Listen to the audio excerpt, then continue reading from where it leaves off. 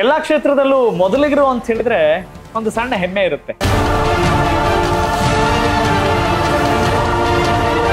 ಮೋಡ ಬಿತ್ತನೆಯ ಬಟ್ಟಲು ವಿಶ್ವದಲ್ಲಿಯೇ ಅನ್ನುವ ಹೆಸರನ್ನ ಪಡೆದಿರುವಂತ ವಿಧಾನಸಭಾ ಕ್ಷೇತ್ರ ಅಂತಿದ್ರೆ ನಮ್ಮ ರಾಜ್ಯದಲ್ಲಿ ಅದು ರಾಣಿಬೆನ್ನೂರು ವಿಧಾನಸಭಾ ಕ್ಷೇತ್ರ. ಕೋಳಿವಾಡ ಅವ್ರ ಹಿಂದೆ ಅವ್ರ ಅಪ್ಪಾರ ಏನು ಮಾಡಿದ್ರು ಮುಖ್ಯ ಅಲ್ಲ, ಈಗ ಅವರು ಏನು ಮಾಡ್ತಾರೆ ಅನ್ನೋದು ಮುಖ್ಯ. ಈ ರಾಜ್ಯದಲ್ಲಿ ಮೊಟ್ಟ ಮೊದಲ ದನಿ ಯಾರಾದರೂ ಎತ್ತಿದ್ರೆ 224 ಶಾಸಕರಲ್ಲಿ ಅದು ಪ್ರಕಾಶ್ ಕೋಳಿವಾಡ್ರು. ಮೊನ್ನೆ 10 ಕೋಟಿ ಇದನ್ನು ಕೊಟ್ಟಾರೆ ರೋಡ್, ಇಟಗಿ ರೋಡ್ ಮಾಡಕ್ಕೆ. ಆಮೇಲೆ ಸ್ಕೂಲಿಗೆ ಮೊನ್ನೆ ಸ್ಮಾರ್ಟ್ ಟಿವಿ ಕೊಟ್ಟಾರೆ 3 ಸ್ಕೂಲಿಗೆ. ಯುವಕರಿಗೆ ಭಾಳ ಆದ್ಯತೆ ಕೊಡಕತ್ತಾರ ನಮ್ಮ ತಾಲೂಕಿನಾಗೆ. ಅವರು ಮೊದಲೇ ಚುನಾವಣೆಗಿಂತ ಮುಂಚೆನೇ ನಿರುದ್ಯೋಗ ಮುಕ್ತ ರಾಣೆಬೆನ್ನೂರು ಎಂಬ ಕಲ್ಪನೆಯಲ್ಲೇ ಬಂದಿದ್ದಾರೆ.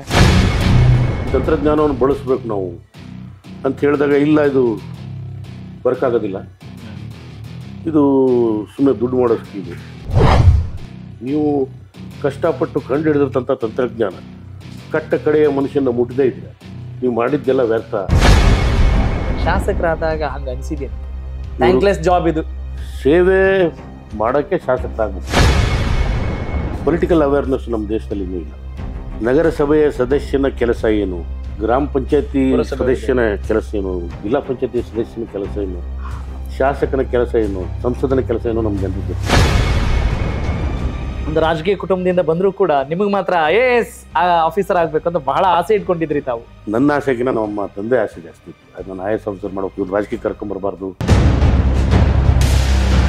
ಯಾವತ್ತೂ ನನಗೆ ಅಧಿಕಾರದ ಒಂದು ಸೊಕ್ಕನ್ನು ತೋರಿಸಲಿಲ್ಲ. ಶಾಸಕರಾಗ್ಲಿಕ್ಕಿಂತ ಮುಂಚೆನೂ ಬಹಳಷ್ಟು ಕೆಲಸಗಳು ಮಾಡಿದ್ರಲ್ಲ, ಅದು ಬರೀ ಜನರಿಗೆ ಅನುಕೂಲ ಆಗಲಿ ಅನ್ನೋ ಒಂದೇ ಉದ್ದೇಶದಿಂದ ಮಾಡಿದ್ರ, ನೆಕ್ಸ್ಟ್ ನಾನು MLA ಆಗ್ತೀನಿ ಅದಕ್ಕೋಸ್ಕರ ಮಾಡ್ತಿದ್ದೀನಿ ಅಂತ ಎಲ್ಲಾದ್ರೂ ಮೂಲೆಯಲ್ಲಿ ಅನ್ಸಿತ್ತ? ನಾನು ಗೊತ್ತಿಲ್ದಂಗೆ ಮಾಡ್ಕೊಂಡು ಹೋದ್ರೆ ಅವ್ರಿಗೆ ಗೊತ್ತೇ ಆಗೋದಿಲ್ಲ, ಇವನು ಒಳ್ಳೆಯವನು ಕೆಟ್ಟವನು, ನನಗೆ ಗೊತ್ತೇ ಇರಲಿಲ್ಲ ಮೇಲೆ. ಹಾಗಾದ್ರೆ ಕಾಂಗ್ರೆಸ್ ಸರ್ಕಾರ ಅಧಿಕಾರಕ್ಕೆ ಬಂದಾಗಿನಿಂದ ದೀನದಲಿತರು, ನಿರ್ಗತಿಕರು, ಕೆಳವರ್ಗದವರೆಲ್ಲ ಬಹಳ ಖುಷಿಯಾಗಿದ್ದಾರೆ ಅಂತ ಹೇಳ್ತೀರಾ? ಜನರ ಆಶೋತ್ತರಗಳು ಜಾಸ್ತಿ. ಇಂಜಿನಿಯರ್ ಮುಗಿಸಿದಂಥ 100 ಜನರ ಪೈಕಿ 60 ಜನ ದೇ ಆರ್ ನಾಟ್ ಎಂಪ್ಲಾಯ್ಡ್. ನಾವು ಬಡವರನ್ನು, ದೀನದಲಿತರನ್ನು ಮುಖ್ಯವಾಗಿ ತರ್ತಕ್ಕಂಥ ಕೆಲಸ ಮಾಡಬೇಕೆ ವಿನ ಶ್ರೀಮಂತರು ಮಾಡೋ ಕೆಲಸ ಮಾಡಬಾರ್ದು. ಇನ್ನು ಯಾವೆಲ್ಲ ಕೆಲಸಗಳನ್ನ ನಾನು ರಾಣೆಬೆನ್ನೂರು ಪರವಾಗಿ ಮಾಡಬೇಕು ಅಂತ? ಹಾವೇರಿ ಜಿಲ್ಲೆಯನ್ನು ಬರಮುಕ್ತ ಜಿಲ್ಲೆಯಾಗಿ ಮಾಡಬೇಕು. ಸರ್ಕಾರಿ ಶಾಲೆಗಳು ಯಾವುದೇ ಪ್ರೈವೇಟ್ ಸ್ಕೂಲ್ ಕಮ್ಮಿ ಇಲ್ಲ ಅನ್ನೋ ರೀತಿಯಲ್ಲಿ ನಾನು 5 ವರ್ಷದಲ್ಲಿ ಮಾಡೇ ತಿಂತೀನಿ. ಪ್ರಕಾಶ್ ಕೋಳಿವಾಡ್ ಅವರಿಗೆ CM ಆಗೋ ಕನಸಿದ್ಯಾ? ಜಾತಿ ನೋಡಿ ಓಟ್ ಹಾಕೋದು, ದುಡ್ಡು ನೋಡಿ ಓಟ್ ಹಾಕೋದು, ಇದನ್ನು ನಾವು ಕೂಡ ಬಿಡ್ಬೇಕು. ಬಸವಣ್ಣ ಹೇಳ್ದಂಗೆ ನಡೆದಿದ್ರೆ ಅಂಬೇಡ್ಕರ್ ಬರೋ ಅವಶ್ಯಕತೆ ಇಲ್ಲ. ರಾಣೆಬೆನ್ನೂರು ಹಾವೇರಿ ಜಿಲ್ಲೆಯ ಒಂದು ವಿಧಾನಸಭಾ ಕ್ಷೇತ್ರ. ತುಂಗಭದ್ರಾ ನದಿ ಈ ತಾಲೂಕಿನ ಸಂಪತ್ತು. ಇಲ್ಲಿನ ಕೃಷ್ಣಮೃಗ ಅಭಯಾರಣ್ಯ ಏಷ್ಯಾ ಖಂಡದಲ್ಲೇ ಪ್ರಸಿದ್ಧವಾಗಿದೆ. ಸುಮಾರು 400 ವರ್ಷಗಳಷ್ಟು ಹಳೆಯದಾದ 7 ಸುತ್ತಿನ ಕೋಟೆ ಇಲ್ಲಿದೆ. ವಚನಕಾರ ಅಂಬಿಗರ ಚೌಡಯ್ಯರ ಕರ್ಮಭೂಮಿ ಇದು. ಇನ್ನು ರಾಜಕೀಯ ವಿಚಾರಕ್ಕೆ ಬರೋದಾದ್ರೆ 1952ರಿಂದ 2023ರವರೆಗೂ ಇಲ್ಲಿ ಒಟ್ಟು 17 ವಿಧಾನಸಭಾ ಚುನಾವಣೆಗಳಾಗಿವೆ. ರಾಣೆಬೆನ್ನೂರು ರಾಜಕಾರಣದಲ್ಲಿ ಪಕ್ಷಕ್ಕಿಂತ ಜಾತಿ ಮತ್ತು ವ್ಯಕ್ತಿನಿಷ್ಠೆಯೇ ಮುಖ್ಯ. ಕರ್ನಾಟಕ ಕಂಡ ಧೀಮಂತ ನಾಯಕ KB ಕೋಳಿವಾಡ ಅವರ ಕ್ಷೇತ್ರ ಇದು. 2018ರ ವಿಧಾನಸಭಾ ಚುನಾವಣೆಯಲ್ಲಿ KPJP ಕರ್ನಾಟಕ ಪ್ರಜ್ಞಾವಂತ ಜನತಾ ಪಾರ್ಟಿ ಅಭ್ಯರ್ಥಿಯಾಗಿದ್ದ ಕುರುಬ ಸಮುದಾಯದ R ಶಂಕರ್ ಮಾಜಿ ಸ್ಪೀಕರ್ KB ಕೋಳಿವಾಡ ಅವರನ್ನೇ ಸೋಲಿಸಿದ್ರು. ಹೀಗೆ ಅಚ್ಚರಿಯ ಗೆಲುವಿನ ಮೂಲಕ ಶಾಸಕರಾಗಿದ್ದ R ಶಂಕರ್ ನಂತರ ಶಾಸಕ ಸ್ಥಾನಕ್ಕೆ ರಾಜೀನಾಮೆ ನೀಡಿ ಬೈ ಎಲೆಕ್ಷನ್ ಮೂಲಕ BJP ಸರ್ಕಾರ ಅಧಿಕಾರಕ್ಕೆ ಬರುವಲ್ಲಿ ಪ್ರಮುಖ ಪಾತ್ರ ವಹಿಸಿದ್ರು. ದುರಂತ ಅಂದ್ರೆ ಆ ಉಪಚುನಾವಣೆಯಲ್ಲಿ R ಶಂಕರ್ಗೆ BJP ಟಿಕೆಟ್ ಅನ್ನೇ ಕೊಡಲಿಲ್ಲ. ಇನ್ನು ರಾಣೆಬೆನ್ನೂರು ಆರಂಭದಲ್ಲಿ ಕಾಂಗ್ರೆಸ್ನ ಭದ್ರಕೋಟೆ ಅಂತಿತ್ತು. ಆ ನಂತರದಲ್ಲಿ BJPಯು ಇಲ್ಲಿ 2 ಬಾರಿ ಗೆಲುವಿನ ನಗೆ ಬೀರಿದೆ. ಕಾಂಗ್ರೆಸ್, PSP, ಜನತಾ ಪರಿವಾರ, ಜಾತ್ಯತೀತ ಜನತಾದಳ, BJP, KPJP ಪಕ್ಷಗಳಿಂದಲೂ ಇಲ್ಲಿ ಶಾಸಕರು ಆಯ್ಕೆಯಾಗಿದ್ದಾರೆ. ಕರ್ನಾಟಕ ಕಂಡ ಹೆಮ್ಮೆಯ ಸ್ಪೀಕರ್ KB ಕೋಳಿವಾಡರನ್ನ ರಾಣೆಬೆನ್ನೂರಿನ ಜನ 4 ಬಾರಿ ಆಯ್ಕೆ ಮಾಡಿ ವಿಧಾನಸೌಧಕ್ಕೆ ಕಳಿಸಿದ್ದಾರೆ. 2023ರ ಚುನಾವಣೆಯಲ್ಲಿ KB ಕೋಳಿವಾಡ ಅವರ ಪುತ್ರ ಪ್ರಕಾಶ್ K ಕೋಳಿವಾಡ BJP ವಿರುದ್ಧ ಗೆಲುವು ದಾಖಲಿಸಿ ವಿಧಾನಸೌಧಕ್ಕೆ ಎಂಟ್ರಿ ಕೊಟ್ಟಿದ್ದಾರೆ. ಕನೆಕ್ಟ್ ಕರ್ನಾಟಕ ಅರ್ಪಿಸುವ ಈ ಎಪಿಸೋಡ್ನ MLA ರಿಪೋರ್ಟ್ ಕಾರ್ಡ್ನಲ್ಲಿ ಪ್ರಕಾಶ್ K ಕೋಳಿವಾಡ ಅವರ ಸಂಕಲ್ಪ ಏನು, ಇಲ್ಲಿನ ಕ್ಷೇತ್ರದ ಮತದಾರರ ನಿರೀಕ್ಷೆ ಏನು ಅನ್ನೋದನ್ನ ನೋಡೋಣ ಬನ್ನಿ.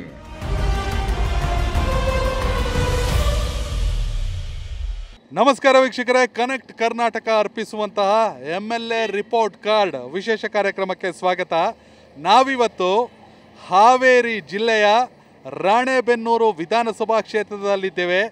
ರಾಣೆಬೆನ್ನೂರಿನ ಶಾಸಕರು ಕಾಂಗ್ರೆಸ್ನ ಪ್ರಕಾಶ್ ಕೋಳಿವಾಡ. ಕ್ಷೇತ್ರದಲ್ಲಿ ಯಾವೆಲ್ಲ ಜ್ವಲಂತ ಸಮಸ್ಯೆಗಳಿವೆ, ರಾಣೆಬೆನ್ನೂರು ಏನೆಲ್ಲ ಅಭಿವೃದ್ಧಿಯನ್ನು ಕಾಣಬೇಕು, ಇಲ್ಲಿಯ ಮತದಾರರು ಹೇಳೋದೇನು, ಹಾಗೆಯೇ ಉಳಿದಿರುವಂತಹ 3.5 ವರ್ಷದ ಅವಧಿಯಲ್ಲಿ ಶಾಸಕರು ಈ ಕ್ಷೇತ್ರವನ್ನು ಯಾವ ರೀತಿ ಅಭಿವೃದ್ಧಿ ಮಾಡೋದಕ್ಕೆ ಸಂಕಲ್ಪವನ್ನು ಮಾಡಿದ್ದಾರೆ. ಒಂದು ಕಡೆ ಮತದಾರರ ಮನದಾಳ, ಮತ್ತೊಂದು ಕಡೆ ಶಾಸಕರ ಸಂದರ್ಶನ, ಎಲ್ಲವನ್ನ ನಾವು ನಿಮಗೆ ನೀಡ್ತೀವಿ. ನೀವು ಕೂಡ ಕಾಮೆಂಟ್ ಮೂಲಕ ತಿಳಿಸೋದನ್ನು ಮರಿಬೇಡಿ. ರಾಣೆಬೆನ್ನೂರಿನ ಜ್ವಲಂತ ಸಮಸ್ಯೆ ಏನು, ಯಾವ ಸಮಸ್ಯೆ ಬಗೆಹರಿಯಬೇಕು, ಹಾಗೆ ಶಾಸಕರ ಕಾರ್ಯವೈಖರಿ ಬಗ್ಗೆ ಕೂಡ ಕಾಮೆಂಟ್ ಮೂಲಕ ತಿಳಿಸಿ. ರಾಣೆಬೆನ್ನೂರಿನ MLA ರಿಪೋರ್ಟ್ ಕಾರ್ಡ್ನ ನೋಡ್ತಾ ಇರಿ, ಅದಕ್ಕಾಗಿ ನಮ್ಮನ್ನು ಫಾಲೋ ಮಾಡಿ. ಎಲ್ಲ ಕ್ಷೇತ್ರದಲ್ಲೂ ಮೊದಲಿಗರು ಅಂತ ಹೇಳಿದ್ರೆ ಒಂದು ಸಣ್ಣ ಹೆಮ್ಮೆ ಇರುತ್ತೆ. ಹೌದು, ಈಗ ನಾವು ಒಬ್ಬ ವ್ಯಕ್ತಿ ಜೊತೆ ಮಾತನಾಡ್ತಾ ಇದ್ದೀನಿ. ಅವ್ರು ಯಾರು ಏನು ಅಂತ ನಿಮಗೂ ಕೂಡ ಈಗಾಗಲೇ ಗೊತ್ತಾಗಿದೆ. ಹೌದು, ಇವರು ಹಲವು ವಿಚಾರಗಳಲ್ಲಿ ತಮ್ಮ ಆ ಮೊದಲನ್ನ ಆ ಪ್ರಥಮ ಅನ್ನೋ ಶಬ್ದಕ್ಕೆ ಒಂದು ಅರ್ಥ ಕೊಟ್ಟಿದ್ದಾರೆ. ಹೌದಾ? ಹಾಗಾದ್ರೆ ಏನದು? ಖಂಡಿತವಾಗ್ಲೂ ತಿಳ್ಕೊಳ್ಳೋಣ. Connect Karnataka presents MLA report card ವಿಶೇಷ ಕಾರ್ಯಕ್ರಮಕ್ಕೆ ತಮ್ಮೆಲ್ಲರಿಗೂ ಪ್ರೀತಿಯ ಮತ್ತು ಆದರದ ಸ್ವಾಗತ. ನಾನು ನಿಮ್ಮ ರಾಘವ ಸೂರ್ಯ. ಗುಡುಗೂರಿನ ಕುಡಿ ಹಾಗೇನೆ ಮೋಡ ಬಿತ್ತನೆಯ ಬಟ್ಟಲು ವಿಶ್ವದಲ್ಲಿಯೇ ಅನ್ನುವ ಹೆಸರನ್ನ ಪಡೆದಿರುವಂತ ವಿಧಾನಸಭಾ ಕ್ಷೇತ್ರ ಅಂತಿದ್ರೆ ನಮ್ಮ ರಾಜ್ಯದಲ್ಲಿ ಅದು ರಾಣಿಬೆನ್ನೂರು ವಿಧಾನಸಭಾ ಕ್ಷೇತ್ರ. ಹೌದು, ಮಾಜಿ ಸಚಿವ ಮತ್ತು ವಿಧಾನಸಭಾಪತಿಯಾಗಿ ಕೆಲಸ ಮಾಡಿದಂತ KB ಕೋಳಿವಾಡ್ ಅವರ ಪುತ್ರ ಪ್ರಕಾಶ್ ಕೋಳಿವಾಡ್ ಜೊತೆಗೆ ನಾವಿದ್ದೇವೆ. ಸೊ ಲೆಟ್ಸ್ ವೆಲ್ಕಮ್ ಶ್ರೀಯುತ ಪ್ರಕಾಶ್ ಕೋಳಿವಾಡ್. ಪ್ರಕಾಶ್ ಕೋಳಿವಾಡ್ ಅವ್ರಿಗೆ ನಮಸ್ಕಾರ. ನಮಸ್ಕಾರ. ಹೆಂಗಿದ್ರಿ ಸರ್? ಫಸ್ಟ್ ಕ್ಲಾಸ್ ಇದೀರಿ, ಆರಾಮದಿರಿ? ಏನೇನ್ ನಡೆಸಿರಿ ಸರ್? ಮೊದಲ ಬಾರಿಗೆ ಶಾಸಕರಾಗಿದ್ದೀರಿ. ಶಾಸಕ ಮೊದಲ ಬಾರಿಗೆ ಆಗಿದ್ದೀನಿ, ಕರೆಕ್ಟ್. ಆದ್ರೆ ಸಮಾಜ ಸೇವೆ ಏನು ಅಷ್ಟಲ್ಲ ನನಗೆ. ಕರೆಕ್ಟ್. ನಮ್ದು NGO PKK ಇನಿಷಿಯೇಟಿವ್ ಅಂತ NGO ಕಳೆದ 15 ವರ್ಷದಿಂದ ಸಾಮಾಜಿಕ ಕಳಕಳಿ, ಬಡವರ ಬಗ್ಗೆ, ಯುವಕರ ಬಗ್ಗೆ, ಯುವತಿಯರ ಬಗ್ಗೆ, ರೈತರ ಬಗ್ಗೆ ನಮಗ್ ಗೊತ್ತೈತ್ರಿ ಸರ್. ಅನೇಕ ಅದ್ರಾಗ ಎರಡು ಮಾತಿಲ್ಲ. ನಾನು ಕೇಳಾಕ್ ಕುಂತೀನಿ, ಈ ಶಾಸಕರಿಗೂ ಈ ಸೇವೆ ಮಾಡೋರ್ಗೆ ಏನಾದ್ರು ವ್ಯತ್ಯಾಸ ಐತೇನು? ಸೇವೆ ಮಾಡಕ್ಕೆ ಶಾಸಕರಾಗ್ಬೇಕು. ಸೇವೆ ಅಧಿಕಾರದಲ್ಲಿದ್ದೇ ಮಾಡ್ಬೇಕು ಅಂತೇನಿಲ್ಲ. 15 ವರ್ಷದಿಂದ ನಾನು ಯಾವುದೇ ಅಧಿಕಾರ ಇಲ್ದಂಗೆ ನಾನು ಸೇವೆ ಮಾಡ್ಕೊಂಡು ಬಂದೀನಿ. ಯುವಕರದಾಗ್ಲಿ, ಮಹಿಳೆಯರ ಸಬಲೀಕರಣ ಆಗಲಿ, ರೈತರ ಕಷ್ಟ ಕಾರ್ಪಣ್ಯಗಳಿಗೆ ನಾನು ಭಾಗಿಯಾಗೋದಾಗ್ಲಿ ಎಲ್ಲ ಮಾಡ್ಕೊಂಡೇ ಬಂದೀನಿ. ಆದ್ರೆ ಅಧಿಕಾರ ಇದ್ರೆ ನೀವು ಹೆಚ್ಚಿನ ಕೆಲಸ ಮಾಡ್ಬೋದು ಅನ್ನೋ ಉದ್ದೇಶ ನಂದು ಅನ್ನೋದು ಒಂದು ಹೇಳಿ. ಆಮೇಲೆ ರಾಜಕೀಯ ಕುಟುಂಬದಿಂದ ಬಂದಂತವ್ರು, ನೀವು ಉದ್ಯಮಿಯೂ ಹೌದು, ರೈತ ಕುಟುಂಬದಿಂದ ಬಂದಂತವ್ರು ಹೌದು. ಹಂಗಾಗಿ ನಿಮ್ಮ ಈ ಕ್ಷೇತ್ರಕ್ಕೆ, ಈ ಕೆಲಸಕ್ಕೆ, ಈ ಸೇವೆಗೆ ನಿಮ್ಮ ಹಿನ್ನೆಲೆ ಎಷ್ಟು ಸಪೋರ್ಟಿವ್ ಆಗಿದೆ ಅಂತೀರಿ ತಾವು? ಇಲ್ಲ, ವಿಶೇಷವಾಗಿ ನಮ್ಮ ತಂದೆ 1972ರಲ್ಲಿ ಮೊದಲ ಬಾರಿ ಶಾಸಕ. ಹೌದ್ರಿ. 52 ವರ್ಷಗಳ ಕಾಲ ಸುದೀರ್ಘವಾಗಿ ರಾಜಕೀಯದಲ್ಲಿ ಪ್ರಸ್ತುತ ಆಗಿರೋದು ಅಷ್ಟು ಸುಲಭವಾದ ಮಾತಲ್ಲ. ಅವರು ನನಗೆ ಸಾಕಷ್ಟು, ನಾನು ವಿದ್ಯಾರ್ಥಿ ಜೀವನದಲ್ಲಿ ಇದ್ದಾಗಲಿ, ಸಣ್ಣ ಹುಡುಗನಿದ್ದಾಗಲಿ ಅವ್ರು ನನಗೊಂದು ಮಾತು ಹೇಳೋರು, ನೀನು ಶ್ರೀಮಂತರಿಗೆ ಒಂದು ಮೃಷ್ಟಾನ್ನ ಭೋಜನ ಕೊಡು, ತಲೆ ಮೇಲೆ ತುಪ್ಪ ಸುರಿ, ಅವ್ರೇನು ಅದನ್ನ ನೆನಪಿಟ್ಕೊಳ್ಳೋದಿಲ್ಲ. ಅದೇ ಬಡವನ ಜೊತೆ ಕುತ್ಕೊಂಡು ಒಂದು ತೂತು ಊಟ ಮಾಡಿದ್ರು ಕೂಡ ಅವ್ನು ನಿನ್ನ ಕೊನೆಯವರೆಗೂ ನೆನಪಿಟ್ಕೊತಾನೆ. ನಾವು ಬಡವರನ್ನ, ದೀನದಲಿತರನ್ನ ಮುಖ್ಯವಾಗಿ ತರ್ತಕ್ಕಂಥ ಕೆಲಸ ಮಾಡಬೇಕೆ ವಿನ ಶ್ರೀಮಂತರು ಮಾಡೋ ಕೆಲಸ ಮಾಡಬಾರ್ದು ಅಂತಕ್ಕಂಥ ಮಾತನ್ನ ಹೇಳಿದ್ದು ನನಗೆ ಅಚ್ಚಳಿದಂಗೆ ನನ್ನ ಮನಸ್ಸಿನಾಗ. ಕ್ಯಾ ಬಾತ್, ಬಹಳ ಸ್ಫೂರ್ತಿದಾಯಕ ಮಾತಿದು. ಹಂಗಾದ್ರೆ ಪ್ರಕಾಶ್ ಕೋಳಿವಾಡ್ರಿಗೆ ಬಡವರ ಜೊತೆ ಊಟ ಮಾಡಿ ಅಭ್ಯಾಸ ಇದೆ ಅಂತ ಆಯ್ತು. ನಾನು ಇರೋದೇ ಬಡವ್ರ ಜೊತೆ. ನನ್ನ ಇಂಜಿನಿಯರಿಂಗಲ್ಲೂ ಕೂಡ, Hassan Malnad college of engineering ಕೂಡ ನನ್ನ ರೂಮ್ಮೇಟ್ಸು ಕೂಡ ಕೆಳವರ್ಗದಿಂದ ಬಂದಂಥವ್ರು, ದಲಿತರು, ಈ ಥರದ ಜೊತೆ ನನ್ನ ರೂಮ್ಮೇಟ್ರು ಆಗಿದ್ರು ಹೊರತಾಗಿ ಯಾವ ಶ್ರೀಮಂತರು ನನ್ನ ರೂಮ್ಮೇಟ್ ಆಗಿರಲಿಲ್ಲ. ನನ್ನ ಸ್ನೇಹಿತರು, ಸ್ನೇಹಿತರು ಬಹಳ ಕಮ್ಮಿನೇ. ಹೌದ್ರಿ?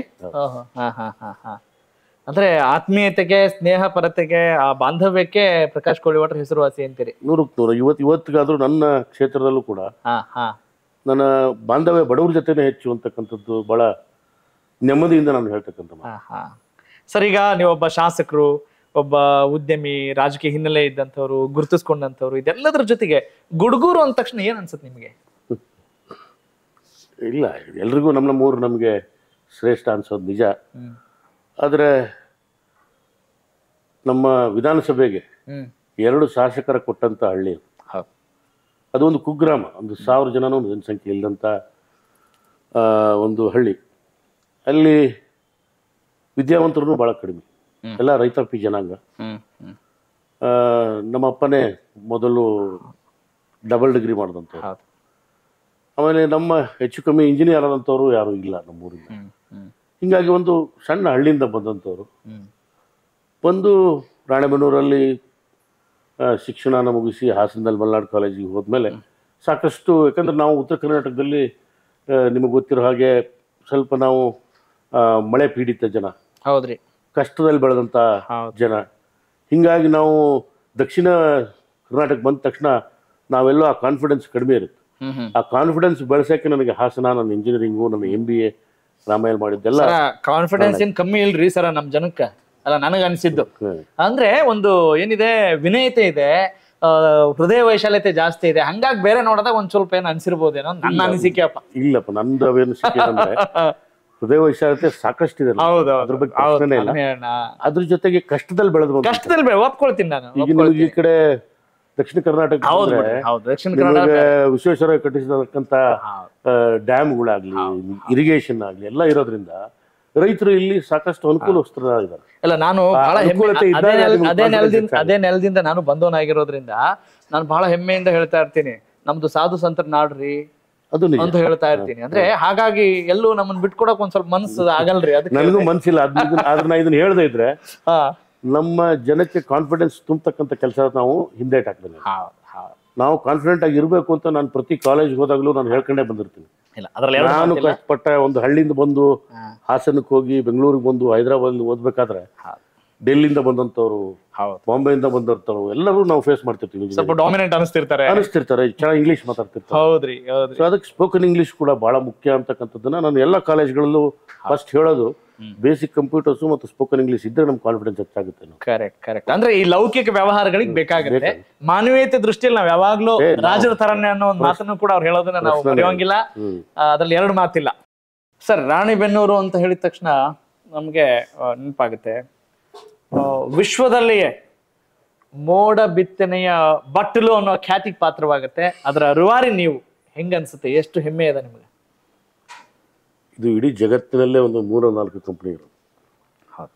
ಭಾರತ ದೇಶದಲ್ಲಿ ವಿಮಾನ ಇಟ್ಕೊಂಡು ಟೆಕ್ನಾಲಜಿನ ಅಮೆರಿಕದಿಂದ ಇಂಪೋರ್ಟ್ ಮಾಡಿಕೊಂಡು ಸೆಲ್ಫ್ ಸಫಿಷಿಯೆಂಟ್ ಆಗಿ ಯಾವ ದೇಶದ ಸಪೋರ್ಟ್ ಇಲ್ದಂಗೆ ಮೋಡ ಬಿತ್ತನೆ ಮಾಡ್ತಕ್ಕಂಥ ಶಕ್ತಿ ನಮ್ಮ ಕಂಪ್ನಿಗೆ ಬಂದಿರೋದ್ರಿಂದ ಭಾರತ ದೇಶದಲ್ಲಿ ಹೆಚ್ಚು ಯಾರ ಹತ್ರನೂ ಈ ಒಂದು ಟೆಕ್ನಾಲಜಿ ಇಲ್ಲ, ಈ ಒಂದು ಲೈಸೆನ್ಸ್ ಇಲ್ಲ ಅಂತಕ್ಕಂಥದ್ದು ನಾನು ಹೇಳಿ ಬಯಸ್ತೀನಿ. ಅಮೆರಿಕಾದಲ್ಲಿದೆ, ಮತ್ತೆ ಬಿಟ್ರೆ ಭಾರತ, ಅಮೆರಿಕ, ಯುರೋಪಲ್ಲಿದೆ, ಚೈನಾಲ್ಲಿದೆ, ಇಸ್ರೇಲ್ ಅಲ್ಲಿದೆ. ಸೊ ಇದು ಬಹಳ, ಈ ತಂತ್ರಜ್ಞಾನವನ್ನ ಅವೇರ್ನೆಸ್ ಬಹಳ ಕಮ್ಮಿ ಇದೆ ಜನಕ್ಕೆ. ಜನ ಅನ್ನೋದಕ್ಕಿಂತ ಸರ್ಕಾರಕ್ಕೆ, ಬ್ಯೂರೋಕ್ರಸಿಗೆ ಇದ್ರ ಬಗ್ಗೆ ಸಾಕಷ್ಟು ಅವೇರ್ನೆಸ್ ಇಲ್ಲದೆ ಇರೋದು. ಈ ತಂತ್ರಜ್ಞಾನವನ್ನು ಬಳಸದೆ 2023 ತಗೊಳ್ರಿ, 123 ವರ್ಷದಲ್ಲಿ ಬರದೇ ಇರತಕ್ಕಂಥ ಬರಗಾಲ ಬಂದರೂ ಕೂಡ ಸರ್ಕಾರಗಳು ಈ ತಂತ್ರಜ್ಞಾನವನ್ನು ಬಳಸ್ಕೊಳ್ಳಿಲ್ಲ. ಇದು ತಂತ್ರಜ್ಞಾನ ಏನು ಅಂದ್ರೆ, ಈಗ ನಾವು ಡ್ಯಾಮ್ಗಳನ್ನ ಕಟ್ತೀವಿ, ಲಕ್ಷಾಂತರ ಕೋಟ್ಯಾಂತರ ರೂಪಾಯಿ ಖರ್ಚು ಮಾಡಿ ಡ್ಯಾಮ್ಗಳನ್ನ ಕಟ್ತೀವಿ. ಅದು ಕೇವಲ ಒಂದು 25-30% ಭೂಮಿಯನ್ನು ಮಾತ್ರ ನೀರು ಉಣಿಸಬಲ್ದು. ಇದು ಈ ತಂತ್ರಜ್ಞಾನ ಹೆಂಗೆ ಅಂದ್ರೆ, ಇದು ಮೊಬೈಲ್ ಡ್ಯಾಮ್ ಇದ್ದಂಗೆ. ನಿಮಗೆ ಎಲ್ಲಿ ಬೇಕೋ ಆ ಡ್ಯಾಮ್ ತಗೊಂಡೋಗಿ ನೀರು ಸುರಿಸಿದಂಗೆ ಈ ಒಂದು ತಂತ್ರಜ್ಞಾನವನ್ನು ಸರಿಯಾಗಿ ಬಳಸ್ಕೊಂಡ್ರೆ ನಮ್ಮ ರೈತರ ಆತ್ಮಹತ್ಯೆಗಳು ಕಡಿಮೆ ಆಗ್ತಕ್ಕಂಥ ಸಾಧ್ಯತೆ ಇರೋದು ಸರ್ಕಾರಗಳ ಗಣನೆಗೆ ಬರಬೇಕು. ಕೇಂದ್ರ ಸರ್ಕಾರದಲ್ಲಿ ಮಿನಿಸ್ಟ್ರಿ ಆಫ್ ಅರ್ತ್ ಸೈನ್ಸ್ ಒಂದು department, Indian institute of tropical metrology ಅಂತ ಅದ್ರ ಕೆಳಗಡೆ ಬರ್ತಕ್ಕಂಥ ಒಂದು ಆಟೋನಾಮಸ್ ಬಾಡಿ 30 ವರ್ಷಗಳ ಸುದೀರ್ಘ ಕಾಲ ರಿಸರ್ಚ್ ಮಾಡಿ ಆ ರಿಸರ್ಚಿಂದ ಹೊರಹೊಮ್ಮದಂಥ ರಿಸಲ್ಟನ್ನು 20-45% ಮಳೆ ಹೆಚ್ಚಾಗುತ್ತೆ ಮೋಡ ಬಿತ್ತನೆ ಅಂತ ಈಗಾಗಲೇ ಪೇಪರ್ಸ್ ಪಬ್ಲಿಷ್ ಮಾಡಿದ್ದಾರೆ. ಇದನ್ನ ನೆಲೆಯಾಗಿಟ್ಟುಕೊಂಡು ಮೋಡ ಬಿತ್ತನೆ ಮಾಡಲೇಬೇಕು ಪ್ರತಿಯೊಂದು ರಾಜ್ಯ ಸರ್ಕಾರಗಳು. ಆದರೆ ಈ ಅವೇರ್ನೆಸ್ ಇಲ್ಲದರಿಂದ ಅವೇರ್ನೆಸ್ ಕ್ರಿಯೇಟ್ ಮಾಡೋಕೆ ಹೋದ್ರೂ ಅನೇಕ ಬಾರಿ ನನಗೆ ಶಾಸಕನ ಆಗತ್ತಿನ ಮೊದಲು ಅಡೆತಡೆಗಳು ಸಾಕಷ್ಟು ಇದ್ವು. ಒಂದು ಉದಾಹರಣೆ ಹೇಳಬೇಕು ಅಂತಂದ್ರೆ, ಯಾವ ರಾಜ್ಯ ಅಂತ ಹೇಳೋದು ಬೇಡ, ಆದರೆ ಒಬ್ಬ ಬ್ಯೂರೋಕ್ರಾಟ್ ಅಂದರೆ IAS officer, irrigation department IAS officer, ನಾನು ಓದೆ sir, this is a very good technology. ರೈತರ ಜೀವನ ಉಳಿಸ್ತಕ್ಕಂಥದ್ದು, ರೈತರ ಬೆಳೆಯನ್ನು ಹೆಚ್ಚು ಮಾಡತಕ್ಕಂಥದ್ದು, ಕುಡಿಯೋ ನೀರಿಗೆ ಅನುಕೂಲ ಆಗ್ತಕ್ಕಂಥದ್ದು, ಡ್ಯಾಮನ್ನು ತುಂಬಿಸ್ತಕ್ಕಂಥ ಒಂದು ತಂತ್ರಜ್ಞಾನ.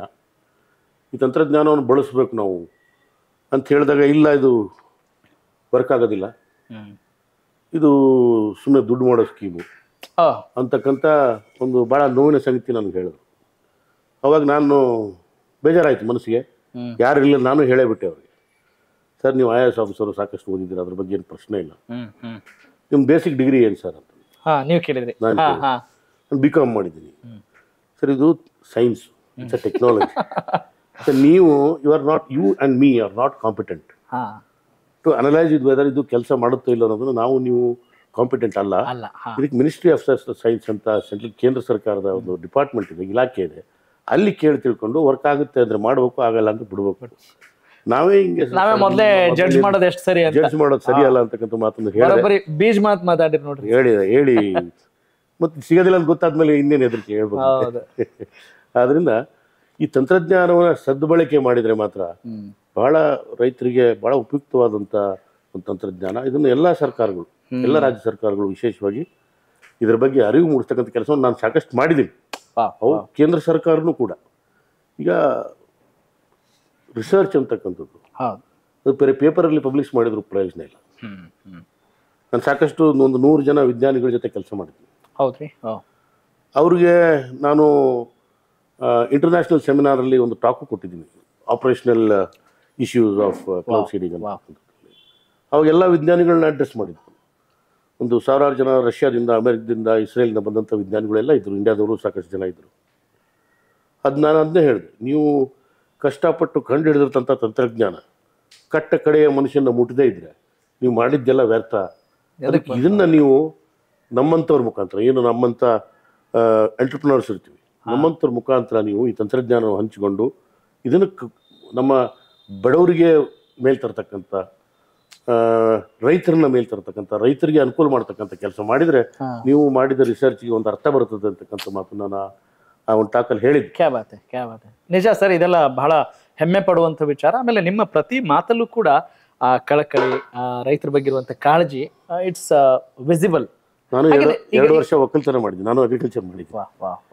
ಅದರಿಂದ ನೀರಿಲ್ಲದೆ ಏನಾಗುತ್ತೆ ಅನ್ನೋದು ನನಗೆ ಭಾಳ ಅರಿವಿದೆ, ನೋವು ಆಗಿದೆ. ಅದರಿಂದ ನನಗೂ ಸಾಕಷ್ಟು ಲಾಸು ಆಗಿದೆ ಅದರಲ್ಲಿ. ಸರ್, ಈಗ ನೀವು ಶಾಸಕರಾಗ್ಲಿಕ್ಕಿಂತ ಮುಂಚೆನೆ ಒಬ್ಬ ಯಶಸ್ವಿ ಉದ್ಯಮಿ ಆದಂಥವ್ರು, ಬರೀ ಉದ್ಯಮಿ ಅಲ್ಲ, ಉಚಿತವಾಗಿ ಮೋಡ ಬಿತ್ತನೆಯ ಕೆಲಸ ಕೂಡ ಮಾಡದಂಥವ್ರು, ರೈತರಿಗೆ ಅನೇಕ ವಿಚಾರಗಳಲ್ಲಿ ಬಹಳ ಹೆಗಲಾಗಿ ನೊಗವಾಗಿ ನೀವು ಕೆಲಸ ಮಾಡಿದ್ದೀರಿ.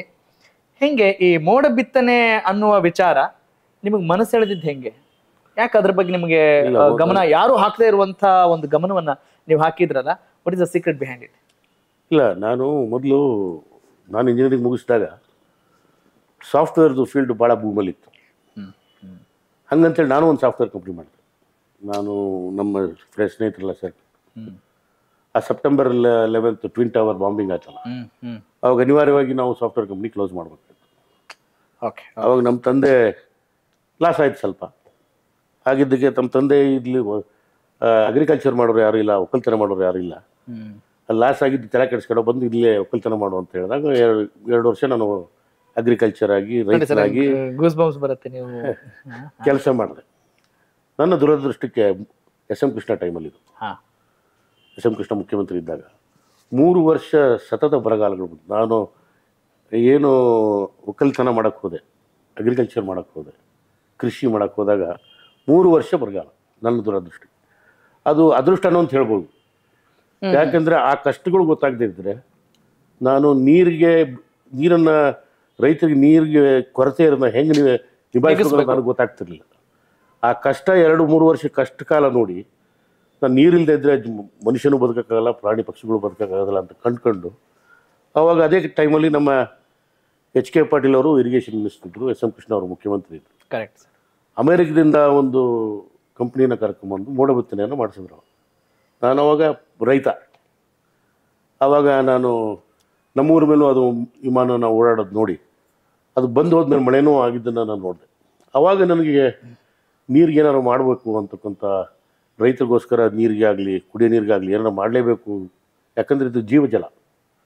ಇದಕ್ಕೋಸ್ಕರ ಏನಾರು ಮಾಡಲೇಬೇಕು ಅಂತೇಳಿ ನಾನು ಮೊದಲು ಬಿಸ್ನೆಸ್ ಸ್ಟಾರ್ಟ್ ಮಾಡಿದ್ದು ಹೈಡ್ರೋ ಫ್ರ್ಯಾಕ್ಚರಿಂಗ್ ಅಂತ. ಓಕೆ, ಅದು ನೀರಿಗೆ ಸಂಬಂಧಪಟ್ಟಿದ್ದು. ಇದು ಈ ಟೆಕ್ನಾಲಜಿನೂ ಇಂಡಿಯಾದಲ್ಲಿ ನನ್ನ ಬಿಟ್ಟರೆ ಯಾರ ಹತ್ರನೂ ಇಲ್ಲ. ನಂದೆಲ್ಲ ಬಿಸ್ನೆಸ್ಸು ಈ ಥರ ಟೆಕ್ನಾಲಜಿಕಲ್ ರಿಲೇಟೆಡು ಭಾಳ ನಿಶ್ ಏರಿಯಾದಲ್ಲಿ ನಾನು very unique personality you are. Hydro fracturing ಅಂದರೆ ನಿಮಗೆ ಹಂಗೆ ಹೇಳಬೇಕು ಅಂತ. ಪ್ಲೀಸ್ ಸರ್ ಹೇಳಿ, ನಾವು ತಿಳ್ಕೊಳ್ಳೋಣ. ಈಗ ಬೋರ್ವೆಲ್ಲಲ್ಲಿ ನೀರು ಕಮ್ಮಿ ಆದಾಗ, ಡಿಫಂಕ್ಟ್ ಬೋರ್ವೆಲ್ ಅಂತೀವಿ, ಡಿಫಂಕ್ಟ್ ಆದಾಗ ಯೂಶ್ವಲಿ ಏನು ಮಾಡ್ತೀವಿ ನಾವು ಅಂತಂದರೆ ಇನ್ನೊಂದಿಷ್ಟು ಆಳ ತೆಗೆದು ಮತ್ತು ಫರ್ದರ್ ಡೀಪನಿಂಗ್ ಮಾಡ್ತಕ್ಕಂಥ ಹೌದು ಹಳೆ ಪದ್ಧತಿ ನಾರ್ಮಲಿ ಇದು ಇದ್ದೇ ಇದೆ. ಈ ಟೆಕ್ನಾಲಜಿ ಹಂಗಿಲ್ಲ, ವರ್ಟಿಕಲಿ ಹೋಗಿಲ್ಲ, ಕೆಳಗೆ ಹೋಗಿಲ್ಲ, ಹಾರಿಜಾಂಟಲಿ ಹೋಗಿ ಹೌದ್ರಿ ಪಕ್ಕದಲ್ಲಿರ್ತಕ್ಕಂಥ ಸ್ಟ್ರೀಮನ್ನು ಇಲ್ಲಿಗೆ ತಗೊಂಬರ್ತಕ್ಕಂಥ ತಂತ್ರಜ್ಞಾನ. ಫಸ್ಟ್ ನನ್ನ ಬಿಸ್ನೆಸ್ ಸ್ಟಾರ್ಟ್ ಮಾಡಿದ್ದೆ ಹೈಡ್ರೋ ಫ್ರ್ಯಾಕ್ಚರಿಂಗ್ ಇಂದ. ಹೈಡ್ರೋ ಫ್ರ್ಯಾಕ್ಚರಿಂಗ್ ನೀರನ್ನ ಉಪಯೋಗಿಸಿ, ಹೈಡ್ರೋ ಅಂದ್ರೆ ನೀರು, ಹೌದು. ಫ್ರ್ಯಾಕ್ಚರ್ ಅಂದ್ರೆ ನಾವು ಮೊದಲು ಕ್ಯಾಮ್ರಾ ಬಿಟ್ಟಿರ್ತೀವಿ ಬೋರ್ವೆಲಲ್ಲಿ, ರಾಕ್ಸ್ ಅಲ್ಲಿ ಕ್ರ್ಯಾಕ್ಗಳಿರ್ತವೆ, ಅಲ್ಲಿ ವ್ಯಾಕ್ಯೂಮ್ ಕ್ಲೋಸ್ ಮಾಡಿ ಆ ಕ್ರ್ಯಾಕ್ ಮುಖಾಂತರ ಹೈ ಪ್ರೆಷರ್ ವಾಟರ್ ಬಿಟ್ಟು ಆ ಕ್ರ್ಯಾಕ್ನ ಅಗಲ ಮಾಡ್ಕೊಂಡು ಹೋಗಿ ನೆಕ್ಸ್ಟ್ ಸ್ಟ್ರೀಮು ಜಾಯಿನ್ ಆದ ತಕ್ಷಣ ಇಲ್ಲಿ ನೀರು ಬರೋಕ್ಕೆ ಸ್ಟಾರ್ಟ್, ಜಲ ಬರೋಕ್ಕೆ ಸ್ಟಾರ್ಟ್ ಆಗಿದೆ. ಆ ತಂತ್ರಜ್ಞಾನ ಫಸ್ಟ್ ನೀರಿಗೋಸ್ಕರ ಮಾಡಿದ್ದಂಥದ್ದು. ಅದು ಸಾಲದು ಅನ್ನಿಸ್ತು. ಆವಾಗ ನಾನು ಮೋಡ ಬಿತ್ತನೆ ಆಗಲೇ ಎಸ್ ಎಂ ಕೃಷ್ಣ ಚಿಕ್ಕಪಳ್ಳಿ ಅವ್ರು ಮಾಡಿದ್ದು ನೋಡಿದ್ದೆ. ನಾನು ಅಮೇರಿಕಕ್ಕೆ ಹೋಗಿ ಅದ್ರ ಬಗ್ಗೆ ಅಧ್ಯಯನ ಮಾಡಿ, ಸೌತ್ ಆಫ್ರಿಕಾಗೆ ಹೋಗಿ, ಆಮೇಲೆ ಜರ್ಮನಿಗೆ ಹೋಗಿ ಎಲ್ಲ ಹೋಗಿ ಅಧ್ಯಯನ ಮಾಡಿ, ಅಮೇರಿಕದ ಒಂದು ವೆದರ್ ಮಾಡಿಫಿಕೇಶನ್ ಇಂಟರ್ನ್ಯಾಷನಲ್ ಅಂತ ಒಂದು ಕಂಪ್ನಿ ಜೊತೆ ಟೈಅಪ್ ಮಾಡಿಕೊಂಡು ಟೆಕ್ನಾಲಜಿ ಟ್ರಾನ್ಸ್ಫರ್ ಮಾಡಿಸ್ಕೊಂಡು ಈಗ I am independent cloud seeding operator. ನೀವು ಅಷ್ಟೇ ಇಂಡಿಪೆಂಡೆಂಟ್ ಅಲ್ಲ, ನಮ್ಮ ರೈತರು ಕೂಡ ಇದರಿಂದ ಇಂಡಿಪೆಂಡೆಂಟ್ ಆಗ್ತಾ ಇದ್ದಾರೆ. ನೀವು ಮಾಡಿರೋದು ಬರೀ ಮೋಡ ಬಿತ್ತನೆ ಅಲ್ಲ, ಅವರ ವಿಶ್ವಾಸ ಬಿತ್ತನೆ, ಅವ್ರಿಗೊಂದು ಆತ್ಮವಿಶ್ವಾಸ ಜೊತೆಗೆ ಜೀವ ಬಿತ್ತನೆ ಅಂತ ನನಗನ್ನಿಸ್ತಾ ಇದೆ. ಸರ್, ತಾವು ಒಂದು ರಾಜಕೀಯ ಕುಟುಂಬದಿಂದ ಬಂದರೂ ಕೂಡ ನಿಮಗೆ ಮಾತ್ರ IAS ಆಫೀಸರ್ ಆಗಬೇಕು ಅಂತ ಬಹಳ ಆಸೆ ಇಟ್ಕೊಂಡಿದ್ರಿ. ತಾವು ಮೇನ್ ಎಕ್ಸಾಮ್ಗೂ ಕೂಡ ಸೆಲೆಕ್ಟ್ ಆಗಿರ್ತೀರಿ. ಆಮೇಲೆ ಏನಾಯ್ತು ಸರ್? ಇಲ್ಲ, ಇದು ನನ್ನ ಆಸೆಗಿನ ನಮ್ಮ ತಂದೆ ಆಸೆ ಜಾಸ್ತಿ ಇತ್ತು. ಅದು ನಾನು IAS ಆಫೀಸರ್ ಮಾಡೋಕೆ, ಇವ್ರು ರಾಜಕೀಯ ಕರ್ಕೊಂಬರ್ಬಾರ್ದು ಅಂತ ಅವ್ರಿಗೆ ಇತ್ತು. ರಾಜಕೀಯ ಆದ್ರೂ ಮೇನ್ ಎಕ್ಸಾಮ್ ವರ್ಗೂ ಹೋಗ್ತೀರಾ ಅಂದ್ರೆ ನಿಮ್ಮ ಎಫರ್ಟ್ ಇಲ್ಲದೆ ಆಗ್ತದಲ್ಲ? ಕರೆಕ್ಟ್. ಥ್ಯಾಂಕ್ಲೆಸ್ ಜಾಬು ರಾಜಕಾರಣ. ಎಷ್ಟು ಮಾಡಿದ್ರು ಜನ ಹತ್ರ ಬಯಸ್ಕೊಳ್ಳೋದು ತಪ್ಪದಿಲ್ಲ. ಹಂಗಂತೀರಿ? ಹಂಗ ಅನುಭವ ಆಗ್ಯದ ನಿಮ್ಗೆ? ಜನಕ್ಕೆ ಪಾಪ ಅವೇರ್ನೆಸ್ ಇಲ್ಲ ಅಲ್ಲ ಸರ್. ಈಗ ಈ ಟರ್ಮ್ ಅಲ್ಲಿ ಈಗ ನೀವು ಈ ಮುಂಚಿಂದನೂ ತಂದೆಯವ್ರ ಕೆಲಸ ಕಾರ್ಯಗಳೆಲ್ಲ ತೊಡಗಿಸ್ಕೊಂಡಿದ್ದೀರ, ಅದು ಬೇರೆ ಮಾತು. ಈಗ ಶಾಸಕರಾಗಿದ್ದೀರಲ್ಲ, ಶಾಸಕರಾದಾಗ ಹಂಗ ಅನ್ಸಿದ್ಯಾ ನಿಮ್ಗೆ? ಥ್ಯಾಂಕ್ಲೆಸ್ ಜಾಬ್ ಇದು, ಶಾಸಕರ ಕೆಲಸ ಅಂತ ಅನ್ಸಿದ್ಯಾ? ಥ್ಯಾಂಕ್ಲೆಸ್ ಜಾಬ್ ಯಾಕೆ ಅಂದ್ರೆ ಪೊಲಿಟಿಕಲ್ ಅವೇರ್ನೆಸ್ ನಮ್ಮ ದೇಶದಲ್ಲಿ ಇನ್ನೂ ಇಲ್ಲ. ನಗರಸಭೆಯ ಸದಸ್ಯನ ಕೆಲಸ ಏನು, ಗ್ರಾಮ ಪಂಚಾಯತಿ ಸದಸ್ಯನ ಕೆಲಸ ಏನು, ಜಿಲ್ಲಾ ಪಂಚಾಯತಿ ಸದಸ್ಯನ ಕೆಲಸ ಏನು, ಶಾಸಕನ ಕೆಲಸ ಏನು, ಸಂಸದನ ಕೆಲಸ ಏನು ನಮ್ಮ ಜನರಿಗೆ ಗೊತ್ತಿಲ್ಲ. ಬೆಳಗ್ಗೆ ಅವರು ಗಟ್ರ ಕ್ಲೀನ್ ಮಾಡದೇ ಇದ್ರೆ ಫಸ್ಟ್ ಫೋನ್ ನನಗೆ ಬರುತ್ತೆ. ನಾನು ಕೇಳ್ತೀನಿ, ಯಾರಪ್ಪ ನಿಮ್ಮ ನಗರಸಭೆ ಸದಸ್ಯ ಯಾರು, ಇದು ಅವನ ಜವಾಬ್ದಾರಿ, ನಾನು ಮಾಡಿಸ್ತೀನಿ, ಅದು ಮುಂದಿನ ಸರಿ ಫೋನ್ ಮಾಡ್ಬೇಕಾದ್ರೆ ಅವ್ರಿಗೂ ಫೋನ್ ಮಾಡು, ಅವ್ರು ಮಾಡದೇ ಇದ್ರೆ ನಾನು ಮಾಡ್ತೀನಿ ಅಂತಕ್ಕಂಥ ಮಾತು ಹೇಳ್ತೀನಿ. ಅದರಿಂದ ರಾಜಕೀಯ ಪ್ರಜ್ಞೆ ಅಂತ ಏನು ಹೇಳ್ತೀವಿ, ಪೊಲಿಟಿಕಲ್ ಅವೇರ್ನೆಸ್ ಇನ್ನೂ ನಮ್ಮ ದೇಶದಲ್ಲಿ ಬಂದಿಲ್ಲ. ಅದು ಬರಬೇಕು. ಯಾರ ಕೆಲಸ ಏನು. ಆಮೇಲೆ ಶಾಸಕರಂತಂದ್ರೆ ಆಗಲಿ, ಮುಖ್ಯಮಂತ್ರಿ ಆಗಲಿ, ಮಂತ್ರಿ ಆಗಲಿ, ಅವ್ರೇನು ದೇವ್ರುಗಳಲ್ಲ, ಇರೋ ಫಂಡಲ್ಲೇ ಮ್ಯಾನೇಜ್ ಮಾಡಬೇಕು. ಉದಾಹರಣೆಗೆ ಒಂದು 100 ಆಶ್ರಯ ಮನೆ ಬಂದರೆ, ಹೌದ್ರಿ, 1000 ಜನ ನಿರಾಶ್ರಿತರಿರ್ತಾರೆ, 1000 ಜನಕ್ಕೆ ಮನೆ ಬೇಕಾಗಿರುತ್ತೆ. ಕರೆಕ್ಟ್. ನಾವು 100 ಜನಕ್ಕೆ ಹೆಂಗೆ ಕೊಡೋದು ಅನ್ನೋದೇ ಒಂದು ದೊಡ್ಡ ಸಾಹಸ. ಯಾಕಂದರೆ ಇನ್ನು 900 ಜನಕ್ಕೆ ನಾವು ನೋವು ಮಾಡ್ತೀವಿ 100 ಜನಕ್ಕೆ ಕೊಟ್ಟು ಅಂತಂದರೆ. ಅದಕ್ಕೆ ಇದು ಥ್ಯಾಂಕ್ಲೆಸ್ ಜಾಬ್. ಯಾಕೆಂದರೆ ನೀವು ಒಳ್ಳೆ ಉದ್ದೇಶ ಇಟ್ಕೊಂಡು ಮಾಡಿದ್ರೂ ಕೂಡ ಎಲ್ಲರನ್ನೂ ಸಮಾಧಾನ ಮಾಡೋಕ್ಕಾಗೋದಿಲ್ಲ. ಸರ್, ಈಗ ಒಂದು ಕ್ಷೇತ್ರದ ಅಭಿವೃದ್ಧಿಗೆ ಅನುದಾನ ಸಾಕಾಗಲ್ಲ ಅಂತೀರಾ? ಅನುದಾನ ಸಾಕಾಗುತ್ತೆ, ಆದರೆ ಜನರ ಆಶೋತ್ತರಗಳು ಜಾಸ್ತಿ ಇರ್ತವೆ. ಸರ್, ಇದನ್ನು ಬಿಡಿಸಿ ಹೇಳ್ಬೇಕು ನೀವು ನಂಗೆ. ಈಗ ನಮ್ಮ ತಂದೆಯವರಿದ್ದಾಗ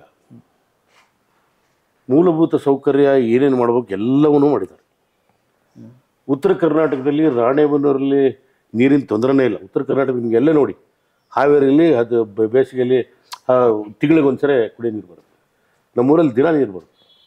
ಈ ಮೂಲಭೂತ ಸೌಕರ್ಯಗಳು ಏನೇನು ಮಾಡ್ಬೇಕು ಎಲ್ಲ ಮಾಡಿರೋದ್ರಿಂದ ಅಲ್ಲಿ ಅಕ್ಕಪಕ್ಕದಲ್ಲೇ ಇದ್ರೂ ಕೂಡ ಇಂಥ ಡಿಫರೆನ್ಸ್ ಇದೆ ಕೂಡ ಈಗ ಒಮ್ಮೆ ಅದು ಕೆಲಸ ಆಯ್ತು ಅಂದರೆ ಜನಕ್ಕೆ ಅದು ರೂಢಿ ಆಗ್ಬಿಡುತ್ತೆ. ಇದೆ ನೀರಿದೆ, ಅದ್ರ ಪ್ರಾಮುಖ್ಯತೆ ಗೊತ್ತಾಗೋದಿಲ್ಲ. ನೆಕ್ಸ್ಟ್ ಏನು ಮಾಡ್ತೀಯ, ನೆಕ್ಸ್ಟ್ ಏನು ಮಾಡ್ತೀಯ, ನೆಕ್ಸ್ಟ್ ಏನು ಮಾಡಿ. ಅದಕ್ಕೆ ಅಭಿವೃದ್ಧಿ ಅಂತಕ್ಕಂಥದ್ದು ನಿರಂತರವಾಗಿ ನಡೀತಕ್ಕಂಥದ್ದು.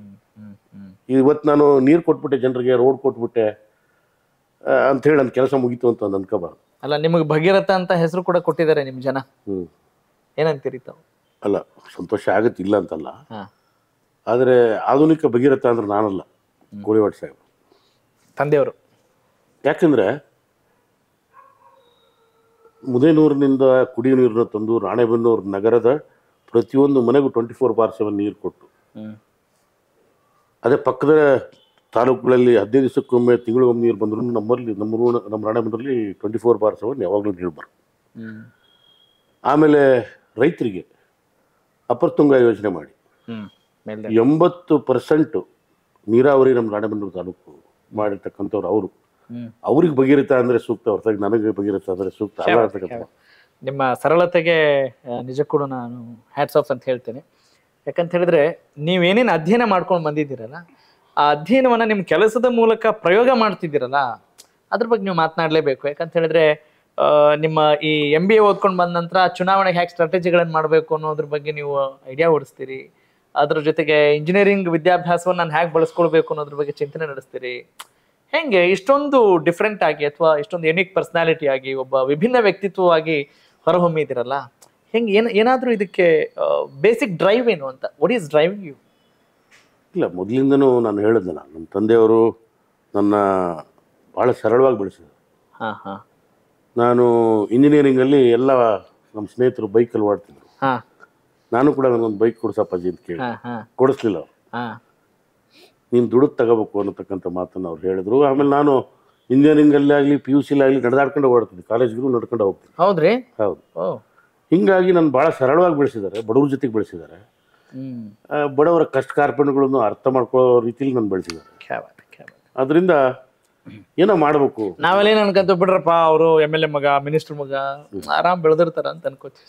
ನನಗೆ 8ನೇ ಇದ್ದಾಗ 8th ಸ್ಟ್ಯಾಂಡರ್ಡ್ ಇದ್ದಾಗ ನನಗೊಂದು ಸೈಕಲ್ ಕೊಡಿಸಿದ್ಬಿಟ್ರೆ ನಮ್ಮಪ್ಪ ಏನೂ ಕೊಡಿಸಿಲ್ಲ. ಹೌದ್ರಿ? ಅದು ಸೈಕಲ್ಲು ಒಂದು 2-3 ಕಿಲೋಮೀಟರ್ ಆಗ್ತಿತ್ತು ಕಾಲೇಜು. ಅದಕ್ಕೆ ಒಂದು ಸೈಕಲ್ ಕೊಡಿಸಿದ್ರು. ಯಾವ್ದ್ರಿ ಸೈಕಲ್? MTBನ ಯಾವ್ದ್ರಿ? ನಂದು ಅದು ನಮ್ಮ ಮಾವ ಯೂಸ್ ಮಾಡಿಬಿಟ್ಟಿದ್ದು. ಏನೋ ಬಂತು ನಮ್ ಕಡೆ ಶಬ್ದ, ಅಕ್ಕ ಅವನವನು ಅಂತ ಹೇಳೋಣ ಅಂತ ಬಂತು. ಆಮೇಲೆ ಬೇಕಾದ್ರೆ ಕಟ್ ಮಾಡ್ರಪ್ಪ. ಹೀರೋ ಸೈಕಲ್ಲು ನಮ್ಮ ಮಾವ ಕಾಲೇಜ್ ಹೋಗ್ತಿರ್ಬೇಕಾದ್ರೆ ಉಪಯೋಗಿಸ್ತಿದ್ರು. ಅದು ಖಾಲಿ ಇತ್ತು ಮನೇಲಿ. ಆ ಸೈಕಲ್ ತಗೊಂಡು ನಾನು PUCಗೆ ಹೋಗ್ತಿದ್ದೆ. PUC ಕಾಲೇಜ್ಗೆ ಸೈಕಲ್ ತೊಗೊಂಡು ಹೋಗ್ತಿದ್ದೆ ನಾನು. ಅದು ನಂದಲ್ಲ, ಸ್ವಂತದ್ದಲ್ಲ, ನಮ್ಮ ಮಾವನ ಸೈಕಲ್ ಕೊಟ್ಟಿದ್ರು ನಮ್ಮಪ್ಪ ನನಗೆ. ಹಾಗಾಗಿ ನನಗೆ ಯಾವತ್ತೂ ನನಗೆ MLA ಮಗ, ಸ್ಪೀಕರ್ ಮಗ, ಮಿನಿಸ್ಟರ್ ಮಗ ಅಂತ ಬೆಳೆಸಲೇ ಇಲ್ಲ ನಮ್ಮಪ್ಪ. ಸಾಮಾನ್ಯರಾಗಿ ನಾನು ಬೆಳೆಸಿದ್ರಿಂದ ಯಾರ ಜೊತೆಗೂ ಎಲ್ಲರ ಜೊತೆಗೂ ನಾನು ಬೆರೆತು ಅವ್ರ ಕಷ್ಟಗಳನ್ನು ತಿಳ್ಕೊಳ್ತಕ್ಕಂಥದ್ದು ಭಾಳ ನೈಜವಾಗಿ ನನಗೆ ವಂಡರ್ಫುಲ್ ವಂಡರ್ಫುಲ್. ಹೀಗಾಗಿ ಎಲ್ಲೋ ಒಂದು ಕಡೆ ನಾನು ಜಗತ್ತೆಲ್ಲ ಸುತ್ತ ಬಂದಿರೋದ್ರಿಂದ ನನ್ನ ಟೆಕ್ನಾಲಜಿಗೋಸ್ಕರ, ಮೂಢಬಿತ್ತನೆಗೋಸ್ಕರ ಬೇರೆ ದೇಶದಲ್ಲಿ ಎಷ್ಟು ಸುಖವಾಗಿದ್ದಾರೆ ಜನ, ಆರ್ಥಿಕವಾಗಿ ಎಷ್ಟು ಸಬಲರಾಗಿದ್ದಾರೆ, ನಮ್ಮಲ್ಲೂ ಯಾಕೆ ಮಾಡಬಾರ್ದು ಅನ್ನೋ ಒಂದು ತುಡಿತದಿಂದ ಸಮಾಜ ಸೇವೆ ಮಾಡಬೇಕು ಅಂತ ನನಗೆ ಮನಸ್ಸು ಬಂತ ಹೊರತಾಗಿ ಇಲ್ಲಿ ಬೇರೆ ವಿಚಾರ ಇಟ್ಕೊಂಡು ಅಧಿಕಾರ ಬೇಕು ಅಂತಂದು ನಾನು ಬಂದಂಥವ್ನು ಅಲ್ಲೇ ಅಲ್ಲ. ಅದ್ಭುತ ಸರ್. ಆದರೂ ಈ ಕಾಲೇಜ್ ಓದುವಾಗ, ಅದು ಇಂಜಿನಿಯರಿಂಗ್ ಓದುವಾಗ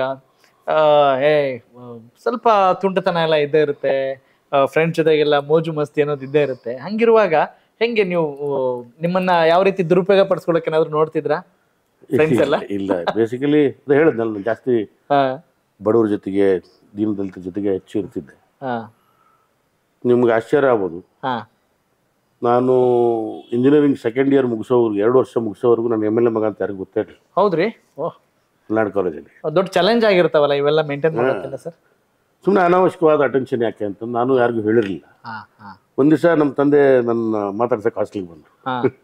ಅವಾಗೆಲ್ಲ ಮೊಬೈಲ್ ಇರಲಿಲ್ಲ. ಹೌದ್ರಿ? ಬಂದು ಎಲ್ಲರನ್ನೂ ಅವ್ರ PAಗಳೆಲ್ಲ ಬಂದು MLA ಬಂದರೆ ಪ್ರಕಾಶ್ ಕೋಡಿಯಲ್ಲಿ ಅಂತ ಕೇಳಿದಾಗಲೇ ಗೊತ್ತಿಲ್ಲ ನಾನು MLA ಮಗ. ಸೊ ಅಷ್ಟು ಎಲ್ಲರ ಜೊತೆಗೆ ಬೆರೆತ್ಕೊಂಡಿದ್ದಂಥವನು. ಇದಕ್ಕೆ ಕಾರಣ ನಮ್ಮ ತಂದೆನೇ. ಮತ್ತೆ ಹೌದ್ರಿ? ಕಾರಣ ನಮ್ಮ ತಂದೆನೇ. ಯಾವತ್ತೂ ನನಗೆ ಅಧಿಕಾರದ ಒಂದು ಸೊಕ್ಕನ್ನು ತೋರಿಸಲಿಲ್ಲ. ನನಗೆ ಸಾಮಾನ್ಯವಾಗಿ ಬೆಳೆಯಕ್ಕೆ ಬಿಟ್ರು. ಆ ಕಾರಣದಿಂದ ನನಗೆ ಎಲ್ಲ ವರ್ಗದ ಜನರ ಜೊತೆಗೆ ಬೆರೆಯೋಕ್ಕೆ ಭಾಳ ಸುಲಭ ಆಯಿತು ಅಂತಕ್ಕಂಥ ಮಾತು ಸರ್. ಅಂದರೆ ಸಾಮಾನ್ಯರಾಗಿದ್ದರೆ ಈ ಪೀಸ್ ಆಫ್ ಮೈಂಡ್ ಅನ್ನೋ ಒಂದು ಎಮೋಷನ್ ಏನಿದೆ ಅದನ್ನು ಮೇಂಟೈನ್ ಮಾಡ್ಲಿಕ್ಕೆ ಅನುಕೂಲ ಆಗುತ್ತೆ ಅಂತ ಅನ್ಸಿದ್ಯಾ? ನೆಮ್ಮದಿ ಅದರಲ್ಲಿ ಇದ್ದಷ್ಟು ಯಾವುದ್ರಲ್ಲೂ ಇಲ್ಲ. ಈ ನಾವೇನು ಶೋ ಆಫ್ ಮಾಡ್ತೀವಿ, ದಿಕಾವ ಮಾಡ್ತೀವಿ. ಶೋ ಆಫ್ ಮಾಡ್ತೀರಿ ನೀವು? ಭಾಳ ಕಮ್ಮಿ ಮಾಡ್ತೀವಲ್ಲ, ಅದು ಮೇಂಟೈನ್ ಮಾಡೋದು ಭಾಳ ಕಷ್ಟ. ನೀವು ಸಿಂಪಲ್ ಆಗಿ ನೀವು ಹೆಂಗಿದ್ದೀರಿ ಹಂಗಿರೋದು ಭಾಳ ಸುಲಭ, ಭಾಳ ಈಸಿ. ಅಷ್ಟೇ ಕಷ್ಟ ಕೂಡ. ಸಿಂಪಲ್ ಆಗಿರೋದಂದ್ರೆ ಈಗ ಒಂದು ದೊಡ್ಡ ಮನೆತನ ಬಂದಾಗ ಅಥವಾ ಒಂದು ಜವಾಬ್ದಾರಿ ಇರುವಾಗ ಸ್ವಲ್ಪ ಕಷ್ಟವಾಗ್ಬೋದಾ? ಕಷ್ಟ ಏನಿಲ್ಲ, ಕಷ್ಟ ಇಲ್ಲ, ಅದೇ ಈಸಿ. ನೀವು ತೋರ್ಸ್ಕೊಳಕ್ ಹೋದ್ರೆ ನೀವು ಅಲ್ಲದೆ ಇರೋ ವ್ಯಕ್ತಿತ್ವನ ತೋರ್ಸಕ್ ಹೋಗ್ತೀವಿ. ನೀವು ಯಾವ ವ್ಯಕ್ತಿತ್ವ ಇದೆ ಅದನ್ನ ತೋರ್ಸಕ್ಕೆ ಬಹಳ ಸುಲಭ.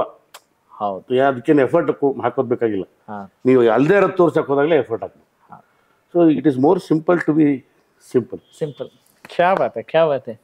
ಅಲ್ಲ ಸರ್, ನಂಗೆ ಒಬ್ಬ ಒಳ್ಳೆ ಫಿಲಾಸಫರ್ಸ್ ಮಾತು ಕೇಳ್ದಂಗೆ ಆಗ್ತಾ ಇದೆ. ಸಾಮಾನ್ಯವಾಗೆಲ್ಲ ಬೇರೆ ಕೋಟ್ಸ್ಗಳನ್ನೆಲ್ಲ ಓದ್ತಿರ್ತೀವಲ್ಲ, ಅದನ್ನ ನಾವು ನೈಜವಾಗಿ ನೋಡ್ತಾ ಇದ್ದೀನಿ ಅಂತ ಫ್ರಾಂಕ್ಲಿ ಸ್ಪೀಕಿಂಗ್ ಟು ಯು ಹಾಗೆ ಅನಿಸ್ತಾ ಇದೆ. ಹಾಗೇನೆ ನೀವು ಬಹಳಷ್ಟು ಕೆಲಸಗಳನ್ನು ಮಾಡಿದಾಗ ಅಲ್ಲಿ ಕ್ಷೇತ್ರದ ಜನತೆಯನ್ನು ವಿಚಾರಿಸಿದಾಗ ಅವ್ರು ಹೇಳೋದು ಬಯೋಡೇಟಾ ಕೊಡಿ, ಉದ್ಯೋಗ ಪಡೀರಿ ಅನ್ನೋ ಒಂದು ಘೋಷವಾಕ್ಯದೊಂದಿಗೆ ನೀವು ಕೆಲಸ ಮಾಡ್ತೀರಿ. ಆ ಎಕ್ಸ್ಪೀರಿಯನ್ಸ್ ಎಲ್ಲ ಹೆಂಗಿತ್ತು?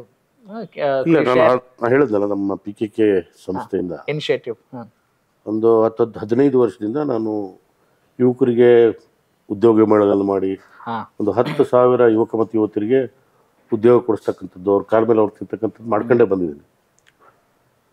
ಆದರೆ ಎಲ್ಲೋ ಒಂದು ಕಡೆ ನನಗೇನು ಅನ್ಸೋದು ಅಂತಂದರೆ, ಒಂದು 3,000 ಜನ ಉದ್ಯೋಗ ಮೇಳದಲ್ಲಿ ಭಾಗವಹಿಸಿದರೆ 1,000 ಜನ ಮಾತ್ರ ಸೆಲೆಕ್ಟ್ ಆಗೋರು. 2,000 ಜನ ಡಿಗ್ರಿ ಮಾಡಿ ಪದವಿ ಮುಗಿಸಿ ಎಲ್ಲ ಮಾಡಿದ್ರು ಇವ್ರಿಗೆ ಯಾಕೆ ಕೆಲಸ ಸಿಗ್ತಿಲ್ಲ ಅಂತಕ್ಕಂಥದ್ದು ವಿಚಾರ ಮಾಡಿದಾಗ, ಇಲ್ಲ ನಮ್ಮ ಶಾಲೆಯಲ್ಲಿ ಕಾಲೇಜ್ಗಳಲ್ಲಿ ಓದೋದಕ್ಕೂ ಇಂಡಸ್ಟ್ರಿ ರಿಕ್ವೈರ್ಮೆಂಟು ಭಾಳ ಗ್ಯಾಪ್ ಇರೋದು, ಸ್ಕಿಲ್ ಟ್ರೈನಿಂಗ್ ಕೌಶಲ್ಯ ತರಬೇತಿ ಇರೋದ್ರಿಂದ ಕೆಲಸಗಳು ಸಿಗ್ತಿಲ್ಲ ಅನ್ನೋದು ನನಗೆ ಅರಿವಾದ್ಮೇಲೆ ಬರೀ ಉದ್ಯೋಗ ಮೇಳ ಮಾಡಿದರೆ ಸಾಲದು ಅಂಥೇಳಿ ನಾನು ವೊಕೇಶ್ನಲ್ ಕೋರ್ಸು ಆಮೇಲೆ ಸ್ಕಿಲ್ ಡೆವಲಪ್ಮೆಂಟ್ ಕೋರ್ಸ್ಗಳು ಮಾಡೋಕ್ಕೆ ನಮ್ಮ PKK ಸಂಸ್ಥೆಯಿಂದ ಅಲ್ಲಿ PKK ಕೌಶಲ್ಯ ಕೇಂದ್ರ ಅಂತ ರಾಣೆಬೆನ್ನೂರಲ್ಲಿ ಒಂದು 10 ವರ್ಷದಿಂದ ಶುರು ಮಾಡಿದೆ. ಅಲ್ಲಿ ಸ್ಪೋಕನ್ ಇಂಗ್ಲೀಷು ಆಮೇಲೆ ಬೇಸಿಕ್ ಕಂಪ್ಯೂಟರ್ಸು, ಇದು ವಿದ್ಯಾವಂತರಿಗೆ. ಅವಿದ್ಯಾವಂತರು ಅವ್ರ ಕಾಲ ಮೇಲೆ ಅವ್ರು ನಿಲ್ಬೇಕಲ್ಲ, ಹೌದು, ಅದಕ್ಕೋಸ್ಕರ ಅಲ್ಲಿ ಟೇಲರಿಂಗ್ ಕ್ಲಾಸಸ್ಸು ಆಮೇಲೆ ಈ ಬ್ಯೂಟಿಷಿಯನ್ ಕೋರ್ಸಸ್ಸು ಇವನ್ನೆಲ್ಲ ಮಾಡ್ಕೊಂಡೇ ಬಂದಿದ್ದೀನಿ ನಾನು. ನಿಮಗೆ ಆಶ್ಚರ್ಯ ಆಗುತ್ತೆ, ತುಮ್ಮಿನಕಟ್ಟಿ ಅಂತ ಒಂದು ದೊಡ್ಡ ಹಳ್ಳಿ, ಒಂದು 10,000 ಜನ ಪಾಪ್ಯುಲೇಷನ್. ಅಲ್ಲಿ ಇವತ್ತಿ ನಮ್ಮ PKK ಸಂಸ್ಥೆಯಲ್ಲೇ ಟೇಲರಿಂಗು ಮತ್ತು ಬ್ಯೂಟಿಷಿಯನ್ ಕೋರ್ಸ್ ಮಾಡಿದ್ವಿ. ಒಂದ್ಸರಿ ಹೋದಾಗ ಅಲ್ಲಿ ಬ್ಯೂಟಿ ಪಾರ್ಲರ್ ಇತ್ತು, ಯಾರ್ದಿದು ಅಂತಂದು ಹೋಗಿ ನಾನು ಎಂಕ್ವೈರಿ ಮಾಡಿದಾಗ ನಮ್ಮಲ್ಲಿ ಓದಿದ್ದ ತಾಯಿನ ಅವಳು ಕೇಳಿದೆ, ಹೋಗಿ ಭಾಳ ಖುಷಿ ಆಯ್ತು. ಹೋಗಿ ಕೇಳಿದೆ, ಎಷ್ಟು ಗಳಿಸ್ತೀಮ್ಮ ಅಂತ. ಅವಳು ಅಷ್ಟು ವಿದ್ಯಾವಂತ ಅಲ್ಲ, ಅವಳೇನೋ ಅವಳ ಭಾಷೆಯಲ್ಲಿ ಹೇಳಿಲ್ಲ. ಇಲ್ಲ ರೀ, ಒಂದು ಬ್ಲೌಸ್ಗೆ 200 ರೂಪಾಯಿ ಕೊಡ್ತಾರೆ, ದಿನಕ್ಕೆ ಒಂದು 5 ಬ್ಲೌಸ್ ಹೊಲಿತೇನೆ ರೀ. 1,000 ರೂಪಾಯಿ ಆಯಿತು, 30,000 ರೂಪಾಯಿ ತಿಂಗಳಿಗೆ. ಮತ್ತು ಪಕ್ಕದಲ್ಲೇ ಒಂದು ಚೇರ್ ಇಟ್ಕೊಂಡು ಅಲ್ಲಿ ಪಾರ್ಲರು ನಡೆಸ್ತಿಲ್ಲ ಅವಳು. ಅದನ್ನ ಕೇಳಿದೆ, ಅದು ಒಂದು 15-20 ಸಾವಿರ ಮದುವೆಗಳು ಸೀಸನ್ನಲ್ಲಿ ಬಂದಾಗ ನಾನು ಮದುವೆಯಲ್ಲಿ ಹೋಗಿ ಮೇಕಪ್ ಮಾಡ್ತೀನಿ, ಅದೊಂದು 20 ಸಾವಿರ ಗಳಿಸ್ತೀನಿ ಅಂತ. ಅವಾಗ ಆ ತೃಪ್ತಿನೇ ಬೇರೆ. 50,000 ಅವಿದ್ಯಾವಂತ ಮಹಿಳೆ 50,000 ಗಳಿಸ್ತಾಳೆ. MLA ನನಗೆ 40,000 ಸ್ಯಾಲ್ರಿ, 50,000 ಗಳಿಸ್ತಾಳೆ ಅಂತಂದರೆ ಈ ಕೌಶಲ್ಯಗಳಿದ್ರೆ, ನಮ್ಮ ಸ್ಕಿಲ್ ಅನ್ನೋದಿದೆ, ಲೈಫ್ ಸ್ಕಿಲ್ ಅಂತ ಏನು ಹೇಳ್ತೀವಿ, ಆ ಲೈಫ್ ಸ್ಕಿಲ್ ಇದ್ದರೆ ನಾವು ವಿದ್ಯಾವಂತರಾಗಲಿ ಅವಿದ್ಯಾವಂತರಾಗಲಿ ನಮ್ಮ ಕಾಲ ಮೇಲೆ ನಾವು ನಿಲ್ಲಕ್ಕೆ, ನಾವು ಸ್ವಾವಲಂಬಿಗಳಾಗಕ್ಕೆ ಯಾವುದೇ ತೊಂದರೆ ಇಲ್ಲ ಅನ್ನೋದ್ರ ಬಗ್ಗೆ ಅವತ್ತು ಆ ತಾಯಿ ನೋಡಿ ನನಗೆ ಅರ್ಥ ಆಯಿತು. ಅದರಿಂದ ಅನೇಕ ಸ್ಕಿಲ್ ಡೆವಲಪ್ಮೆಂಟ್ ಕ್ಲಾಸ್ಗಳು ನಾನು ಮಾಡ್ಕೊಂಡೇ ಬಂದೆ. ಈ ಬಯೋಡಾಟಾ ಕೊಡಿ, ಕೆಲಸ ತಗೊಳ್ಳಿ, ಅದು ಕ್ಯಾಚಿ ಇದೆ ವರ್ಡು, ಅದಕ್ಕೋಸ್ಕರ ಹೆಸರಿಟ್ಟಿದ್ದು. ಬಯೋಡಾಟಾ ಕೊಟ್ಟ ತಕ್ಷಣ ಯಾರಿಗೂ ಕೆಲಸ ಸಿಗಲ್ಲ. ಅದಕ್ಕೆ ನಾನು ಆ ಒಂದು ಕ್ಯಾಂಪೇನಲ್ಲಿ ಪಂಚಾಯತಿ ಕಟ್ಟೆ ಮೀಟಿಂಗ್ ಅಂತ ಎಲ್ಲ ಹಳ್ಳಿಲೂ ಮೀಟಿಂಗ್ ಮಾಡಿ ಯುವಕರ ಜೊತೆ ಸಂವಾದ ಮಾಡಿ, ನಿಮಗೆ ಜಾಬ್ ಸಿಗಬೇಕು ಅಂತಂದರೆ ಬರೀ ನೀವು ಬಯೋಡಾಟಾ ಕೊಟ್ಟ ತಕ್ಷಣ ಜಾಬ್ ಸಿಗೋದಿಲ್ಲ ಅಂತ ಅಲ್ಲಿ ಅವ್ರಿಗೆ ಕ್ಲಿಯರಾಗಿ ಹೇಳಿ, ನೀವು ಡಿಗ್ರಿ ಮಾಡಿದರೂ ಕೂಡ ನೀವು ಕೆಲವು ಕೌಶಲ್ಯಗಳನ್ನು ಬೆಳೆಸ್ಕೋಬೇಕು. ಬೇಸಿಕ್ ಕಂಪ್ಯೂಟರ್ ಆಗ್ಬೋದು, ಸ್ಪೋಕನ್ ಇಂಗ್ಲೀಷ್ ಆಗ್ಬೋದು, ಇವನ್ನ ಬೆಳೆಸ್ಕೊಂಡಾಗ ಮಾತ್ರ ಪರ್ಸನಾಲಿಟಿ ಡೆವಲಪ್ಮೆಂಟ್ ಮಾತ್ರ ನಿಮಗೆ ಉದ್ಯೋಗ ಸಿಗುತ್ತೆ. ಅದಕ್ಕೆ ನಮ್ಮ PKK ಸಂಸ್ಥೆ ಇದೆ, ಬಂದು ನೀವು ಅಲ್ಲಿ ನಿಮ್ಮ ಕೌಶಲ್ಯಗಳನ್ನು ಬೆಳೆಸ್ಕೊಳ್ರಿ, ಉದ್ಯೋಗ ಕೊಡಿಸೋ ಕೆಲಸ ನಾನು ಮಾಡ್ತೀನಿ ಅಂತಕ್ಕಂಥದ್ದನ್ನ ಇಡೀ ನಮ್ಮ ತಾಲೂಕಿಗೆ, ಆ್ಯಕ್ಚುಲಿ ಜನರಿಗೆ ಬೇಕಾಗಿರೋದೇ ಅದು. ಈಗ 25 ಕಡೆ ನಾನು ಪಂಚಾಯತಿ ಕಟ್ಟೆ ಮೀಟಿಂಗು, ಟೌನ್ ಹಾಲ್ ಮೀಟಿಂಗ್ ಅಂತ ಮಾಡಿ ಅವ್ರ ಜೊತೆಗೆ ಸಂವಾದ ಮಾಡಿ ಅವ್ರಿಗೆ ಇನ್ನೊಂದು ಮಾತು ಹೇಳ್ತಿದ್ದೆ ನಾನು. ಈಗ ನೀವು ಭಾಳ ಜನ ನಿಮ್ಮಲ್ಲಿ ಡ್ರೈವಿಂಗ್ ಲೈಸೆನ್ಸ್ ತೊಗೊಂಡ್ಬಿಟ್ಟಿರ್ತೀರಿ, ಹೆಂಗೆ ತಗೊಂಡಿರ್ತೀರಾ, ಅಲ್ಲೇ RTO ಆಫೀಸ್ಗೆ ಒಂದು ರೌಂಡ್ ಹೊಡೆದು ಅಲ್ಲೇ ತಗೊಂಡ್ಬಿಟ್ಟಿರ್ತೀರ, DL ಬಂದ್ಬಿಡುತ್ತೆ. ನಿಮ್ಗೆ ಡಿ ಎಲ್ ನೋಡಿ ಯಾರು ನಿಮ್ಗೆ ಡ್ರೈವರ್ ಕೆಲಸಕ್ಕೆ ಇಟ್ಕೊಳ್ಳೋದು? ಕ್ಯಾ ಬಾತ್ ಹೈ. ಈಗ ಡ್ರೈವಿಂಗೇ ಗೊತ್ತಿಲ್ಲ, ಡಿ ಎಲ್ ಇದೆ. ಅದೇ ರೀತಿ ನಿಮ್ಮ ಹತ್ರ ಡಿಗ್ರಿ ಸರ್ಟಿಫಿಕೇಟ್ ಇದೆ, ಡಿ ಎಲ್ ಇದ್ದಿರುತ್ತೆ.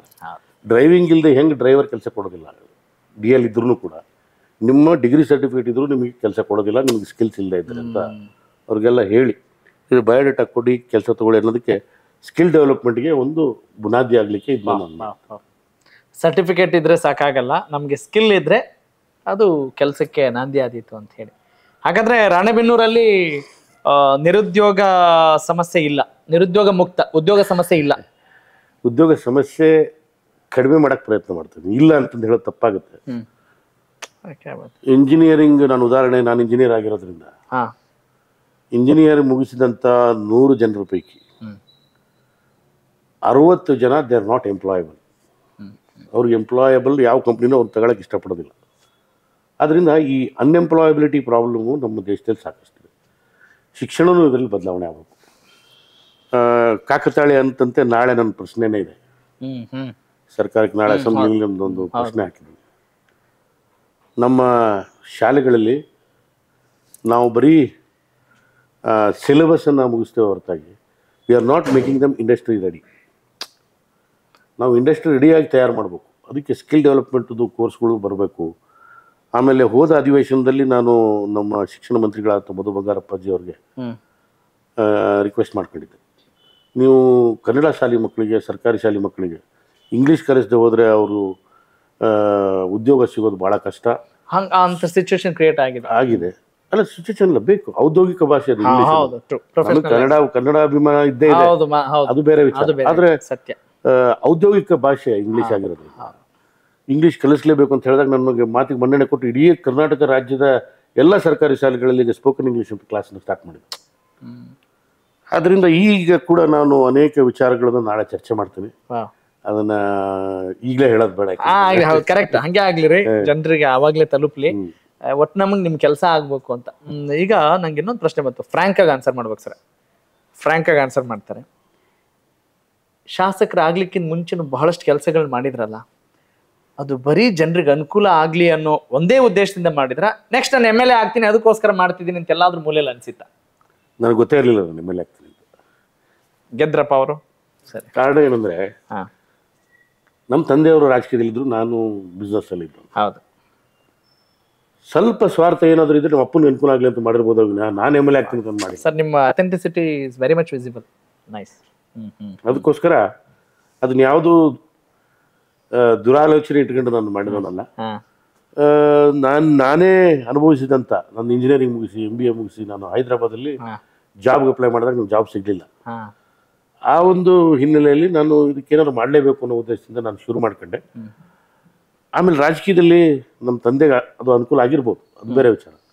ಆದ್ರೆ ಒಳ್ಳೆ ಕೆಲಸ ಮಾಡಿ ನನ್ನ ಆರಿಸ್ರಿ ಅನ್ನೋದು ಹೆಂಗಿದೆ, ಇದು ಸ್ವಾರ್ಥ ಅಂತ ನನಗೇನು ಅನ್ಸೋದಿಲ್ಲ. ನಾನು ಏನಿಲ್ದಾಗಲೇ ಇಷ್ಟು ಮಾಡ್ತೀನಿ, ನೀವು ನನಗೆ ಅಧಿಕಾರ ಕೊಡ್ರಿ ಇನ್ನು ಎಷ್ಟು ಮಾಡ್ಬೋದು ಅನ್ನೋದು ಜನರಿಗೆ ಮನವರಿಕೆ ಮಾಡಿಕೊಡೋದಿದೆಯಲ್ಲ, ಅದು ಮುಖ್ಯನೇ. ಈಗ ಜನರಿಗೆ ನಾವು ಏನು ಅನ್ನೋದು ಗೊತ್ತಾಗಬೇಕಲ್ಲ. ಅದನ್ನು ನಾನು ಹಲವಾರು ವರ್ಷಗಳಿಂದ ಪರವಾಗಿಲ್ಲ, ಯುವಕರ ಬಗ್ಗೆ ಕಾಳಜಿ ಐತಿ, ವಿದ್ಯಾರ್ಥಿಗಳ ಬಗ್ಗೆ ಕಾಳಜಿ ಐತಿ, ಮಹಿಳೆಯರ ಬಗ್ಗೆ ಕಾಳಜಿ ಐತಿ, ರೈತರ ಬಗ್ಗೆ ಕಾಳಜಿ ಐತಿ ಅನ್ನೋ ಅವ್ರಿಗೆ ಗೊತ್ತಾದ್ರೆ ತಾನೇ ನಾನು ಆರಿಸೋದು. ನಾನು ಗೊತ್ತಿಲ್ದಂಗೆ ಮಾಡ್ಕೊಂಡು ಹೋದ್ರೆ ಅವ್ರಿಗೆ ಗೊತ್ತೇ ಆಗೋದಿಲ್ಲ, ಇವನು ಒಳ್ಳೆಯವನು ಕೆಟ್ಟವನು ಅಥವಾ ಇವನು ಆಡಳಿತ ಮಾಡಬಲ್ಲನೋ ಅನ್ನೋದು ಗೊತ್ತಾಗೋದಿಲ್ಲ.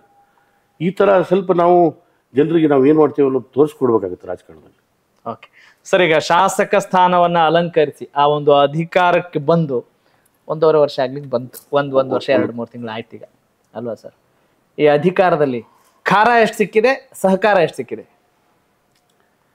ನೋಡಿ, ರಾಜಕಾರಣ ಅಂತಲ್ಲ, ಯಾವುದೇ ಒಂದು ಫೀಲ್ಡಲ್ಲಿ ನಿಮಗೆ ಯಾರು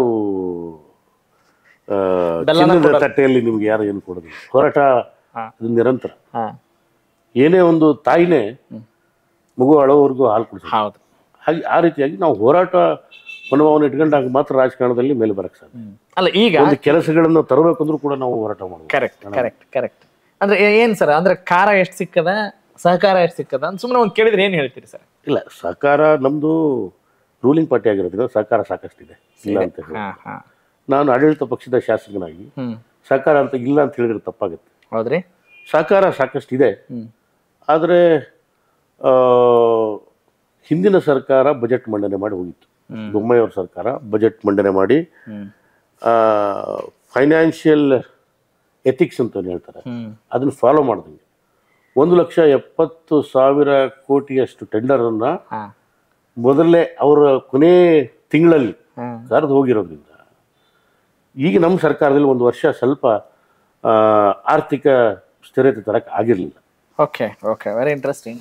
ಆದ್ದರಿಂದ ಈ ವರ್ಷ ಮೊನ್ನೆ ನಮ್ಮ ಮುಖ್ಯಮಂತ್ರಿಗಳಾದ ಸಿದ್ದರಾಮಯ್ಯ ಅವರು ಬಜೆಟ್ ಮಂಡನೆ ಮಾಡಿದಾಗ 3,71,000 ಕೋಟಿ, ಹಿಂದೆ ಬೊಮ್ಮಾಯಿ ಅವ್ರು ಮಾಡಿದ್ದು 3,12,000 ಕೋಟಿ, ನಮ್ಮ ಸಿದ್ದರಾಮಯ್ಯ ಅವ್ರು ಮಾಡಿದ್ದು 3,71,000 ಕೋಟಿ. ಎಲ್ಲರೂ ಏನು ತಿಳ್ಕೊಂಬಿಟ್ಟಾರೆ, ಗ್ಯಾರಂಟಿಯಿಂದ ಆರ್ಥಿಕ ಸ್ಥಿತಿ ಹಾಳಾಗಿ ಹೋಗ್ಬಿಟ್ಟಿದೆ I was about to ask ಅಂತ ಅನ್ಕೊಂಡ್ಬಿಟ್ಟಿದ್ದಾರೆ. ಇದು ತಪ್ಪು ಗ್ರಹಿಕೆ.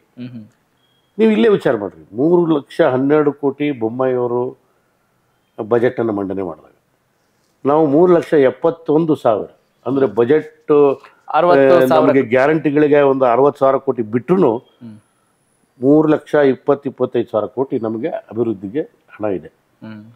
ಹಿಂದಿನ ಸರ್ಕಾರದಲ್ಲಿ ಅಭಿವೃದ್ಧಿಗೆ ಏನು ಹಣ ಇತ್ತು ಅದಕ್ಕಿಂತ ಹೆಚ್ಚು ಹಣ ಈಗ ನಮ್ಮ ಬಜೆಟ್ನಲ್ಲಿರೋದು. ಸರ್, ಮತ್ತೆ ಯಾಕೆ ಇದು SC ST ಮೀಸಲಾಗಿ ಇಟ್ಟಿರುವಂತಹ ಹಣದ ಬಗ್ಗೆ ಬಹಳ ದೊಡ್ಡ ಚರ್ಚೆ ನಡೀತಾ ಇದೆಯಲ್ಲ, ಅದು ಯಾಕೆ ಅಂತೀರಿ? ಹಂಗಾರೆ ಸುಮ್ಮನೆ ಬೆಂಕಿಲ್ ಹೊಗೆ ಆಡಕೊಂತೇನ್ರಿ? ಇಲ್ಲ, ಹಂಗೇನಿಲ್ಲ. ಕೆಲವೊಂದು ಸರಿ SCP TSP ಇಟ್ಟಂಥ ಹಣವನ್ನು ಬಳಕೆ ಮಾಡಲೇಬೇಕಾದಂಥ ಪರಿಸ್ಥಿತಿ ಬರುತ್ತೆ. ಹೌದು. ಅದಕ್ಕೆ 40% ಅಥವಾ 51% ಅಲ್ಲಿ ದಲಿತರಿದ್ದಾಗ ಅಲ್ಲಿ ಇನ್ನ 50% ಬೇರೆಯವರಿದ್ದು ಕೂಡ ಅವ್ರಿಗೆ ಅನುಕೂಲ ಆಗುತ್ತೆ. ಬಟ್ ಎಲ್ಲ ಸರಿ ಅದ ಅಂತೀರಿ ನೀವು? 100% ಸರಿ ಇದೆ. ಯಾಕಂದ್ರೆ ಸಿದ್ದರಾಮಯ್ಯನವರು ಏನು ದೀನ ದಲಿತರ ಬಗ್ಗೆ ಕಾಳಜಿ ಇಟ್ಕೊಂಡಂಥವ್ರು, ಅವರ ಹಣವನ್ನು ದುರುಪಯೋಗ ಮಾಡೋಂಥ ಜನ, ಇನ್ನೂ ಬೇರೆ ಹಣವನ್ನು ತಗೊಂಡು ಅವ್ರು ಕೊಡೋವಂಥ ಮುಖ್ಯಮಂತ್ರಿ ನಮ್ಮವರು. ಅದರಿಂದ ಅವ್ರಿಗೆ ಅನ್ಯಾಯ ಮಾಡೋ ಪ್ರಶ್ನೆನೇ ಇಲ್ಲ. ನಾವು ಯಾವತ್ತಿದ್ರೂ ಸಿದ್ದರಾಮಯ್ಯರಾಗಲಿ DK ಶಿವಕುಮಾರ್ ಆಗಲಿ ನಮ್ಮ ಕಾಂಗ್ರೆಸ್ ಪಕ್ಷ ಆಗಲಿ ಬಡವರ ಪರವಾಗಿ ದೀನ ದಲಿತರ ಪರವಾಗಿ ಇರ್ತಕ್ಕಂಥ ಪಕ್ಷ. ರಿಸರ್ವೇಷನ್ ಕೊಟ್ಟಿದ್ದೇ ನಾವು ಕಾಂಗ್ರೆಸ್ ಪಕ್ಷ SC ST SCP TSP ಮಾಡಿದವರೇ ನಾವು. ಸರ್, ಆದ್ರೂ ಸಿಚುವೇಶನ್ ಹಿಂಗೆ ಒಂದೇ ಥರ ಇರಲ್ಲಲ್ರಿ ಸರ್? ಪರಿಸ್ಥಿತಿ ಇರೋ ಒಂದು ವ್ಯವಸ್ಥೆಯಲ್ಲಿ ಹೆಚ್ಚು ನಮ್ಮದು ನೋಡಿ, ಸರ್ಕಾರ ಇರೋದು ಯಾಕೆ ಹೇಳ್ರಿ? ಜನರಿಗೋಸ್ಕರ ಅಲ್ಲ, ಜನರಿಗೋಸ್ಕರನೇ ಇರೋದು. ಆದರೆ ಸಮತೋಲನ ಕಾಪಾಡಬೇಕು, ಬ್ಯಾಲೆನ್ಸ್. ಕೆಳಗಿರ್ತಕ್ಕಂಥವ್ರನ್ನ ಕಟ್ಟೆ ಕಡೆಯ ಮನುಷ್ಯನ ಮುಖ್ಯವಾಣಿ ತರ್ತಕ್ಕಂಥದ್ದು ಸರ್ಕಾರದ ಕೆಲಸ. ದೀನದಲಿತರನ್ನ ಮುಖ್ಯವಾಣಿ ತರ್ತಕ್ಕಂಥದ್ದು ಸರ್ಕಾರ. ಯಾರೇ ಸರ್ಕಾರ ಇರಲಿ, ಅದ್ರ ಕೆಲಸ ಯಾರು ಕಟ್ಟ ಕಡೆಯ ಮನುಷ್ಯ ಇದ್ದಾನೆ, ಯಾರು ಕಷ್ಟದಲ್ಲಿದ್ದಾನೆ ಅವನು ಸಹಾಯ ಮಾಡೋಕ್ಕಿರೋದು ಹೊರತಾಗಿ ಶ್ರೀಮಂತರು ಸಹಾಯ ಮಾಡೋಕ್ಕೆ ಯಾವ ಸರ್ಕಾರನೂ ಇರಬಾರ್ದು. ಡೆಮಾಕ್ರಸಿ ಅಂತಂದ್ರೆ ಏನು ಅಂತಂದರೆ, ಪ್ರಜಾಪ್ರಭುತ್ವ ಅಂದರೆ ಏನು ಅಂದರೆ ಸಮತೋಲನ ಕಾಪಾಡಬೇಕು. ಇಲ್ಲಾಂದ್ರೆ ಏನಾಗುತ್ತೆ, ಬಡವರಾಗಿ ಉಳ್ಕೊಂಡ್ರು ಶ್ರೀಮಂತರಾಗಿ ಉಳ್ಕೊಂಡ್ರೆ ಶ್ರೀಲಂಕಾದಲ್ಲಿ ಆಯ್ತಲ್ಲ. ಹಾಗಾದ್ರೆ ಕಾಂಗ್ರೆಸ್ ಸರ್ಕಾರ ಅಧಿಕಾರಕ್ಕೆ ಬಂದಾಗಿನಿಂದ ದೀನ ದಲಿತರು, ನಿರ್ಗತಿಕರು, ಕೆಳವರ್ಗದವರೆಲ್ಲ ಬಹಳ ಖುಷಿಯಾಗಿದ್ದಾರೆ ಅಂತ ಹೇಳ್ತೀರಾ? ನೋಡಿ, 7 ಕೋಟಿ ಜನಸಂಖ್ಯೆ ಇರತಕ್ಕಂಥ ಕರ್ನಾಟಕ 3,71,000 ಕೋಟಿ ಬಜೆಟನ್ನು ಮಂಡನೆ ಮಾಡಿದೆ. 10 ಲಕ್ಷ ಕೋಟಿ ಆದರೂ ಅಭಿವೃದ್ಧಿಗೆ ಸಾಲದು. ಹಂಗಂತೇಳಿ ಒಂದೇ ವರ್ಷದಲ್ಲಿ ಎಲ್ಲವನ್ನೂ ಮಾಡ್ತೀನಿ ಅಂತಂದು ಹೇಳೋದು ದಡ್ಡತನ. 5 ವರ್ಷ ಕಾಲಾವಕಾಶ ಜನರು ನಮಗೆ ಕಾಂಗ್ರೆಸ್ ಸರ್ಕಾರಕ್ಕೆ ಕೊಟ್ಟಿದ್ದಾರೆ. 5 ವರ್ಷದಲ್ಲಿ ಆ ವರ್ಗದ ಜನ ಮುಖ್ಯವಾಹಿನಿಗೆ ಬರೋದಂತೂ ಶತಸಿದ್ಧಿ ಅನ್ನೋ ನಂಬಿಕೆ ನನಗಿದೆ. ಆದರೂ ಕೇಳ್ತೀನಿ ಸರ್, ಭಾಳ ನೀವು ಸ್ಪೇಸ್ ಕೊಟ್ಟಿರಿ ಅಂತೇಳಿ, ಖಜಾನೆಯಲ್ಲಿ ಚೆನ್ನಾಗಿದೆ ಅಂತೀರಿ. ಈಗ ಇದಕ್ಕಿಂತ ಬೇಕಾ ನಿಮಗೆ? ಅಲ್ಲ, ಅಂದ್ರೆ ವಾಸ್ತವದಲ್ಲಿ ಈಗ ಬಜೆಟ್ ಈಗ ಸಾಮಾನ್ಯವಾಗಿ ಏನಿರುತ್ತೆ ಸರ್, ಬಜೆಟ್ ಮಂಡನೆ ಆದಾಗ ಬಿಡ್ರಿ ಇದೆಲ್ಲ ಪೇಪರ್ ಅಲ್ಲಿ ಹೇಳ್ತಾರೆ, ಓದ್ತಾರೆ ಅಂತಾರೆ, ಹೌದಾ ಸರ್? ಈಗ ಅದೇ ಇದು ಇದ್ದಾಗ ಪ್ರಾಕ್ಟಿಕಲಿ ಅದು ಇಂಪ್ಲಿಮೆಂಟ್ ಆಗಲ್ಲ. ನಾನು ನಿಮ್ಗೆ ಹೇಳಿದೆ, ಓಕೆ, 1,70,000 ಕೋಟಿ ಟೆಂಡರ್ಗಳನ್ನು ಕೊನೆ ಅವ್ರಿಗೆ ಅಧಿಕಾರಕ್ಕೆ ಬರೋದಿಲ್ಲ ಅಂತ ಗೊತ್ತಾಗಿ ಕೊನೆ ತಿಂಗಳಲ್ಲಿ ಇವರು ಫೈನಾನ್ಷಿಯಲ್ ಎಥಿಕ್ಸನ್ನು ಬಿಟ್ಟು, ಫೈನಾನ್ಷಿಯಲ್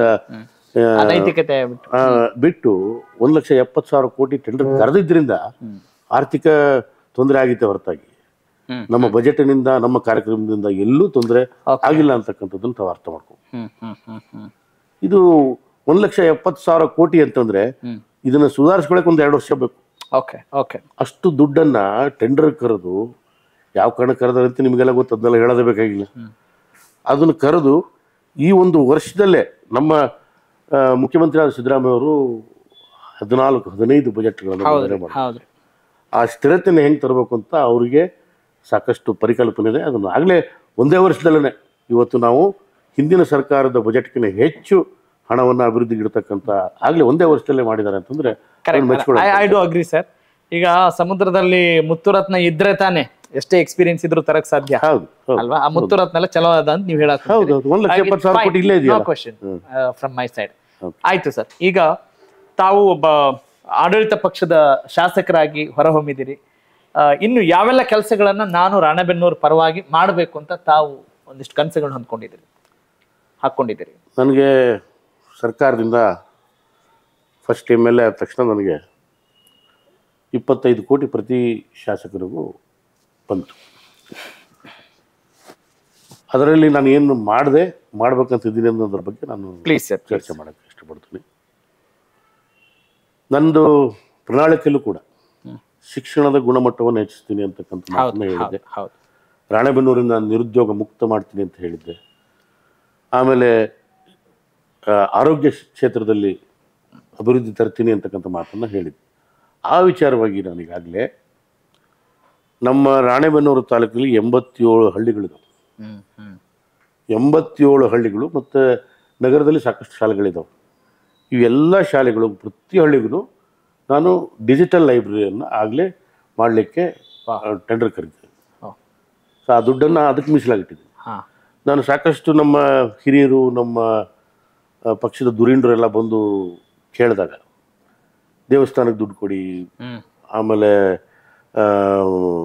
ಸಭಾಭವನಕ್ಕೆ ದುಡ್ಡು ಕೊಡಿ, ಅಥವಾ ಮಠಕ್ಕೆ ದುಡ್ಡು ಕೊಡಿ ಅಂತ ಕೇಳಕ್ ಬಂದಾಗ ಅದಕ್ಕೆ ಅಂತ ಮುಜರಾಯಿ ಇಲಾಖೆ ಇದೆ. ಹೌದು, ಧಾರ್ಮಿಕ ದತ್ತಿ ಅದಕ್ಕೂ ಇದೆ, ಅಲ್ಲಿಂದ ಕೊಡಿಸ್ತೀನಿ. ನನ್ನ ಅನುದಾನ, ಶಾಸಕರ ಅನುದಾನ 2 ಕೋಟಿ ಏನಿದೆ ಪೂರ್ತಿ ನಾನು ಶಿಕ್ಷಣಕ್ಕೆ ಮೀಸಲಾಗಿಡ್ತೀನಿ ಅಂತಕ್ಕಂಥ ಮಾತನ್ನ. ಸರ್, ಶಾಸಕರ ಅನುದಾನದಲ್ಲಿ ಈ ದೇವಸ್ಥಾನಗಳಿಗೆ ಮಠಮಾನ್ಯಗಳಿಗೆ ಕೊಡಲ್ಲ ಅಂತೀರಾ? ಕೊಡ್ಬೋದು. ನಾನು ಸಪರೇಟ್ ಆಗಿರುವಾಗ ನಾನು ಯಾಕೆ ಇದನ್ನ ನಾನು ಶಿಕ್ಷಣಕ್ಕೆ ಒತ್ತು ಕೊಡ್ತೀನಿ. ನಿಮ್ಮ ಪೀಳಿಗೆ, ನಿಮ್ಮ ಮಕ್ಕಳು ಬುದ್ಧಿವಂತರಾದ್ರೆ ನಿಮ್ಮ ಮನೆ ಸ್ಥಿರತೆ ಬರುತ್ತೆ. ಈಗ ದೇವಸ್ಥಾನ ನಮ್ಮ ಅಂಬೇಡ್ಕರ್ ಅವರು ಹೇಳಿದ್ದಾರೆ, 10 ದೇವಸ್ಥಾನ ಕಟ್ಟೋದಕ್ಕೆ ನಾವು 1 ಶಾಲೆಯನ್ನು ಕಟ್ಟೋದು. ದೇವಸ್ಥಾನ ಇರಬಾರ್ದು ಅಂತಲ್ಲ, ಭಕ್ತಿ ಇರಬಾರ್ದು ಅಂತಲ್ಲ. ನಮ್ಮ ದೇಶದಲ್ಲಿ ಶಾಲೆಗಿಂತ ಹೆಚ್ಚು ದೇವಸ್ಥಾನಗಳು. ಆದ್ರಿಂದ ಭಕ್ತಿ ಬೇರೆ, ಶಿಕ್ಷಣ. ನಾವು ನಮ್ಮ ದೇಶ ಮುಂದುವರೆದ ದೇಶ ಆಗಬೇಕು. ನಾವು ಭಾಷಣ ಮಾಡೋದ್ರಿಂದ ವಿಶ್ವಗುರು ಆಗೋದಿಲ್ಲ. ಶಿಕ್ಷಣದಿಂದ ನಾವು ವಿಶ್ವಗುರು ಮಾಡಕ್ ಸಾಧ್ಯ. ನಿರುದ್ಯೋಗ ಮುಕ್ತ ಮಾಡೋದ್ರಿಂದ ನಮ್ಮ ದೇಶವನ್ನ ವಿಶ್ವಗುರು ಮಾಡಕ್ ಸಾಧ್ಯ. ಒಂದ್ ಮಾತು ಕೇಳ್ತೀನಿ ಸರ್, ಏನ್ ಸರ್ ವಿಶ್ವಗುರು ಅಂದ್ರೆ ನಿಮ್ ಪ್ರಕಾರ? ನನ್ನ ಪ್ರಕಾರ ಬೇರೆಯವ್ರ ಭಾಷಣದಲ್ಲಿ ಅದನ್ನು ಉಪಯೋಗಿಸಿದ್ದು ನಾನು ಉಪಯೋಗಿಸ್ಬೇಕಾಯ್ತು. ನನ್ನ ಪ್ರಕಾರ ನಮ್ಮ ದೇಶ ಅಭಿವೃದ್ಧಿ ಹೊಂದುತ್ತಿರುವ ದೇಶ. ಹೇಗೆ ಅಮೆರಿಕ ಇದೆ, ಹೇಗೆ ಯುರೋಪ್ ಇದೆ, ಈಗ ಆಫ್ ಲೈಟ್ ಚೈನಾನು ಅಭಿವೃದ್ಧಿ ದೇಶ ಆಗಿದೆ, ಆ ರೀತಿ ನಮ್ಮ ದೇಶ ಆದ್ರೆ ನೋಡಿ, ಅತಿ ಹೆಚ್ಚು ಜನಸಂಖ್ಯೆ ಅವರು ಕೂಡ ಹೊಂದಿದ್ದಾರೆ. Still they are growing well. ಅಲ್ಲಿ ಪ್ರಜಾಪ್ರಭುತ್ವ ಇಲ್ಲ, ಆದ್ರೂ ಕೂಡ ಅವರು ಅಭಿವೃದ್ಧಿ. ಈಗ ಅಮೆರಿಕ ಮತ್ತು ಯುರೋಪ್ ಪ್ರಜಾಪ್ರಭುತ್ವವನ್ನು ಇಟ್ಕೊಂಡು ಅಭಿವೃದ್ಧಿ ಹೊಂದಿದೆ. ಪ್ರಜಾಪ್ರಭುತ್ವದಲ್ಲಿ ಹೊಂದಿದ ಅಭಿವೃದ್ಧಿ ಪರ್ಮನೆಂಟ್ ಆಗಿರುತ್ತೆ. ಆದ್ರಿಂದ ನಮ್ಮ ದೇಶನೂ ಪ್ರಜಾಪ್ರಭುತ್ವದಲ್ಲಿ ಅಭಿವೃದ್ಧಿ ಹೊಂದಬೇಕಾದ್ರೆ ಅನೇಕ ಅಡೆತಡೆಗಳು ಇರ್ತವೆ. ನಾವು ಚೈನಾದ ತರ ನೀನು 16 ತಾಸು ಕೆಲಸ ಮಾಡ್ಬೇಕು ಅಂತ ಹೇಳಕ್ಕಾಗಲ್ಲ. ಆದ್ರಿಂದ ಪ್ರಜಾಪ್ರಭುತ್ವದಲ್ಲಿ ಅಭಿವೃದ್ಧಿ ಹೊಂದಿದ್ದು ಅದು ಸ್ಥಿರವಾಗಿರುತ್ತೆ ಅನ್ನೋದು ನನ್ನ ನಂಬಿಕೆ. ಬಹಳ ದೂರದೃಷ್ಟಿ ಇರುವಂಥ ಯೋಚನೆಗಳಿದಾವೆ ನಿಮ್ಮಲ್ಲಿ, ಅದು ಬಹಳ ಖುಷಿ ಕೊಡುತ್ತೆ. ಎಸ್ ಸರ್, ನಾವು ಸ್ವಲ್ಪ ಮಾತಾಡ್ಸ್ಕೊಂಡು ಬರೋಣ ಅಂತಿದ್ವಿ, ಆದ್ರೆ ನಿಮ್ಮ ಸಾಧನೆ ಕೆಲಸಗಳು ನೋಡ್ಕೊಂಡು ಬಂದು ಸ್ವಲ್ಪ ಎಕ್ಸ್ಟೆಂಡ್ ಮಾಡ್ಬೇಕಾಯ್ತು. ನಿಮ್ಮ ಸಮಯ ಇನ್ನೂ ಇದೆ ಅಂತ ಅನ್ಕೊಳ್ತೀನಿ ನಾನು. ಆಮೇಲೆ ಶಿಕ್ಷಣ ಕ್ಷೇತ್ರಕ್ಕೆ ನಾನು 25 ಕೋಟಿ ಏನ್ ಮಾಡಿದೆ ಅಂತ ಹೇಳಿಲ್ಲ. ಬರೀ ನಾನು ಒಂದು ಹೆಚ್ಚು ಕಮ್ಮಿ 100 ಡಿಜಿಟಲ್ ಲೈಬ್ರರಿಗಳನ್ನ ಎಲ್ಲ ಶಾಲೆಗಳಲ್ಲಿ, ನಗರದ ಭಾಗದ ಶಾಲೆಗಳಲ್ಲಿ ಮತ್ತು ಎಲ್ಲ ಹಳ್ಳಿ ಗ್ರಾಮೀಣ ಶಾಲೆಗಳಲ್ಲೂ ಕೂಡ ನಾನು ಡಿಜಿಟಲ್ ಲೈಬ್ರರಿ ಅಂತ ಕೊಟ್ಟಿದ್ದೆ. ಆಮೇಲೆ ಒಂದು 50 ಸ್ಕೂಲ್ಗಳನ್ನು, 50 ಪ್ರಾಥಮಿಕ ಸರ್ಕಾರಿ ಶಾಲೆಗಳನ್ನು ದತ್ತಕ್ಕೆ ತಗೊಂಡು ಅಲ್ಲಿ ಅನೇಕ ಒಂದು 15 ಕೊಠಡಿಗಳು ಕಡಿಮೆ ಇದ್ವು. ನನ್ನ ಅನುದಾನದಲ್ಲಿ 15 ಕೊಠಡಿಯನ್ನು ಕಟ್ಟಿಸ್ತಾ ಇದ್ದೆ ಸ್ಕೂಲ್ಗಳಿಗೆ. ಅದಾದ್ಮೇಲೆ ಸ್ಮಾರ್ಟ್ ಕ್ಲಾಸ್ ಅಂತಂದು ಮಾಡ್ತಾರೆ ನನ್ನ ಅನುದಾನದಲ್ಲಿ. 50 ಶಾಲೆಗಳಿಗೂ ಸ್ಮಾರ್ಟ್ ಕ್ಲಾಸ್ ಮಾಡ್ತಾರೆ. ಸ್ಮಾರ್ಟ್ ಕ್ಲಾಸ್ ಅಂತಂದ್ರೆ ಬಹಳ ಜನ ಸರಿಯಾಗಿ ಅರ್ಥ ಮಾಡ್ಕೊಂಡಿಲ್ಲ. ಈಗ ಇರ್ತಕ್ಕಂಥ ಸ್ಮಾರ್ಟ್ ಕ್ಲಾಸ್ಗಳು, ಈಗೇನು ಸರ್ಕಾರಗಳು ಏನು ಸ್ಮಾರ್ಟ್ ಕ್ಲಾಸ್ ಮಾಡ್ತಿದ್ದಾರೆ ಅದು ಸರಿಯಾದ ರೀತಿಯಲ್ಲಿ ಇಲ್ಲ ಅಂತ ನನ್ನ ಅಭಿಪ್ರಾಯ, ವೈಯಕ್ತಿಕ ಅಭಿಪ್ರಾಯ. ಸ್ಮಾರ್ಟ್ ಕ್ಲಾಸ್ ಅಂತಂದ್ರೆ ಏನ್ ಅನ್ಕೊಂಡಿದ್ದಾರೆ, ಒಂದು ಪ್ರೊಜೆಕ್ಟರ್ ಕೊಟ್ಬಿಡೋದು, ಒಂದು ಟಿವಿ ಕೊಟ್ಬಿಡೋದು, ಅದ್ರಲ್ಲಿ ಏನು ಕಂಟೆಂಟೇ ಇರಲ್ಲ. ಪೂರ್ಣ ಇಲ್ಲ. ಇಲ್ಲ ಉದ್ದೇಶ ಏನು, ಇಂಟರ್ನೆಟ್ ಇಂದ ತಗೊಳ್ಳಿ ಅನ್ನೋ ಉದ್ದೇಶ ಇದೆ. ಎಲ್ಲ ಗ್ರಾಮೀಣ ಭಾಗದಲ್ಲಿ ಇಂಟರ್ನೆಟ್ ಸರಿಯಾಗಿ ಬರೋದಿಲ್ಲ. ಅದರಿಂದ ನಾನು ಈ ಒಂದು ಸ್ಮಾರ್ಟ್ ಕ್ಲಾಸ್ ಮಾಡಿದಲ್ಲಿ ನಮ್ಮದು NGO ಮತ್ತು ನನ್ನ ಅನುದಾನದಿಂದ ಅರ್ಧ ದುಡ್ಡು ಹಾಕಿ ನಾವು ಈ 50 ದತ್ತಕ್ಕೆ ತಗೊಂಡಂಥ ಶಾಲೆಯಲ್ಲಿ ಸ್ಮಾರ್ಟ್ ಕ್ಲಾಸ್ ಮಾಡ್ತೀವಿ. ಈ ಸ್ಮಾರ್ಟ್ ಕ್ಲಾಸ್ ಏನಂದರೆ 55 ಇಂಚಿನ TV ಇರುತ್ತೆ. ಆ ಟಿವಿಯಲ್ಲಿ 1ನೇ ತರಗತಿಯಿಂದ 10ನೇ ತರಗತಿ ಇರತಕ್ಕಂಥ ಎಲ್ಲ ಸಬ್ಜೆಕ್ಟ್ಗಳದ್ದು ಪಾಠಗಳಿರ್ತವೆ. ನಮ್ಮ ಅವತ್ತಿನ ದಿನ ಯಾವುದಾದ್ರು ಮ್ಯಾಥ್ಸ್ ಟೀಚರ್ ಬಂದಿಲ್ಲ, ಗಣಿತದ ಟೀಚರ್ ಬಂದಿಲ್ಲ ಅಂತಂದರೆ 5ನೇ ಕ್ಲಾಸು 12ನೇ ಚಾಪ್ಟರು ಅಂತ ಹೊಡೆದ್ರೆ ಸಾಕು, ಆ ಪಾಠ ಸ್ಟಾರ್ಟ್ ಆಗುತ್ತೆ. ಅಂಥ ಒಂದು ಸ್ಮಾರ್ಟ್ ಕ್ಲಾಸನ್ನು ನಮ್ಮ 50 ದತ್ತಕ್ಕೆ ತಗೊಂಡಂಥ 50 ಶಾಲೆಯಲ್ಲಿ ಈಗಾಗಲೇ ಆರ್ಡರ್ ಮಾಡಿದ್ದೀನಿ. ಮುಂದಿನ ತಿಂಗಳು 23ನೇ ತಾರೀಕಿಗೆ ಇನಾಗ್ರೇಷನ್. ಸೊ ಈ ಥರ ಅನೇಕ ಶಿಕ್ಷಣದಲ್ಲಿ ಒಂದು ಬದಲಾವಣೆ ತರಬೇಕು ಅನ್ನೋದು ನನ್ನ ತುಡಿತಾ ಇರೋದ್ರಿಂದ ಅನೇಕ ವಿಚಾರಗಳನ್ನ ಈಗಾಗಲೇ ಶಾಲೆಯಲ್ಲಿ ಸ್ಪೋಕನ್ ಇಂಗ್ಲೀಷ್ ಬಗ್ಗೆ ನಾನು ಡಿಗ್ರಿ ಕಾಲೇಜ್ಗಳಲ್ಲಿ ನಮ್ಮ PKK ಸಂಸ್ಥೆಯಿಂದ ಸ್ಪೋಕನ್ ಇಂಗ್ಲೀಷಿನ ಒಬ್ಬ ಫ್ಯಾಕಲ್ಟಿನ ನಾನು ಎಲ್ಲ ಡಿಗ್ರಿ ಕಾಲೇಜಿಗೂ ಕಳಿಸಿದ್ದೆ. ಅದನ್ನು ಈಗ ಸದ್ಯಕ್ಕೆ ನಿಂತಿದೆ, ಅದನ್ನು ಕಂಟಿನ್ಯೂ ಮಾಡಬೇಕು ಅನ್ನೋ ವಿಚಾರನೂ ಇದೆ. ಸರ್ಕಾರಕ್ಕೂ ಕೇಳ್ಕೊಂಡಿದ್ದೀನಿ. ನಾನು ಒಬ್ಬನೇ ಎಷ್ಟೊತ್ತು ಮಾಡೋಕ್ಕಾಗಲ್ಲ, ನಮ್ಮ NGO ಭಾಳ ಅಂದರೆ 10 ಡಿಗ್ರಿ ಕಾಲೇಜಿಗೆ ನಾನು ಮಾಡ್ತಾ ಇದ್ದೀನಿ. ನನ್ನ ಮನಸ್ಸಲ್ಲಿರೋದು ಎಲ್ಲ ಸರ್ಕಾರಿ ಶಾಲೆಗಳಲ್ಲೂ ಸ್ಪೋಕನ್ ಇಂಗ್ಲೀಷ್ ಇರಬೇಕು ಅನ್ನೋದು. ಅದಕ್ಕೆ ನಮಗೆ ಮಧು ಬಂಗಾರಪ್ಪ ಸಕಾರಾತ್ಮಕ ಸ್ಪಂದನೆ ಮಾಡಿ ಈಗಾಗಲೇ ಇಂಪ್ಲಿಮೆಂಟು ಮಾಡಿದ್ದಾರೆ. ಆದ್ದರಿಂದ ಅನೇಕ ಇಂಥ ಶಿಕ್ಷಣದಲ್ಲಿ ನಾವು ಬದಲಾವಣೆ ತರಬೇಕು. ನಿಮಗೆ ಬೇರೆ ದೇಶಗಳು, ಪಾಶ್ಚಿಮಾತ್ಯ ದೇಶಗಳಲ್ಲಿ ಕ್ಯಾಂಬ್ರಿಡ್ಜ್ ಇರ್ಬೋದು, ಆಕ್ಸ್ಫೋರ್ಡ್ ಇರ್ಬೋದು, ಇಲ್ಲಿ 1ನೇ ತರಗತಿಯಿಂದ ಏನು ನಮ್ಮ ಪ್ರೈಮರಿ ಸ್ಕೂಲಿಂದ ಹಿಡಿದು ಹೈಸ್ಕೂಲ್ವರೆಗೂ ಅಲ್ಲಿ ಕಂಪಲ್ಸರಿಯಾಗಿ ಒಂದು ಸ್ಕಿಲ್ಲನ್ನು ಕಲೀಲೇಬೇಕು. ಒಂದು ಸ್ಕಿಲ್ಲನ್ನು ಕಲಿಬೇಕು. ಅದನ್ನು ಕೂಡ ಅಳವಡಿಕೆ ಮಾಡ್ಕೊಂಡು ನಮ್ಮ ಎನಿ ಸ್ಕಿಲ್, ನೀವು ಕಾರ್ಪೆಂಟ್ರಿ ಇರ್ಬೋದು, ಎಲೆಕ್ಟ್ರಿಷಿಯನ್ ಇರ್ಬೋದು, this are called life skills. ನಾಳೆ ನಿಮಗೆ ಕೆಲಸ ಸಿಗದೆ ಹೋದ್ರು ನೀವು ಜೀವನ ಮಾಡ್ತಕ್ಕಂಥ ಒಂದು ಕೌಶಲ್ಯ ನಿಮ್ಮಲ್ಲಿ ಇರಬೇಕು ಅನ್ನೋ ಉದ್ದೇಶದಿಂದ ಅದನ್ನು ಇಂಪ್ಲಿಮೆಂಟ್ ಮಾಡಕ್ಕೆ ನಮ್ಮ ಶಿಕ್ಷಣ ಮಂತ್ರಿಗಳ ಹತ್ರ ಮಾತಾಡಿದ್ವಿ. ಒಂದು ಸ್ಕಿಲ್ಲನ್ನು ಒಬ್ಬನು ಕಲೀಲೇಬೇಕು ಅಂತ. ಈ ಗುರುಕುಲ ಪದ್ಧತಿ ಬಗ್ಗೆ ಏನು ಅಭಿಪ್ರಾಯ ತಮ್ಮದು? ನೋಡಿ, ಗುರುಕುಲ ಪದ್ಧತಿ ಸ್ಕಿಲ್ ಅಂದ ತಕ್ಷಣ ನೆನಪಾಯ್ತು. ಗುರುಕುಲ ಪದ್ಧತಿ ಮೊದಲಿಂದ ಇಟ್ಕೊಂತ ಬಂದಿದ್ದು. ನಾವು ಈಗಿರತಕ್ಕಂಥ ಶಿಕ್ಷಣ ವ್ಯವಸ್ಥೆ ಸ್ವಲ್ಪ ವಿಭಿನ್ನವಾಗಿದೆ. ಅದು ಬಹಳ ಪ್ರಾಕ್ಟಿಕಲ್ ಆಗಿ ಕಲಿಸ್ತಾ ಇದೆ. ಗುರುಕುಲ ಪದ್ಧತಿ ಬಹಳ ನೀವು ನೈಜ ಜೀವನದಲ್ಲಿ ಸುತ್ತಮುತ್ತ ನೋಡಿ ಕಲಿತಕ್ಕಂಥ ಒಂದು ವ್ಯವಸ್ಥೆ ಇತ್ತು. ಈಗ ಕೂಡ ನಾನು ಎಲ್ಲಿ ಸ್ಕೂಲ್ ಹೋದ್ರು ಅದನ್ನು ಹೇಳೋದು, practical learning is more important. ಪ್ರತಿ ತಿಂಗಳ ಒಂದು ಕ್ಲಾಸ್ ತಗೊಂತೀನಿ. ಹೌದ್ರಿ, ಒಂದು ಮ್ಯಾಥ್ಸ್, ಒಂದು ಸೈನ್ಸ್ ಕ್ಲಾಸ್, ಒಂದು 9th 10th ಸ್ಟೂಡೆಂಟ್ಸ್. ಒಂದು ಹೋದ ವಾರನೂ ಕೂಡ ಮಾಕ್ನೂರಲ್ಲಿ ಗಣಿತದ ಒಂದು ಪಾಠವನ್ನು ಮಾಡಿದೆ. ಅಲ್ಲಿ ಕೂಡ ನಾನು ವಿಜ್ಞಾನದ ಪಾಠ ಇರಲಿ, ಗಣಿತದ ಪಾಠ ಇರಲಿ, ಪ್ರಾಕ್ಟಿಕಲ್ ಆಗಿ ಅವ್ರಿಗೆ ಅಪ್ರೋಚ್ ಇರಬೇಕು. ಹೆಂಗೆ ಸರ್ ಇದು ಈ ಅಭ್ಯಾಸ ಯಾವಾಗಿಂದ ಬಂತು? ಇಲ್ಲ, ನಾನು ಮೊದಲಿಂದನೂ ನನಗೆ ಟೀಚಿಂಗ್ ಬಗ್ಗೆ ಪ್ಯಾಷನ್. ಹೌದ್ರಿ? ನಮ್ಮ ಮನೆಯಲ್ಲಿ ಒಂದು 10 ಜನ ನಮ್ಮ ತಂದೆ ಮೊಮ್ಮಕ್ಕಳು, ಅವ್ರಿಗೆಲ್ಲ ಕುತ್ಕೊಂಡು ಪಾಠ ಮಾಡ್ತಿದ್ವಿ ನಾವು. ಆ ಟೀಚಿಂಗ್ ಬಗ್ಗೆ ಸ್ವಲ್ಪ ಪ್ಯಾಷನ್ ಇತ್ತು. ಪ್ರಾಕ್ಟಿಕಲ್ ಏಕೈಕ ಮಗ. ಹೌದು, ಪ್ರಾಕ್ಟಿಕಲ್ ಲರ್ನಿಂಗ್ ಬಗ್ಗೆ ನಮಗೆ, ನಾನು ಇಂಜಿನಿಯರ್ ಆಗಿರೋದ್ರಿಂದ ಸಾಕಷ್ಟು ಟೆಕ್ನಾಲಜಿಗಳು ನನಗೆ ಗೊತ್ತಿರೋದ್ರಿಂದ, ಹೈಡ್ರೋಫ್ರಾಕ್ಚರ್ ಆಗ್ಬೋದು, ಕ್ಲೌಡ್ ಸೀಡಿಂಗ್ ಆಗಿರ್ಬೋದು, ಇವೆಲ್ಲ ಪ್ರಾಕ್ಟಿಕಲ್ ವಿಜ್ಞಾನವನ್ನ ನಿಜ ಜೀವನದಲ್ಲಿ ಹೆಂಗೆ ಬಳಸ್ಕೋಬೇಕು ಅನ್ನೋದೇ ಮೂಡಬಿತ್ತನೆ. ಹೈಡ್ರೋಫ್ರಾಕ್ಚರ್ ಇವೆಲ್ಲ ಈ ಥರ ನನಗೆ ಅನುಭವ ಆಗಿರೋದ್ರಿಂದ ಪ್ರಾಕ್ಟಿಕಲ್ ಲರ್ನಿಂಗ್ ಹೆಂಗೆ ಅನ್ನೋದನ್ನ ನನ್ನ ಮಕ್ಕಳಿಗೆ ಎಲ್ಲರೂ ಎಲ್ಲಿ ಹೋದ್ರೂ ಅದನ್ನ ಹೇಳ್ತಾ ಇರ್ತೀನಿ. ಉದಾಹರಣೆಗೆ ನಾನು ವಿಜ್ಞಾನ ಕ್ಲಾಸ್ ತಗೊಂತೀನಿ, ಅದು ಎಲೆಕ್ಟ್ರಿಕಲ್ ಎನರ್ಜಿಯಿಂದ ಮೆಕ್ಯಾನಿಕಲ್ ಎನರ್ಜಿ ಹೆಂಗೆ ಕನ್ವರ್ಟ್ ಆಗುತ್ತೆ ಅನ್ನೋದ್ರ ಬಗ್ಗೆ ನಾವು ಬಾಯ್ಪಾಠ ಮಾಡ್ಕೊಂಡ್ಬಿಡ್ತೀವಿ. ಹೌದು, ಮಾರ್ಕ್ಸ್ ಬಂದ್ರೆ ಆತ್ರಿ ಅಂತ. ಅಲ್ಲಿರೋ ಸ್ವಿಚ್ ಅನ್ನು ಹಾಕಿ ಫ್ಯಾನ್ ಆನ್ ಮಾಡಿದ್ರೆ ಇದು ಎಲೆಕ್ಟ್ರಿಕಲ್ ಎನರ್ಜಿಯಿಂದ ಮೆಕ್ಯಾನಿಕಲ್ ಕನ್ವರ್ಟ್ ಆಯ್ತು ಅನ್ನೋದನ್ನ ನಾವು ನಿಜ ಜೀವನದಲ್ಲಿ ನೋಡಿ ಕಲ್ತ್ರೆ ನಾವು ಯಾವತ್ತೂ ಮರೆಯೋದಿಲ್ಲ. Very true. ಆದ್ರಿಂದ ಗುರುಕುಲ ಆಗಲಿ ಈಗಾಗಲಿ ಸ್ವಲ್ಪ ಪ್ರಾಕ್ಟಿಕ್ಯಾಲಿಟಿ ಕಡಿಮೆ ಆಗಿದೆ, ಅದನ್ನ ನಾವು ಅಳವಡಿಕೆ ಮಾಡ್ತೀವಿ. ಆದ್ರೆ ಬರೀ ಗುರುಕುಲದಿಂದಲೇ ಹೋಗ್ತೀನಿ ಅಂದ್ರೆ ಆಗೋದಿಲ್ಲ. ಇವತ್ತು ಜಗತ್ತು ಬಹಳ ಮುಂದುವರೆದಿದೆ.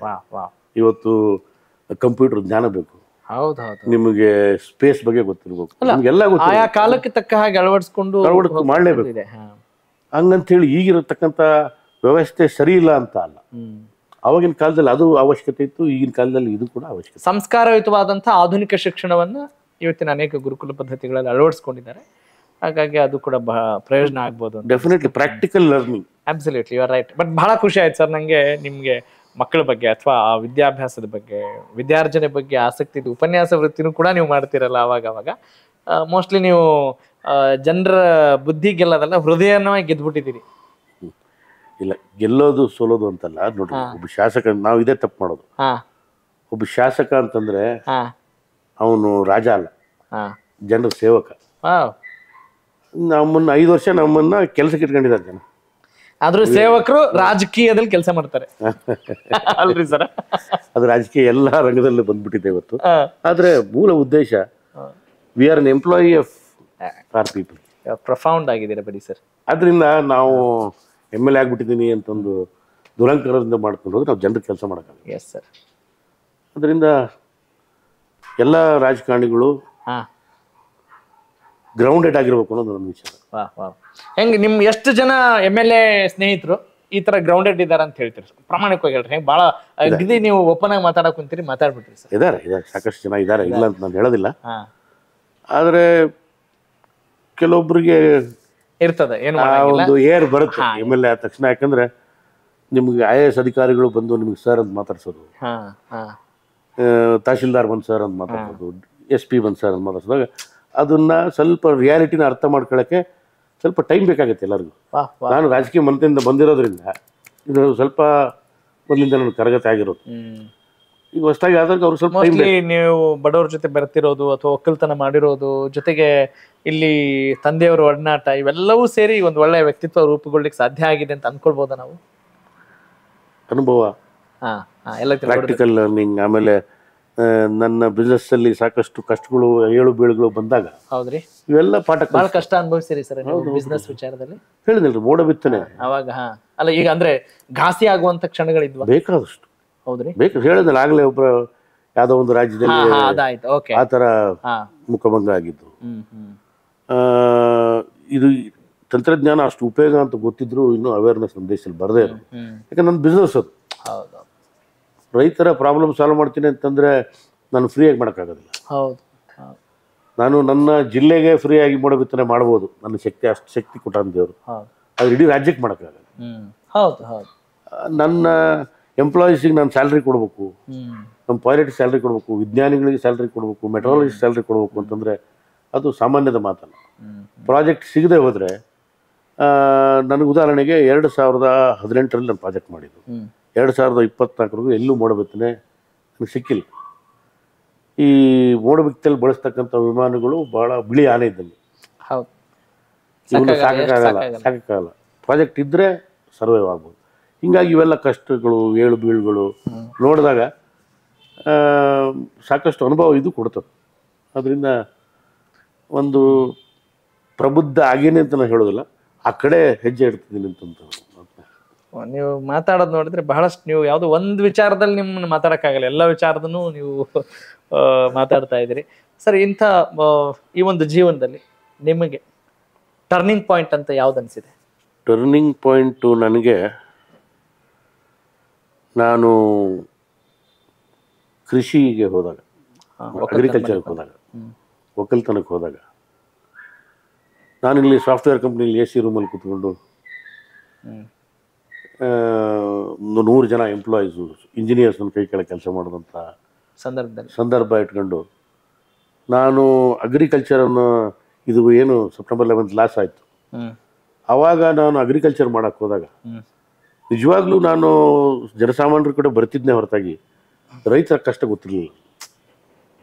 ಯಾಕಂದರೆ ಅದನ್ನು ನಾವು ಹ್ಯಾಂಡ್ಸ್ ಆನ್ ಎಕ್ಸ್ಪೀರಿಯನ್ಸ್ ಇದ್ದರೆ ಮಾತ್ರ ಅದರದ್ದು ನೋವುಗಳು ಗೊತ್ತಾಗೋದು. ಪ್ರಾಕ್ಟಿಕಲ್ 2 ವರ್ಷ ನಾನು ಅಗ್ರಿಕಲ್ಚರ್ ಮಾಡಿದಾಗ ನನಗೆ ರೈತ ಎಷ್ಟು ಕಷ್ಟಪಡ್ತಾನೆ ನಮಗೆ ಅನ್ನೋದು ಅನ್ನೋದು ಅವಾಗ this is your turning point ಅಂತೀರಿ? ಹೌದು. ಆವಾಗಿಂದನೇ ನನಗೆ ರೈತರಿಗೆ ಆಗೋದು, ನಾನು ಆವಾಗಲೇ ಆಗಿದ್ದಕ್ಕೆ ಮಾಡ್ತಾಯಿದ್ದೆ. ನಾನು ಉದ್ಯೋಗಿಗಳು ಮಾಡೋದನ್ನ ವಿದ್ಯಾರ್ಥಿಗಳಿಗೆ ಅವ್ರಿಗೆ ಮಾಡ್ತಾಯಿದ್ದೆ. ರೈತರಿಗೆ ಏನೋ ಮಾಡಬೇಕು ಅಂತ ಅನಿಸಿದ್ದು ನನಗೆ ಅವಾಗ. ದುಡ್ಡಿನ ಬಗ್ಗೆ ತಮ್ಮ ಅಭಿಪ್ರಾಯ ಏನು? ದುಡ್ಡು ಮುಖ್ಯ, ಅದನ್ನು ಪ್ರಾಮಾಣಿಕವಾಗಿ ಗಳಿಸ್ಬೇಕು. ಶ್ರೀಮಂತರು ಕೆಟ್ಟವರು ಅಂತ ನಾನು ಹೇಳೋದಿಲ್ಲ, ಆದರೆ ಬಂದಂಥ ದುಡ್ಡನ್ನು, ಈಗ ಉದಾಹರಣೆಗೆ ಒಬ್ಬ ಮನುಷ್ಯನಿಗೆ ಎಷ್ಟು ಬೇಕು ದುಡ್ಡು? ಹ್ಮ್ ನೆಮ್ಮದಿಯಾಗಿರೋಕ್ಕೆ 2 ಹೊತ್ತು ಊಟ, ಐಷಾರಾಮಿ ಒಂದು ಒಳ್ಳೆ ಬಂಗ್ಲೆ ಮಾಡಿದ್ರು ತಪ್ಪಿಲ್ಲ, ನೀವು ದುಡಿದು ಕಾರ್ ತೊಗೊಂಡ್ರು ತಪ್ಪಿಲ್ಲ. ಆದರೆ ನೀವು ದುಡಿದಂಥ ದುಡ್ಡನ್ನು ಸದ್ವಿನಿಯೋಗ ಆಗಲಿ. ಆ ಸದ್ವಿನಿಯೋಗ ಅಂತಂದರೆ ಅದನ್ನು ನೀವು ಒಂದು 100 ಜನಕ್ಕೆ ಕೆಲಸ ಕೊಡೋ ರೀತಿಯಲ್ಲಿ ನೀವು ಅದನ್ನು ಫ್ಯಾಕ್ಟ್ರಿನೋ ಏನೋ ತಂದು ಇನ್ನೂ 100 ಜನ ಫ್ಯಾಮಿಲಿಗಳು ಬದುಕೋ ರೀತಿಯಲ್ಲಿ ನೀವು ನಿಮ್ಮ ದುಡ್ಡನ್ನು ಸದ್ವಿನಿಯೋಗ ಮಾಡಿದ್ರೆ ನೀವು ಶ್ರೀಮಂತರು ಆಗ್ತೀರಾ, 100 ಜನರ ಬದುಕು ಕೊಡ್ತೀರಾ.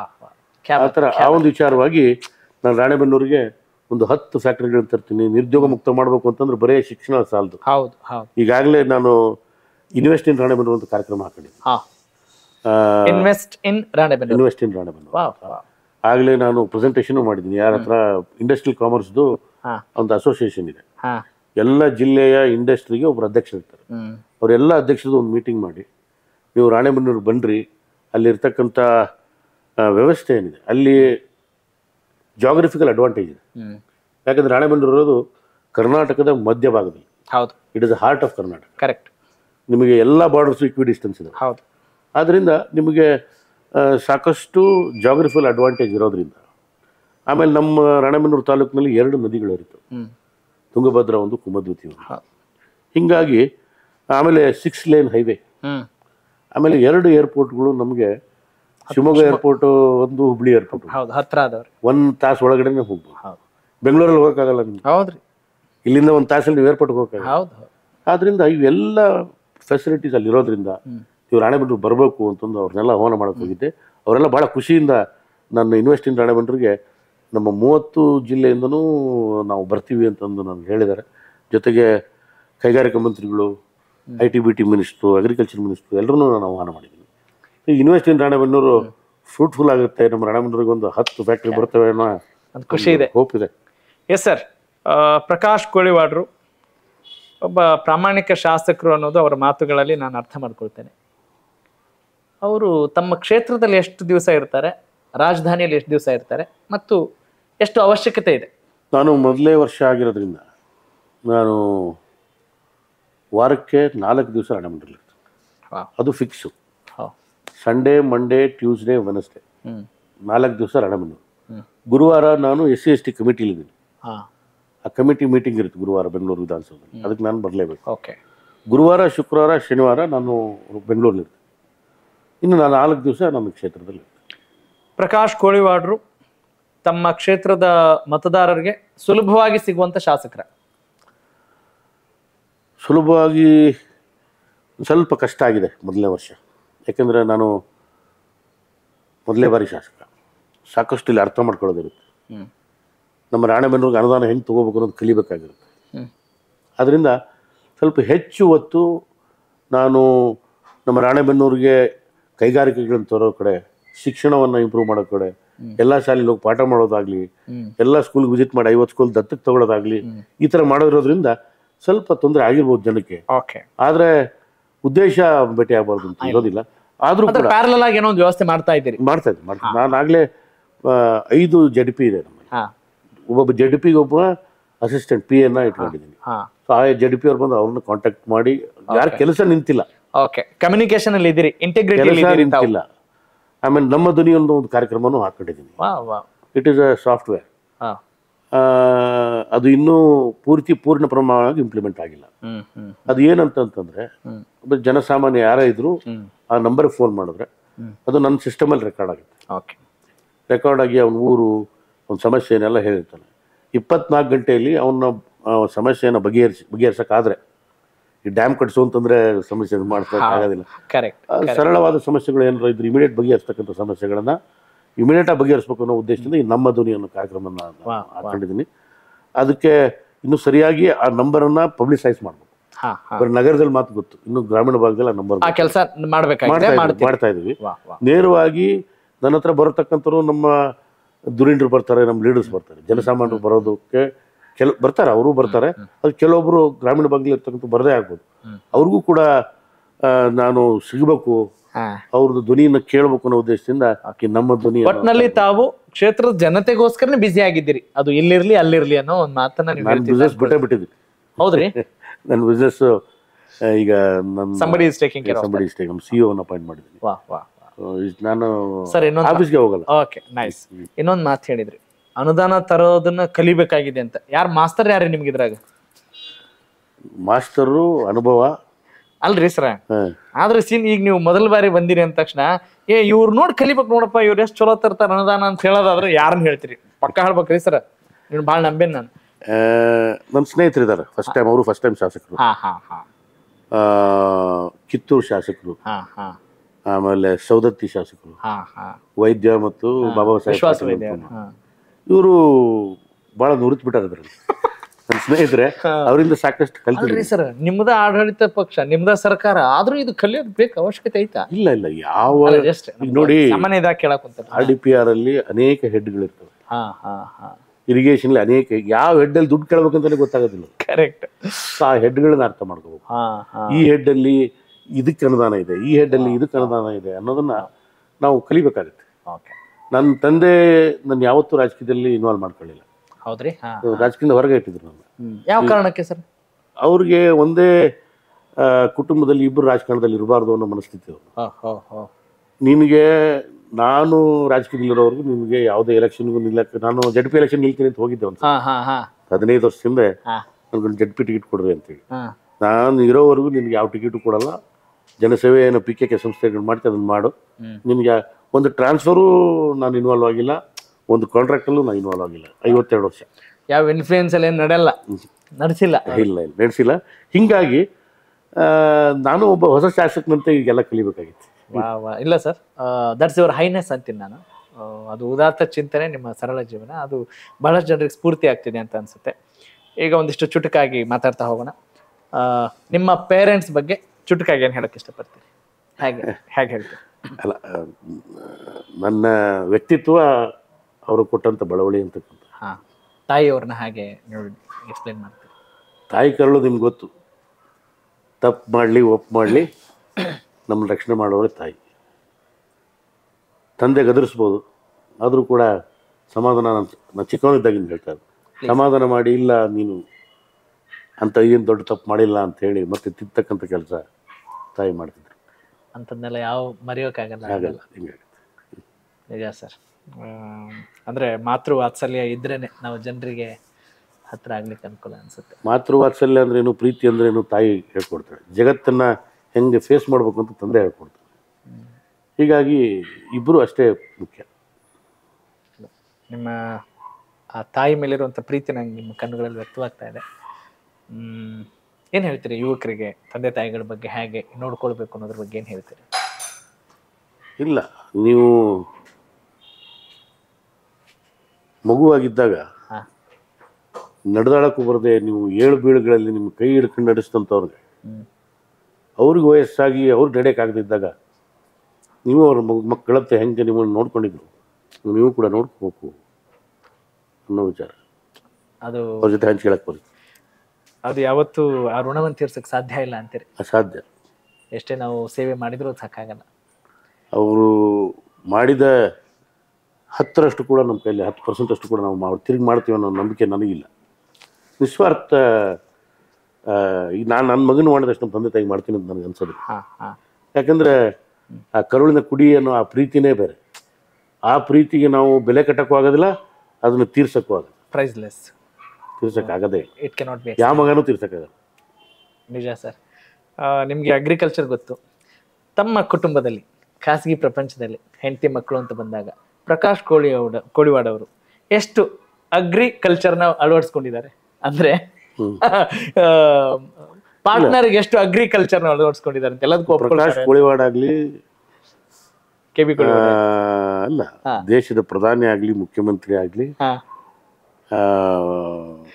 ಅಮೇರಿಕದ ಪ್ರೆಸಿಡೆಂಟ್ ಆಗಲಿ, ಹೆಂಡತಿಗೆ ಅಗ್ರಿ ಸರ್ ಅನ್ಲೇಬೇಕು, ಅಗ್ರಿ ಮಾಡಲೇಬೇಕು. ಸೊ ಇದು ಜಗತ್ತಿನ ನಿಯಮ. ಯಾಕಂದ್ರೆ ಒಂದು ಅರ್ಥ ಮಾಡ್ಕೋಬೇಕು,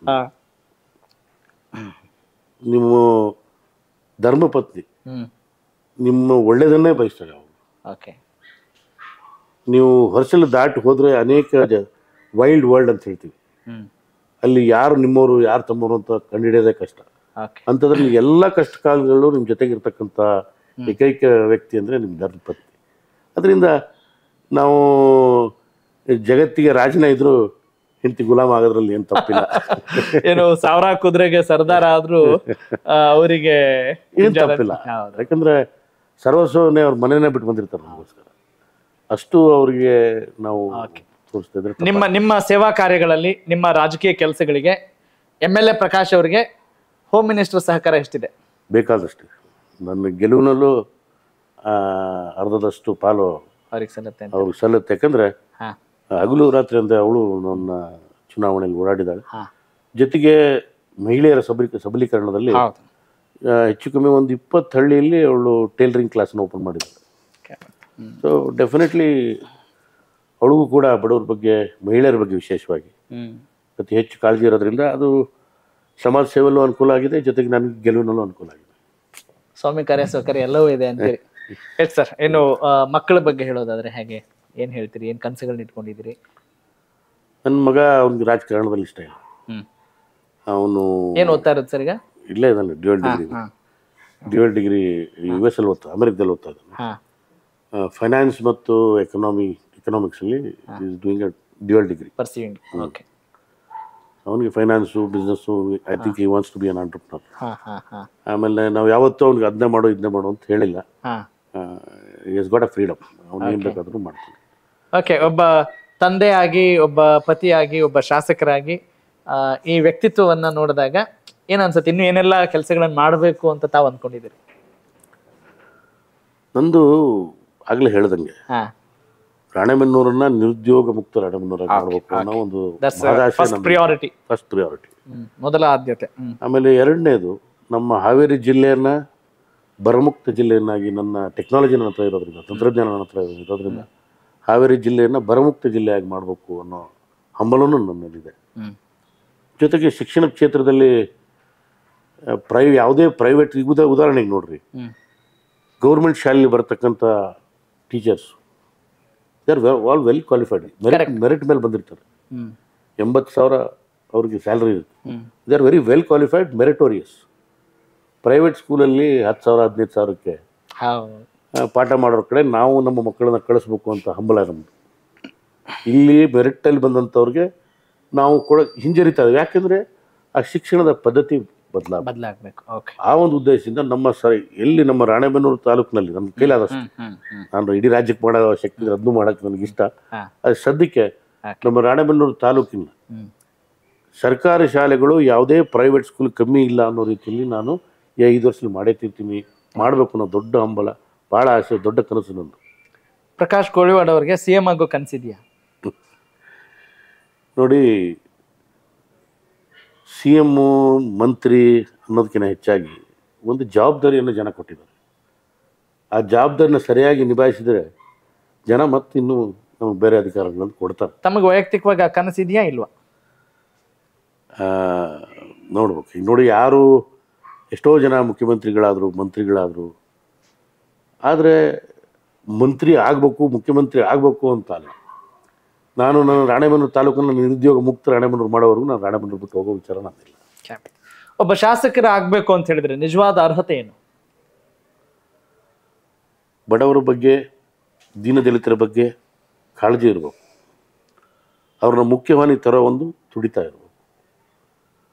ಸಮಾನತೆಯನ್ನು, ಸಮಾಜವನ್ನು ನಿರ್ಮಾಣ ಮಾಡ್ತಕ್ಕಂಥ ಒಂದು ಕನಸನ್ನು ಹೊತ್ತು ರಾಜಕಾರಣಕ್ಕೆ ಬಂದರೆ ಒಳ್ಳೆಯದು ಅಂತಕ್ಕಂಥದ್ದು ನನ್ನ ಅಭಿಪ್ರಾಯ. ಇವತ್ತಿನ ಯುವ ರಾಜಕಾರಣಿಗಳು ರಾಜಕೀಯದಲ್ಲಿ ನಮ್ಮನ್ನು ನಾವು ತೊಡಗಿಸ್ಕೊಳ್ಬೇಕು, ಅನೇಕ ಆಸೆ ಆಕಾಂಕ್ಷೆಗಳಿದ್ದಾವೆ, ಮಹತ್ವಾಕಾಂಕ್ಷೆಗಳಿದ್ದಾವೆ, ಸೇವೆ ಮಾಡಬೇಕು ಅಂತ ಅನ್ನೋರಿದ್ದಾಗ ಅವ್ರಿಗೇನು ಕಿವಿ ಮಾತು ಹೇಳ್ತೀರಿ ತಾವು? ವಿಶೇಷವಾಗಿ ಇಂದಿನ ಯುವಕರು, ಅದರಲ್ಲೂ ವಿದ್ಯಾವಂತ ಯುವಕರು, ರಾಜಕೀಯ ಅಂಟಚಬಲಾಗ್ಬಿಟ್ಟಿದೆ. ಯಾವ ವಿದ್ಯಾವಂತರು ಇಂಜಿನಿಯರ್ ಆಗಬೇಕು, ಡಾಕ್ಟರ್ ಆಗಬೇಕು, ಅಕೌಂಟೆಂಟ್ ಆಗಬೇಕು, ಚಾರ್ಡ್ ಅಕೌಂಟೆಂಟ್ ಆಗಬೇಕು ಅಂತಾರೆ ಹೊರತಾಗಿ ನಾನು ರಾಜಕಾರಣಕ್ಕೆ ಬರಬೇಕು ಅಂತ ನಾನು ಭಾಳ ಜನನ್ನ ನಾನು ನೋಡಿಲ್ಲ. ಯಾಕೆ ಹಂಗಾಗಿದೆ ಅನ್ಸುತ್ತೆ ಸರ್? ವ್ಯವಸ್ಥೆ ಕೆಟ್ಟಿದೆ, ಅದರಲ್ಲೇನು ಸಂದೇಹ ಇಲ್ಲ. ವ್ಯವಸ್ಥೆ ಸರಿ ಮಾಡೋದೇ ವಿದ್ಯಾವಂತ ಯುವಕರೇ ಸರಿ ಮಾಡೋದು. ಯಾರು ಅಗ್ರೀವ್ಡ್, ಯಾರಿಗೆ ತೊಂದರೆ ಆಗ್ತಾಯಿದೆ ಅವರು ಅದನ್ನು ಸರಿಪಡಿಸೋದು. ಬೆನಿಫಿಷರೀಸ್ ಯಾರು ಸರಿಪಡಿಸೋದಿಲ್ಲ. ಕರೆಕ್ಟ್. ಯಾರಿಗೆ ತೊಂದರೆ ಆಗಿದೆ, ನಮ್ಮ ಯುವಕರಿಗೆ ತೊಂದರೆ ಆಗಿದೆ, ನಮ್ಮ ವಿದ್ಯಾವಂತರಿಗೆ ತೊಂದರೆ ಆಗಿದೆ, ನಮ್ಮ ರೈತರಿಗೆ ತೊಂದರೆ ಆಗಿದೆ. ಆದ್ದರಿಂದ ವಿದ್ಯಾವಂತ ಯುವಕರಿಗೆ ನಮ್ಮ ದೇಶ ಕಟ್ಟುವ ಕೆಲಸ ರಾಜಕಾರಣದಲ್ಲಿ ತಾವು ತೊಡಗಿಸ್ಕೋಬೇಕು. ನನ್ನ ಕೈಲಾದ ವೇದಿಕೆಯನ್ನು ತಮಗೆ ನಾನು ಒದಗಿಸ್ಕೊಳ್ಳಿಕ್ಕೆ ಸಿದ್ಧನಾಗಿದ್ದೀನಿ. ಅದರಿಂದ ಯುವಕರು ಕೂಡ ರಾಜಕಾರಣದಲ್ಲಿ ಬಂದರೆ ಮಾತ್ರ ಈ ಕಲುಷಿತ ವಾತಾವರಣ ರಾಜಕಾರಣದಿಂದ ಹೋಗ್ಲಿಕ್ಕೆ ಸಾಧ್ಯ ಅಂತಕ್ಕಂಥದ್ದು ನನ್ನ ಅಭಿಪ್ರಾಯ. ಪ್ರಸ್ತುತ ರಾಜಕಾರಣದಲ್ಲಿ ರಾಜಕೀಯಕ್ಕೆ ಬರಬೇಕು ಅಂದರೆ ಸಿಕ್ಕಾಪಟ್ಟೆ ಇರಲೇಬೇಕು ದುಡ್ಡು. ಅದು ವ್ಯವಸ್ಥೆ ಸರಿಪಡಿಸೋದು ಹೆಂಗೆ? ಅಲ್ಲ, ಏನಂತೀರಿ? Yes or no? ನಿಜ ನಿಜ ನಿಜ. ನೀವು ನೋಡಿ, ಇವತ್ತು ಒಬ್ಬ ಬಡವ ಬಂದು ಚುನಾವಣೆ ನಿಲ್ತಕ್ಕಂಥ ವ್ಯವಸ್ಥೆ ಇಲ್ಲ. ಆದರೆ ಅದು ಬದಲಾವಣೆ ಆಗಬೇಕು ಅಂತಂದರೆ ಜನನೂ ಬದಲಾವಣೆ ಆಗಬೇಕು. ಇದನ್ನು ಬರೀ ಒಬ್ಬ ರಾಜಕಾರಣಿ ಮೇಲೆ ಹಾಕಿ, ಒಂದು ಪಕ್ಷದ ಮೇಲೆ ಹಾಕಿ ಬಿಟ್ಟು ನಾವು ಆ ಪಕ್ಷ ಹಿಂಗೆ ಈ ಪಕ್ಷ ಹಿಂಗೆ ಮನೇಲಿ ಕೂತು ಮಾತಾಡಿದರೆ ಈ ವ್ಯವಸ್ಥೆ ಸರಿ ಹೋಗೋದಿಲ್ಲ. ಪ್ರತಿಯೊಬ್ಬ ಪ್ರಜೆನೂ, ಪ್ರತಿಯೊಬ್ಬ ವಿದ್ಯಾವಂತನೂ ಕೂಡ ಇದರ ಬಗ್ಗೆ ಚಿಂತನೆ ಮಾಡಬೇಕು. ನನಗೆ ಸಂಬಂಧ ಇಲ್ಲದ ವಿಚಾರ ಅನ್ನೋ ರೀತಿಯಲ್ಲಿ ಇವರು ಕೂತ್ಕೋಬಾರ್ದು, ಜವಾಬ್ದಾರಿ ತಗೋಬೇಕು. ಈಗ ಚುನಾವಣೆಯಲ್ಲಿ ಎಷ್ಟೋ ವಿದ್ಯಾವಂತರು ಬಂದು ಓಟ ಹಾಕೋದಿಲ್ಲ. ನಿಮಗೆ ಎಲ್ಲಿ ವಿದ್ಯಾವಂತರು ಜಾಸ್ತಿ ಇದ್ದಾರೆ ಅಲ್ಲಿ ವೋಟಿಂಗ್ ಪರ್ಸೆಂಟೇಜ್ ಭಾಳ ಕಮ್ಮಿ ಇದೆ. ಇವರು ರಾಜಕೀಯದಲ್ಲಿ ಭಾಗ ತಗೊಳ್ದೇನೆ ಮನೇಲಿ ಕುತ್ಕೊಂಡು ರಾಜಕಾರಣ ಸರಿ ಇಲ್ಲ ಅಂತ ಮಾತಾಡೋದು ಎಷ್ಟರ ಮಟ್ಟಿಗೆ ಸರಿ ಅನ್ನೋದು ನಾಟ್ ಫೇರ್. ಅದಕ್ಕೆ ಪ್ರತಿಯೊಬ್ಬರು ಚುನಾವಣೆಯಲ್ಲಿ ಭಾಗವಹಿಸಬೇಕು, ಏನು ನಡೀತಾ ಇದೆ ಅಂತ ಅರ್ಥ ಮಾಡ್ಕೋಬೇಕು. ಇವತ್ತು ಎಲ್ಲ ವಿದ್ಯಾವಂತರ ಕೈಯಲ್ಲಿ ಜಗತ್ತೇ ಅವ್ರ ಕೈಯಲ್ಲಿದೆ. ಮೊಬೈಲ್ ಇದೆ, ಇಂಟರ್ನೆಟ್ ಇದೆ, ಗೂಗಲ್ ಇದೆ. ಬೈಲಾಗ್ ಹೋಗ್ಬೇಕಂತಿಲ್ಲ, ಮೊಬೈಲ್ನಾಗಿದ್ರೆ ಸಾಕು, ಎಲ್ಲ ಐತೆ. ಯಾವ ಅಭ್ಯರ್ಥಿ ಹಂಗೆ ಇವನಿಗೆ ಯಾಕೆ ಓಟ್ ಹಾಕ್ಬೇಕು, ಇವನ್ಯಾಕೆ ನಾವು ಇವನಿಗೆ ನಮ್ಮ ಪ್ರತಿನಿಧಿಯಾಗಿ ಮಾಡ್ಬೇಕು ಅನ್ನೋದನ್ನ ಕುಲಂಕುಷವಾಗಿ ಅಭ್ಯರ್ಥಿಗಳ ಬಗ್ಗೆ ಸ್ಟಡಿ ಮಾಡ್ತಕ್ಕಂಥ ಎಲ್ಲ ವ್ಯವಸ್ಥೆನೂ ಈಗಿದೆ. ಅದನ್ನು ಬಿಟ್ಟು ಜಾತಿ ನೋಡಿ ಓಟ್ ಹಾಕೋದು, ದುಡ್ಡು ನೋಡಿ ಓಟ್ ಹಾಕೋದು, ಇದನ್ನು ನಾವು ಕೂಡ ಬಿಡಬೇಕು. ಅದು ಬಂದಾಗ ಮಾತ್ರ ನಮ್ಮ ದೇಶ ಅಭಿವೃದ್ಧಿ ಹೊಂದಿದ ದೇಶ ಆಗುತ್ತೆ ಅಂತ ನನ್ನ ಕನಸು. ಪ್ರಕಾಶ್ ಕೋಳಿವಾಡ್ ಅವರನ್ನ ಮಾತನಾಡಿಸಿದಾಗ, ಅವರ ವ್ಯಕ್ತಿತ್ವವನ್ನು ಸಂದರ್ಶಿಸಿದಾಗ ಅಫ್ಕೋರ್ಸ್ ಅವರಿಗೊಂದು ದೂರದೃಷ್ಟಿ ಇದೆ, ಒಂದು ಸಚ್ಚಿಂತನೆ ಇದೆ, ಕಳಕಳಿ ಇದೆ, ಮುತುವರ್ಜಿ ಇದೆ, ದೈವಭಕ್ತಿ ಇದೆ, ಗುರು ಹಿರಿಯರಲ್ಲಿ ಶ್ರದ್ಧೆ ಇದೆ, ಅದರಲ್ಲಿ ಯಾವ ಅನುಮಾನ ಇಲ್ಲ. ಹಾಗೇನೆ ಇದನ್ನೆಲ್ಲ ನೋಡಿದಾಗ ಅವರು ದೇಶನೂ ಸುತ್ತಿದ್ದಾರೆ, ಕೋಶವನ್ನು ಓದಿದ್ದಾರೆ ಅಂತ ನನ್ನ ಅನಿಸಿಕೆ. ಅನೇಕ ಪುಸ್ತಕಗಳನ್ನು ಓದ್ತೀರಿ ಅಂತ. ಈಗ ಬಿಡು ಮಾಡ್ಕೊಳಕ್ ಆಗ್ತಾ ಇದೆಯಾ? ಸಮಯ ಸಾಕಾಗ್ತಾ ಇದೆಯಾ ಓದ್ಕೊಳ್ಳೋಕೆಲ್ಲ? ರೀಸೆಂಟ್ ಆಗಿ ಓದಿದ ಪುಸ್ತಕ ಯಾವ್ದು ತಾವು? ನ್ಯೂಸ್ ಪೇಪರ್ ಓದಕ್ಕಾಗ್ತಿಲ್ಲ ನನಗೆ. ಯಾಕಂದ್ರೆ ಇವತ್ತು ಅಧಿವೇಶನ ಇಲ್ಲ, ರಜೆ ಇರೋದ್ರಿಂದ ನಾನು ಆರಾಮಾಗಿ ಕುತ್ಕೊಂಡಿದ್ದೀನಿ. ಇವತ್ತು ಅದರ್ವೈಸ್ ಜನ ಇರ್ತಾರೆ, ವಾಟ್ಸಪ್ ಮೆಸೇಜ್ಗಳು ನೋಡೋಕ್ಕಾಗೋದಿಲ್ಲ. ಅದರಿಂದ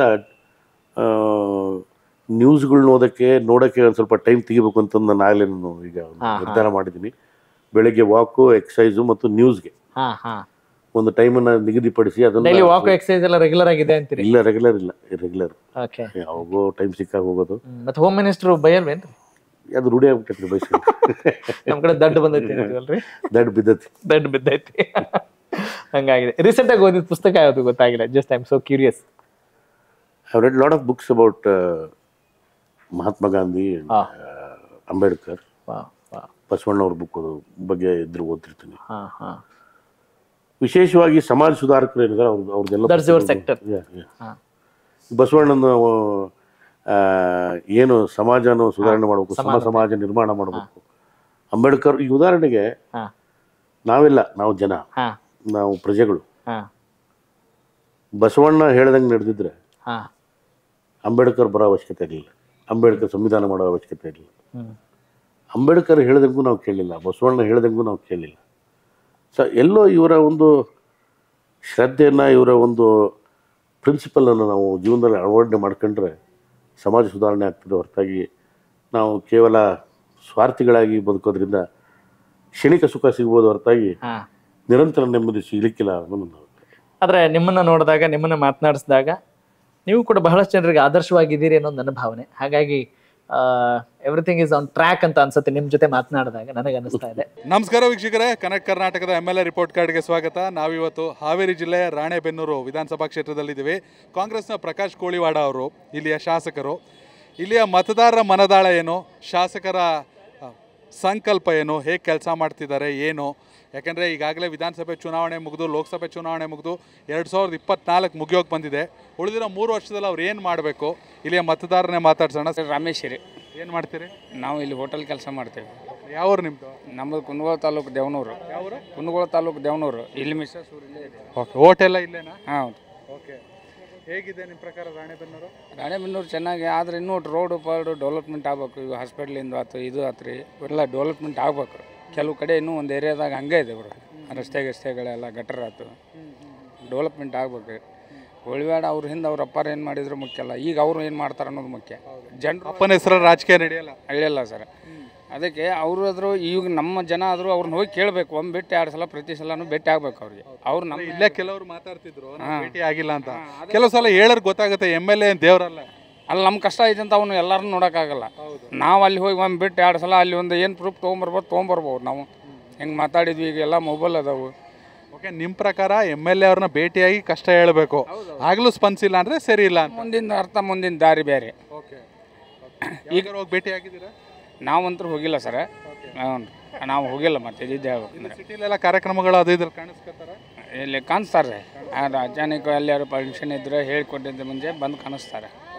ಹೌದು, ಬರ್ತಾರೆ. ಮುಖ್ಯವಾಗಿ ಏನು ಸಮಸ್ಯೆ?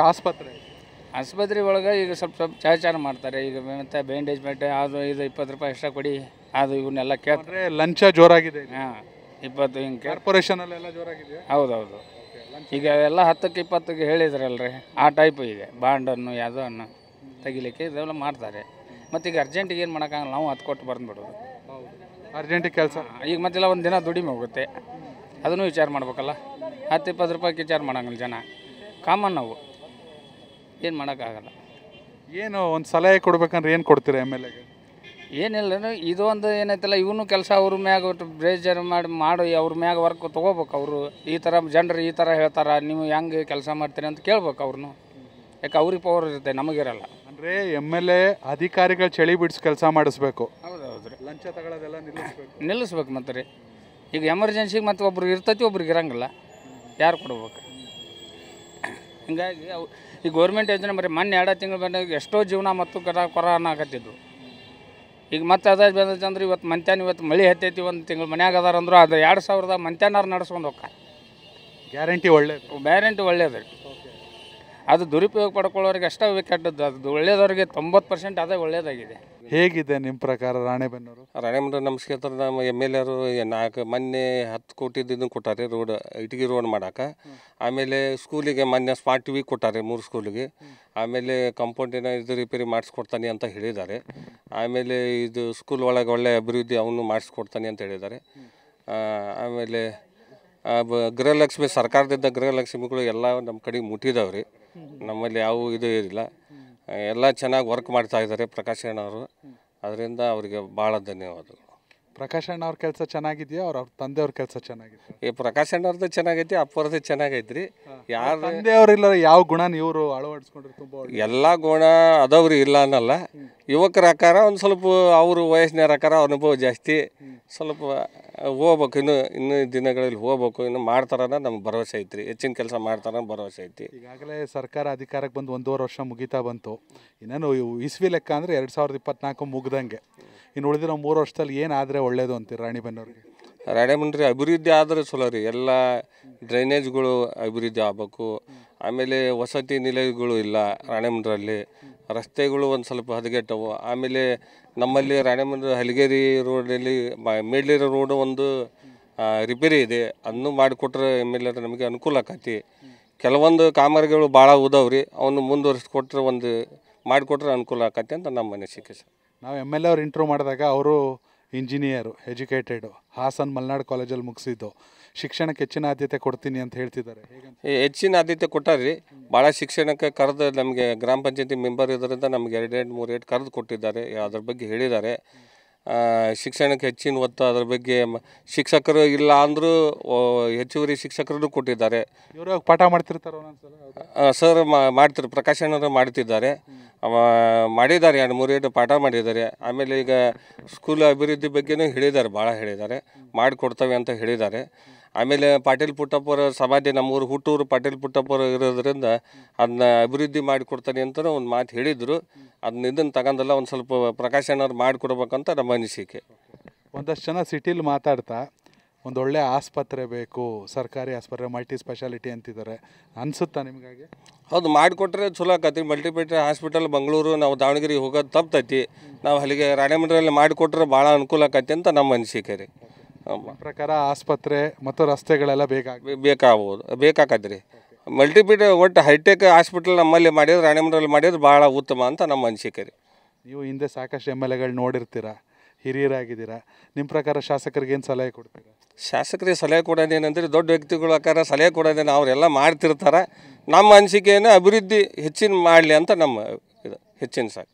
ನಿಮ್ಮ ಶಾಸಕರು ಪ್ರಕಾಶ್ ಕೋಳಿವಾಡ ಅವರು ಹೌದು ರೀ, ಕೆಲಸ ಮಾಡ್ತಾವ್ರೆ? ತುಂಬ ಮಾಡ್ತಾಯಿದ್ದಾರೆ ಸರ್. ಅದು ಏನೇನು ಮಾಡೋರು ಸರ್ 2 ವರ್ಷದಲ್ಲಿ? ಅವ್ರು ಏನೇನು ಮಾಡ್ಯಾರ ಅನ್ನೋದಕ್ಕಿಂತ ಸರ್ ಯುವಕರಿಗೆ ಭಾಳ ಆದ್ಯತೆ ಕೊಡಕತ್ತಾರ ನಮ್ಮ ತಾಲೂಕಿನಾಗೆ. ಅದು ಭಾಳ ನಮಗೆ ಖುಷಿ ಆಗ್ತದೆ. ಎಂಥ ವಿಚಾರದಲ್ಲಿ? ಶಿಕ್ಷಣದಲ್ಲಿರ್ಬೋದು, ಆಮೇಲೆ ಕಡೆಗೆ ಉದ್ಯೋಗದ ಬಗ್ಗೆ ಇರ್ಬೋದು.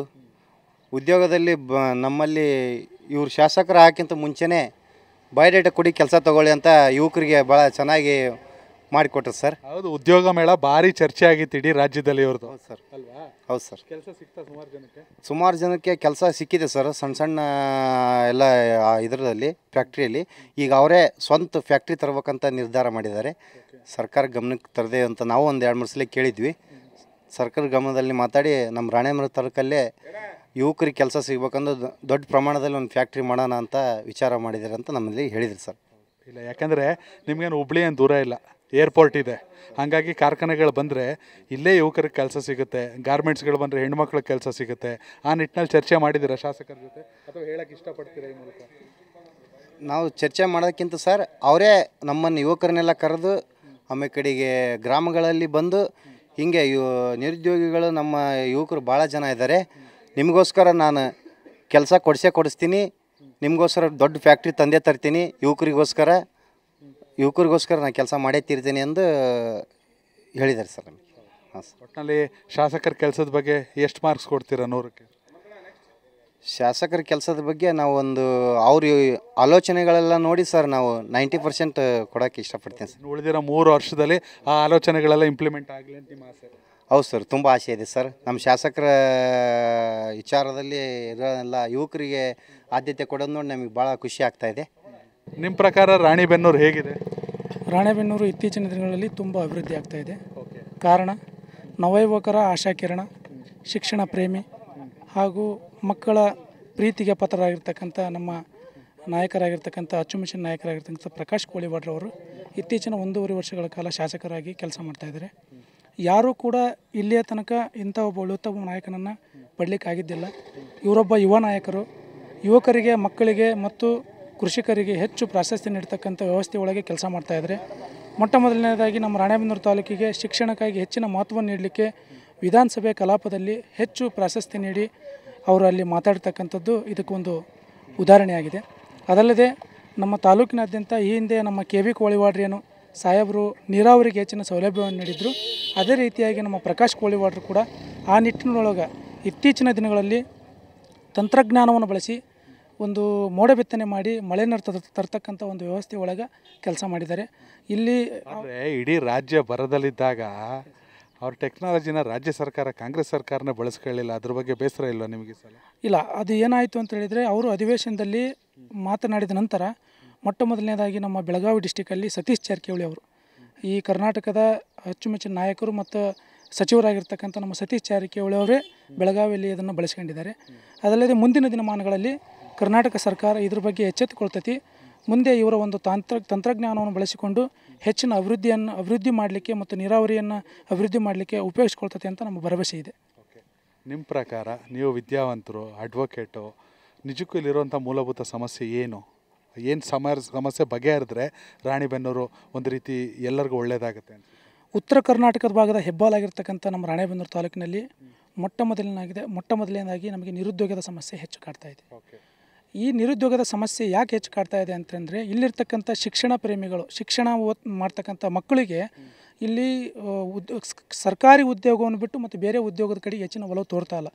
ಇದರ ಒಂದು ಹಿನ್ನೆಲೆಯಿಂದ ನಮ್ಮ ಪ್ರಕಾಶ್ ಕೋಳಿವಾಡ್ರವರು ಹೆಚ್ಚಿನ ರೀತಿಯಲ್ಲಿ ಉತ್ತಮವಾಗಿರ್ತಕ್ಕಂಥ ಫ್ಯಾಕ್ಟ್ರಿಗಳನ್ನು ತಂದು ಮತ್ತು ಖಾಸಗಿ ಫ್ಯಾಕ್ಟ್ರಿಗಳನ್ನು ಸ್ಥಾಪನೆ ಮಾಡಿ ಇಲ್ಲಿರ್ತಕ್ಕಂಥ ಯುವಕರಿಗೆ ಹೆಚ್ಚಿನ ರೀತಿಯಲ್ಲಿ ಉದ್ಯೋಗವನ್ನು ನೀಡಿಕೊಟ್ರು ಅಂತೇಳಿ ಇದು ಮೂಲಭೂತ ನಮ್ಮ ಸೌಕರ್ಯವಾಗಿರ್ತಕ್ಕಂಥದ್ದು. ಇದು ಈಡೇರಿಸಲಿಕ್ಕೆ ನಾವು ಸಹಾಯ ಮಾಡಬೇಕು ಅಂತ ಪ್ರಕಾಶ್ ಕೋಳಿವಾಡ್ರಿಗೆ ಕೇಳ್ತಾ ಇದ್ದಾರೆ. ಹೆಚ್ಚಿನ ಶಿಕ್ಷಣ ಬೇಕು ಅನ್ನೋದು ನಿಮ್ಮ ಮೂಲ ಉದ್ದೇಶ? ಹಾಂ, ಹೌದು. ಹೆಚ್ಚಿನ ಶಿಕ್ಷಣ ಒತ್ತು ಕೊಟ್ಟರೆ ಮಕ್ಕಳಿಗೆ ಈ ಇತ್ತೀಚಿನ ದಿನಗಳಲ್ಲಿ ಕನ್ನಡ ಶಾಲೆಗಳಲ್ಲಿ ನಮ್ಮ ಶಾಸಕರು ಸ್ಪೋಕನ್ ಇಂಗ್ಲೀಷ್ ಎಂಬ ಒಂದು ಇದನ್ನು ಮಾಡಿದ್ದಾರೆ. ಕಾರಣ ಖಾಸಗಿ ಕಂಪ್ನಿಯಲ್ಲಿ ನಾವು ಕೆಲಸಕ್ಕೆ ಹೋಗ್ಬೇಕಂದ್ರೆ ಅಲ್ಲಿ ಇಂಗ್ಲೀಷ್ ಒಂದು ಅವಶ್ಯಕತೆ ಇದೆ. ಇಲ್ಲಿ ಕನ್ನಡ ನಮಗೆ ಮಾತೃಭಾಷೆಯಾದರೂ ಕೂಡ ಇಂಗ್ಲೀಷ್ ನಮ್ಮ ಔದ್ಯೋಗಿಕ ಭಾಷೆ ಆಗಿರುವುದರಿಂದ ನಮಗೆ ಹೆಚ್ಚಿನ ಶಿಕ್ಷಣದ ಒತ್ತಿನ ಅವಶ್ಯಕತೆ ಇದೆ ಅಂತ ನಾನು ಹೇಳಲಿಕ್ಕೆ ಬಯಸ್ತಾ ಇದ್ದೆ. ಮಾತಾಡ್ತೀನಿ ನಿಮ್ಮನ್ನ. ಸರ್ ನಿಮ್ಮ ಹೆಸರು? ನಾಗರಾಜ್ ಸರ್. ಓಕೆ, ಹೇಗಿದೆ ಸರ್ ನಿಮ್ಮ ಪ್ರಕಾರ ರಾಣಿಬೆನ್ನೂರು?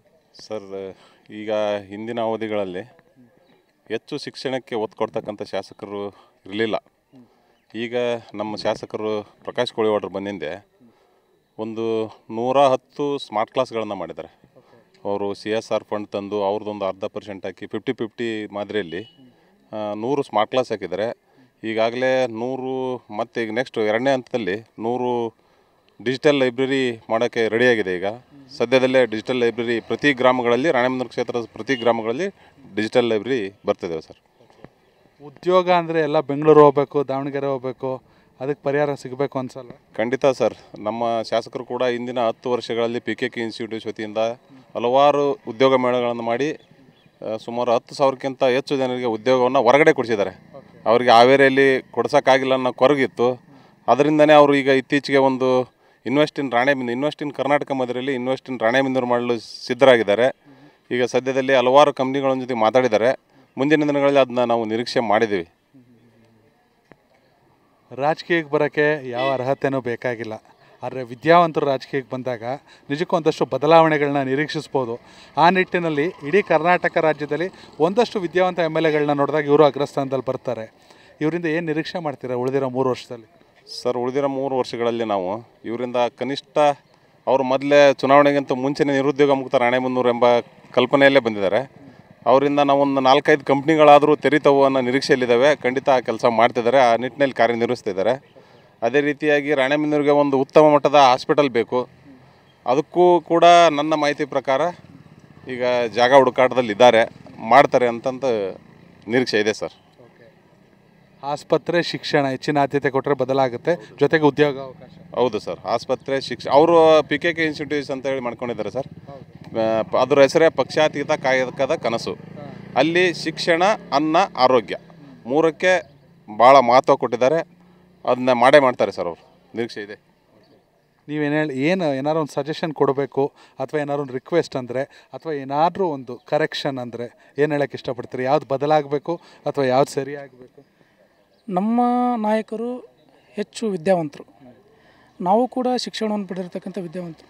ನಮ್ಮ ನಾಯಕರಿಗೆ ಪೂರ್ವಾಪರ ಆಲೋಚನೆಗಳು ತುಂಬ ಇದ್ದವು. ಅವರು ಮುಂದಾಲೋಚನೆಯನ್ನು ಮಾಡ್ತಕ್ಕಂಥ ವ್ಯಕ್ತಿ. ಅವರು ನಮಗೆ ಗೊತ್ತಿಲ್ಲದೇ ಆಲ್ರೆಡಿ ಕಂಪ್ನಿಗಳನ್ನು ತರಲಿಕ್ಕೆ, ಶಿಕ್ಷಣವನ್ನು ಉನ್ನತೀಕರಣ ಮಾಡಲಿಕ್ಕೆ ಒಂದು ತಾಲೂಕು ಮಟ್ಟದೊಳಗಲ್ಲ, ಒಂದು ರಾಜ್ಯ ಮಟ್ಟದೊಳಗೆ ಅವ್ರು ಪ್ರಯತ್ನ ಮಾಡ್ತಾಯಿದ್ದಾರೆ. ಅವರು ಮಾಡ್ತಕ್ಕಂಥ ಕಾರ್ಯಕ್ಕೆ ನಮ್ಮ ಸರ್ಕಾರದಲ್ಲಿರ್ತಕ್ಕಂಥ ಎಲ್ಲ ಸಚಿವರು, ಶಾಸಕರು ಮತ್ತು ಅಧಿಕಾರಿಗಳು ಹೆಚ್ಚಿನ ಸಹಾಯವನ್ನು ಮಾಡಿದರೆ ಆದಷ್ಟು ಬೇಗ ಇಂಥ ಒಂದು ಕನಸುಗಳು ಈಡೇರ್ತವೆ ಅಂತ ನಾನು ಸರ್ಕಾರಕ್ಕೆ ಮನವಿಯನ್ನು ಮಾಡಲಿಕ್ಕೆ ಬಯಸ್ತೇನೆ. ಈ ಗ್ಯಾರಂಟಿ ಯೋಜನೆಗಳಿಂದ ಅನುದಾನ ಸುಲಭವಾಗಿ ಸಿಗುತ್ತೆ ಅಂತೀರಾ? ಗ್ಯಾರಂಟಿ ಯೋಜನೆಗಳಿಗೂ ಅನುದಾನಕ್ಕೂ ಯಾವುದಕ್ಕೂ ಸಂಬಂಧ ಇಲ್ಲ. ಸರ್ಕಾರದ ಒಟ್ಟು ಬಜೆಟ್ನ ಗ್ಯಾರಂಟಿ ಯೋಜನೆಯನ್ನು ಹೊರತುಪಡಿಸಿ ಇನ್ನುಳಿದಿರ್ತಕ್ಕಂಥ ಬಜೆಟ್ಟಿನಲ್ಲೇ ಶಿಕ್ಷಣ, ಉದ್ಯೋಗ ಮತ್ತು ಇರ್ತಕ್ಕಂಥ ಕೆಲಸ ಕಾರ್ಯಗಳಿಗೆ ಬಳಸ್ಕೊಳ್ತಾ ಇದೆ. ಇದಕ್ಕೂ ಅಭಿವೃದ್ಧಿಗೂ ಮತ್ತು ಗ್ಯಾರಂಟಿ ಯೋಜನೆಗಳು ಬಳಸ್ತಕ್ಕಂಥ ಹಣಕ್ಕೂ ಯಾವುದೇ ಸಂಬಂಧ ಇಲ್ಲ. ಗ್ಯಾರಂಟಿ ಯೋಜನೆಯಿಂದ ಹೆಚ್ಚಿನ ಅಭಿವೃದ್ಧಿ ಆಗ್ತದೆ ಅಂತ ನಾನು ಹೇಳಲಿಕ್ಕೆ ಬಯಸ್ತಾ ಇದ್ದೀನಿ. ಸರ್, ನಿಮ್ಮ ಅಭಿಪ್ರಾಯದ ಪ್ರಕಾರ ಹೇಳ್ತಾರೆ ಗ್ಯಾರಂಟಿಗೆ ಬಜೆಟಲ್ಲಿ ಸಪ್ರೇಟಾಗಿ ಅನುದಾನ ಇಟ್ಟಿದ್ದಾರೆ 52,000 ಕೋಟಿ ಅಂತ. ಹೌದು, ಅದು ಸಿದ್ದರಾಮಯ್ಯ ಅವ್ರು ಹೇಳೋಕ್ಕೆ ಚಂದ, ಪೇಪರಲ್ಲಿ ನೋಡೋಕ್ಕೆ ಚಂದ, ಭಾಷಣ ಕೇಳೋಕ್ಕೆ ಚಂದ. ಹಾಗಾದ್ರೆ ಯಾಕೆ ರಾಜ್ಯದ ಆಲ್ಮೋಸ್ಟ್ 90% MLAಗಳು ಅನುದಾನ ಇಲ್ಲ ಅಂತ 2 ವರ್ಷದಿಂದ ಹೇಳ್ತಿದ್ದಾರೆ? ಸರ್, ಇದಕ್ಕೆ ಮೂಲ ಕಾರಣ ನಾವು ವಿದ್ಯಾವಂತರಾಗಿ ತಿಳ್ಕೊಬೇಕು. ಅದಕ್ಕೆ ಮೂಲ ಕಾರಣ ಅಂದರೆ ಮೊನ್ನೆ ಬೊಮ್ಮಾಯಿ ಅವರು ಮುಖ್ಯಮಂತ್ರಿ ಆದಾಗ ಅವರು ಏನು ವರ್ಕ್ಗೆ ಅವ್ರು ಏನು ಬಜೆಟಲ್ಲಿ ಇಟ್ಟಿದ್ರು, ಅಲೋಕೇಟ್ ಮಾಡಿದ್ರಲ್ಲ, ಅದು 100% ಮಾಡಿದರೆ 130% ಅಪ್ರೂವಲ್ ಕೊಟ್ಟಿದ್ದಾರೆ. 30% ಜಾಸ್ತಿ ಕೊಟ್ಟಿದ್ದಾರೆ. ಆ್ಯಕ್ಚುಲಿ ಪ್ರಾಬ್ಲಮ್ ಇರೋದು ಅಲ್ಲಿ. ಈಗ ಅದನ್ನು ಅದು ಆ ಕೆಲಸನೂ ನಿಲ್ಸೋಕೆ ಬರಲ್ಲ. ಜನರಿಗೆ ಅವಶ್ಯಕತೆ ಇರ್ತಕ್ಕಂಥ ಕೆಲಸ ಅದು. ಆ ಒಂದು ಕಾರಣದಿಂದ ನಮಗೆ ಸ್ವಲ್ಪ ಒಂದು 6-8 ತಿಂಗಳು ಸ್ವಲ್ಪ ವ್ಯತ್ಯಾಸ ಆಯಿತು. ಈಗ ಏನಿಲ್ಲ ಸರ್, ಅನುದಾನ ಬರುತ್ತೆ. ಇದೇ ಅಲ್ಗೇರಿಯಲ್ಲಿ ನಿನ್ನೆ ಏನು ನಮ್ಮ ಶಾಸಕರು 10 ಕೋಟಿ ಅನುದಾನ 4 ಕಿಲೋಮೀಟರ್ PWD ರಸ್ತೆ ನಿರ್ಮಾಣ ಮಾಡೋಕ್ಕೆ ಭೂಮಿ ಪೂಜೆ ಮಾಡಿ ಹೋಗಿದ್ದಾರೆ ಸರ್. ಹೌದು ಸರ್. ಹಾಗಾದರೆ ಬೊಮ್ಮಾಯಿ ಸರ್ಕಾರನ ದೂಷಿಸ್ದಂಗೆ ಮುಂದೆ ಸಿದ್ದರಾಮಯ್ಯ ಸರ್ಕಾರನ ಯಾರು ದೂಷಿಸೋಕ್ಕಾಗಲ್ಲ, ಎಲ್ಲ ಬ್ಯಾಲೆನ್ಸ್ ಆಗ್ತಾ ಇದೆ ಅಂತ. ಹೌದು ಸರ್. ಈಗಾಗಲೇ 1.5 ವರ್ಷದಲ್ಲೇ ಸ್ವಲ್ಪ ಬ್ಯಾಲೆನ್ಸ್ ಬಂದಿದೆ ಸರ್. ಇನ್ನೊಂದು ವರ್ಷ ಆದಪ್ಪ ಅಂದ್ರೆ ಬ್ಯಾಲೆನ್ಸ್ ಬಂದೇ ಬರುತ್ತೆ, ಅಭಿವೃದ್ಧಿ ಆಗೇ ಆಗುತ್ತೆ. ನಮ್ಮ ಶಾಸಕರು ಕೂಡ ನೀವು ನೋಡಿದಿರಿ, ನಮ್ಮ ರಾಣೆಬೆನ್ನೂರಿನ ಆಸ್ತಿ ಮಾತ್ರ ಅಲ್ಲ, ಮುಂದಿನ ದಿನ ಅವರು ರಾಜ್ಯದ ಆಸ್ತಿ ಆಗ್ತಾರೆ ಅಂತ ನಾವು ಹೇಳ್ಬೋದು. ಯಾಕಂದ್ರೆ ಸೆಕೆಂಡ್ ಟರ್ಮ್ ಮಿನಿಸ್ಟರ್ ಆಯ್ತಾರ ಹೆಂಗೆ ಏನು ಕತೆ? ಸರ್ ಖಂಡಿತ ಅದೇ ನಿರೀಕ್ಷೆಯಲ್ಲಿದ್ದೇವೆ ನಾವು. 2ನೇ ಬಾರಿ ಮಿನಿಸ್ಟರ್ ಮಾಡಬೇಕು ಅವ್ರನ್ನ. ಯಾಕಂದರೆ ಅವ್ರ ವಿಚಾರಗಳೇ ಹಂಗಿದಾವೆ ಸರ್. ಈಗ ನೀವು ನೋಡಿರ್ಬೋದು ಸರ್, ಮೊದಲು ಈಗ ಖಾಸಗಿ ಮಾದರಿಯಲ್ಲಿ ಸರ್ಕಾರಿ ಶಾಲಾ ಮಕ್ಕಳಿಗೂ ಕೂಡ ಇಂಗ್ಲೀಷ್ ಮಾಧ್ಯಮ ಕಲಿಬೇಕು, ಅವರು ಸ್ಪೋಕನ್ ಇಂಗ್ಲೀಷ್ ಕಲಿಬೇಕು ಅಂತ ಹೇಳಿ ಈ ರಾಜ್ಯದಲ್ಲಿ ಮೊಟ್ಟ ಮೊದಲ ದನಿ ಯಾರಾದರೂ ಎತ್ತಿದ್ರೆ 224 ಶಾಸಕರಲ್ಲಿ ಅದು ಪ್ರಕಾಶ್ ಕೋಳಿವಾಡ್ರು. ಇದನ್ನೇ ನಮ್ಮ ಶಿಕ್ಷಣ ಸಚಿವರು ಭಾಳ ಸಕಾರಾತ್ಮಕವಾಗಿ ಸ್ಪಂದಿಸಿ ಇಡೀ ರಾಜ್ಯಾದ್ಯಂತ 1ರಿಂದ 10ನೇ ತರಗತಿಯ ಎಲ್ಲ ಸರ್ಕಾರಿ ಶಾಲೆಗಳಲ್ಲಿ ಈಗಾಗಲೇ ಸ್ಪೋಕನ್ ಇಂಗ್ಲೀಷ್ ಸ್ಟಾರ್ಟ್ ಮಾಡಿದ್ದಾರೆ ಸರ್. ಹೇಗಿದೆ ನಿಮ್ಮ ಪ್ರಕಾರ ಮಧು ಬಂಗಾರಪ್ಪ ಅವ್ರ ಕೆಲಸ? ಮಧು ಬಂಗಾರಪ್ಪ ಅವರು ಭಾಳ, ನಾವು ಹಿಂದೆ ನನ್ನ ಪ್ರಕಾರ ನಾನು ಶಿಕ್ಷಣ ಕ್ಷೇತ್ರವನ್ನು ಭಾಳ ಹತ್ತಿರದಿಂದ ನೋಡಿದ್ದೇನೆ. ಈ ಹಿಂದೆ ಹಲವಾರು ದಶಕಗಳಲ್ಲಿ ನಮಗೆ ಒಬ್ಬ ನಾನು ಕಾಂಗ್ರೆಸ್ ಸೇರಿ ಹೇಳ್ತೀನಿ, ಉತ್ತಮವಾದಂಥ ಶಿಕ್ಷಣ ಮಂತ್ರಿ ಸಿಕ್ಕಿರಲಿಲ್ಲ. ಇವರು ಬಂದ ಮೇಲೆ ಭಾಳ ಸಮಸ್ಯೆ ಬಗೆಹರಿಸಿದ್ದಾರೆ. ಶಿಕ್ಷಕರ ವರ್ಗಾವಣೆ ಸಮಸ್ಯೆ ನಾನು ಭಾಳ ಅದರಿಂದ ಬಾಧಿತನಾದವನು. ಹಾಗಾಗಿ ಹೇಳ್ತೀನಿ, ಶಿಕ್ಷಕರ ವರ್ಗಾವಣೆ ಇದೆಯಲ್ಲ, ಮಧು ಬಂಗಾರಪ್ಪ ಅವರು ಬಿಟ್ಟರೆ ಬೇರೆ ಯಾರ ಕೈಲಿ ಸಾಧ್ಯ ಆಗ್ತಿರಲಿಲ್ಲ. ಅವ್ರು ಭಾಳ ಉತ್ತಮವಾದ ಕೆಲಸ ಮಾಡ್ತಿದ್ದಾರೆ ಸರ್. ಅದೇ ರೀತಿಯಾಗಿ ಪ್ರಾಥಮಿಕ ಶಾಲಾ ಶಿಕ್ಷಕರ PhD GPT ಅಂತ ಒಂದು ವೃಂದ ಬದಲಾವಣೆಯ ನಿಯಮ ಇದೆ, ಅದಕ್ಕೂ ಕೈ ಹಾಕಿದರೆ ಅದನ್ನು ಮಾಡ್ತಾರೆ ಸರ್. ಭಾಳ ಸಕ್ಸಸ್ ಆಗುತ್ತೆ. ನಮ್ಮ ಸಿದ್ದರಾಮಯ್ಯ ಅವರ ನೇತೃತ್ವದಲ್ಲಿ ರಾಜ್ಯ ಭಾಳ ಅಭಿವೃದ್ಧಿ ಆಗ್ತಾ ಇದೆ ಸರ್. ನಿಮ್ಮ ಕ್ಷೇತ್ರದ ನಿಮ್ಮ ಪ್ರೀತಿಯ ಮತದಾರರಿಗೆ ಈ ಮೂಲಕ ಏನು ಹೇಳೋಕೆ ಇಷ್ಟಪಡ್ತೀರಿ? ನಾನು ನಮ್ಮ ಏನು ಮತದಾರ ದೇವರುಗಳಿದ್ದಾರೆ, ನನ್ನನ್ನು 5 ವರ್ಷ ಅವರು ಎಂಪ್ಲಾಯ್ ಮಾಡ್ಕೊಂಡಿದ್ದಾರೆ. ಅವ್ರಿಗೆ ನಾನು ಹೇಳೋದಿಷ್ಟೇ, ಶಾಸಕನಾಗಲಿ, ಮಂತ್ರಿ ಆಗಲಿ, ಮುಖ್ಯಮಂತ್ರಿ ಆಗಲಿ, ನಾವೆಲ್ಲ ನಿಮ್ಮ ಸೇವಕರು. ನೀವು ಯಾವುದೇ ವಿಚಾರವಿದ್ದರೂ ನೇರವಾಗಿ ಬಂದು ಸಂಪರ್ಕ ಮಾಡ್ತಕ್ಕಂಥ, ನಿಮ್ಮ ಪ್ರತಿನಿಧಿ ಹತ್ರ ಕೆಲಸವನ್ನು ತಗೊಳ್ತಕ್ಕಂಥ ಒಂದು ಶಕ್ತಿ ತಮ್ಮಲ್ಲಿ ಬೆಳೆಸ್ಕೋಬೇಕು. ಯಾಕಂದರೆ ನಾನು ಆಗಲೇ ಹೇಳ್ದಂಗೆ ಮಗು ಹತ್ರನೇ ತಾಯಿ ಹಾಲು ಕುಡಿಸೋದು. ನಿಮ್ಮ ಸಮಸ್ಯೆಗಳನ್ನು ನಿಮ್ಮ ಗ್ರಾಮ ಪಂಚಾಯತಿ ಮೆಂಬರ್ ಆಗಲಿ, JDP ಮೆಂಬರ್ ಆಗಲಿ, MLA ಆಗಲಿ, MP ಆಗಲಿ ಮಾಡದೇ ಇದ್ದರೆ ನೀವು ಪ್ರತಿಭಟನೆ ಮಾಡ್ತಕ್ಕಂಥ ಒಂದು ಗುಣವನ್ನು ಬೆಳೆಸ್ಕೋಬೇಕು. ಆವಾಗಲೇ ಮಾತ್ರ ನಿಮ್ಮ ಊರು, ನಿಮ್ಮ ಗ್ರಾಮ ಉದ್ಧಾರ ಆಗಲಿಕ್ಕೆ ಸಾಧ್ಯ, ಅಭಿವೃದ್ಧಿ ಆಗೋದಕ್ಕೆ ಸಾಧ್ಯ ಅಂತಕ್ಕಂಥ ಮಾತು. ಥ್ಯಾಂಕ್ ಯು ಸರ್, ಬಹಳ ಖುಷಿ ಆಯ್ತು ನಿಮ್ಮ ಜೊತೆ ಮಾತನಾಡಿ. ಧನ್ಯವಾದ, ನಮಸ್ಕಾರ. ಸ್ನೇಹಿತರೆ, ಪ್ರಕಾಶ್ ಕೋಳಿವಾಡ್ ಅಂತ ಹೇಳಿದ ತಕ್ಷಣ ರಾಣೆಬೆನ್ನೂರು ಕ್ಷೇತ್ರದ ಶಾಸಕರು, ಮಾಜಿ ಸಚಿವರ ಮಗ, ಬಹಳ ದೊಡ್ಡ ಶ್ರೀಮಂತರು ಅನ್ನುವ ಒಂದು ಸಾಮಾನ್ಯ ಕಲ್ಪನೆ ಅವ್ರನ್ನ ನೋಡದೇ ಇರೋರಿಗೆ ಗೊತ್ತಾಗುತ್ತೆ. ಆದರೆ ಅವ್ರನ್ನ ನೋಡಿದಾಗ, ಅವ್ರನ್ನ ಮಾತನಾಡಿಸಿದಾಗ, ಅವ್ರನ್ನ ಸಂದರ್ಶಿಸಿದಾಗ ಅನೇಕ ವಿಚಾರಗಳು ಹೊರಹೊಮ್ಮಿದ್ವು. ಯಾಕಂತ ಹೇಳಿದ್ರೆ ಮೊಳಕೆ ಒಡೆದ್ರೆ ಸಾಕಾಗಲ್ಲ, ಅದು ಹೆಮ್ಮರವಾಗಬೇಕು, ಹಣ್ಣುಗಳನ್ನು ಕೊಡಬೇಕು ಅಂತ ಹೇಗೆ ನಾವು ಅಪೇಕ್ಷಿಸ್ತೀವೋ ಅದೇ ರೀತಿ ವಿದ್ಯಾವಂತರು ಇಲ್ಲಿ ಜವಾಬ್ದಾರಿ ತೆಗೆದುಕೊಳ್ಬೇಕು. ನಾವು ಶ್ರದ್ಧೆಯಿಂದ ಪ್ರಾಮಾಣಿಕವಾಗಿ ಕೆಲಸ ಮಾಡಬೇಕು. ಶಿಕ್ಷಣ ಪ್ರತಿ ಕ್ಷಣ ನಮ್ಮನ್ನು ಚೆನ್ನಾಗಿರ್ಲಿಕ್ಕೆ ಅನುಕೂಲ ಮಾಡುತ್ತೆ. ಹಾಗಾಗಿ ಶಿಕ್ಷಣ ಕ್ಷೇತ್ರದಲ್ಲಿ ಬಹಳಷ್ಟು ಕೆಲಸ ಕಾರ್ಯಗಳನ್ನು ಮಾಡಬೇಕು. ನಿರುದ್ಯೋಗವನ್ನು ನಾನು ತೊಡೆದು ಹಾಕಬೇಕು. ಹೀಗೆ ಆಮೇಲೆ ಬೇಸಿಕ್ ನೀಡ್ಸ್ನೆಲ್ಲ ಫುಲ್ಫಿಲ್ ಮಾಡಬೇಕು ಅನ್ನೋ ಮಹದಾಸೆಗಳನ್ನು ಅವ್ರು ಹೊತ್ಕೊಂಡಿದ್ದಾರೆ. ಅದಕ್ಕೆ ಪೂರಕವಾಗಿ ಕೆಲಸಗಳನ್ನು ಕೂಡ ಮಾಡ್ಕೊಂಡು ಬಂದಿದ್ದಾರೆ. ಇನ್ನುಳಿದಂಥ ಕೆಲಸಗಳನ್ನು ಯಾವೆಲ್ಲ ಪೆಂಡಿಂಗ್ ಇದ್ದಾವೆ, ಪೆಂಡಿಂಗ್ ಇಲ್ಲ, ಎಲ್ಲವನ್ನು ಕೂಡ ಪ್ರಾಮಾಣಿಕವಾಗಿ ಅಡ್ರೆಸ್ ಮಾಡೋದನ್ನ ನೋಡಿದ್ರೆ ನಿಜಕ್ಕೂ ಒಬ್ಬ ಆದರ್ಶ ಶಾಸಕರಾಗಿ ಹೊರಹೊಮ್ಮುತ್ತಿದ್ದಾರೆ ಅಂತ ನನಗನ್ನಿಸ್ತು. ಅವ್ರ ಜೊತೆ ಮಾತನಾಡಿ ನನಗೆ ಬಹಳ ಸಂತೋಷ ಆಯಿತು. ಈ ಕಾರ್ಯಕ್ರಮ ನಿಮಗೂ ಕೂಡ ಬಹಳ ಇಷ್ಟ ಆಗಿದೆ ಅಂತ ನಾನು ಅಂದ್ಕೊಳ್ತೇನೆ. ಹಾಗೆಯೇ ಪ್ರಕಾಶ್ ಕೋಳಿವಾಡ್ ಅವರು ಒಂದು ಮಾತನ್ನು ಹೇಳ್ತಾ ಇದ್ರು, ಮಗು ಹತ್ರನೇ ಅಮ್ಮ ಹಾಲು ಕುಡಿಸ್ಲಿಕ್ಕೆ ಸಾಧ್ಯ ಅಂತ ಹೇಳಿ. ಹಾಗಾಗಿ ನೀವು ಕೂಡ ನಿಮ್ಮ ಸಮಸ್ಯೆಗಳನ್ನ ಅಡ್ರೆಸ್ ಮಾಡಿ, just communicate, just share your problems ಅನ್ನುವ ಮಾತನ್ನ ಅವರು ಬಹಳ ಸ್ಪಷ್ಟವಾಗಿ ಹೇಳಿದ್ದಾರೆ. ಹಾಗಾಗಿ ನೀವು ತಡ ಮಾಡದೆ ಕಮೆಂಟ್ ಮೂಲಕ ನೀವು ನಿಮ್ಮ ಸಮಸ್ಯೆಗಳನ್ನ ನಿಮ್ಮ ಕ್ಷೇತ್ರದ ಶಾಸಕರಿಗೆ ತಿಳಿಸಬಹುದು ಈ ಮೂಲಕ ಅಂತ ಹೇಳ್ತಾ ಈ ಹೊತ್ತಿನ ಕಾರ್ಯಕ್ರಮ ಮುಗಿಸ್ತಾ ಇದ್ದೀನಿ. ನಾನು ನಿಮ್ಮ ರಾಘವ ಸೂರ್ಯ, ನಮಸ್ಕಾರ. ಕನೆಕ್ಟ್ ಕರ್ನಾಟಕ, ಇದು ನಿಮ್ಮ ನೆಟ್ವರ್ಕ್.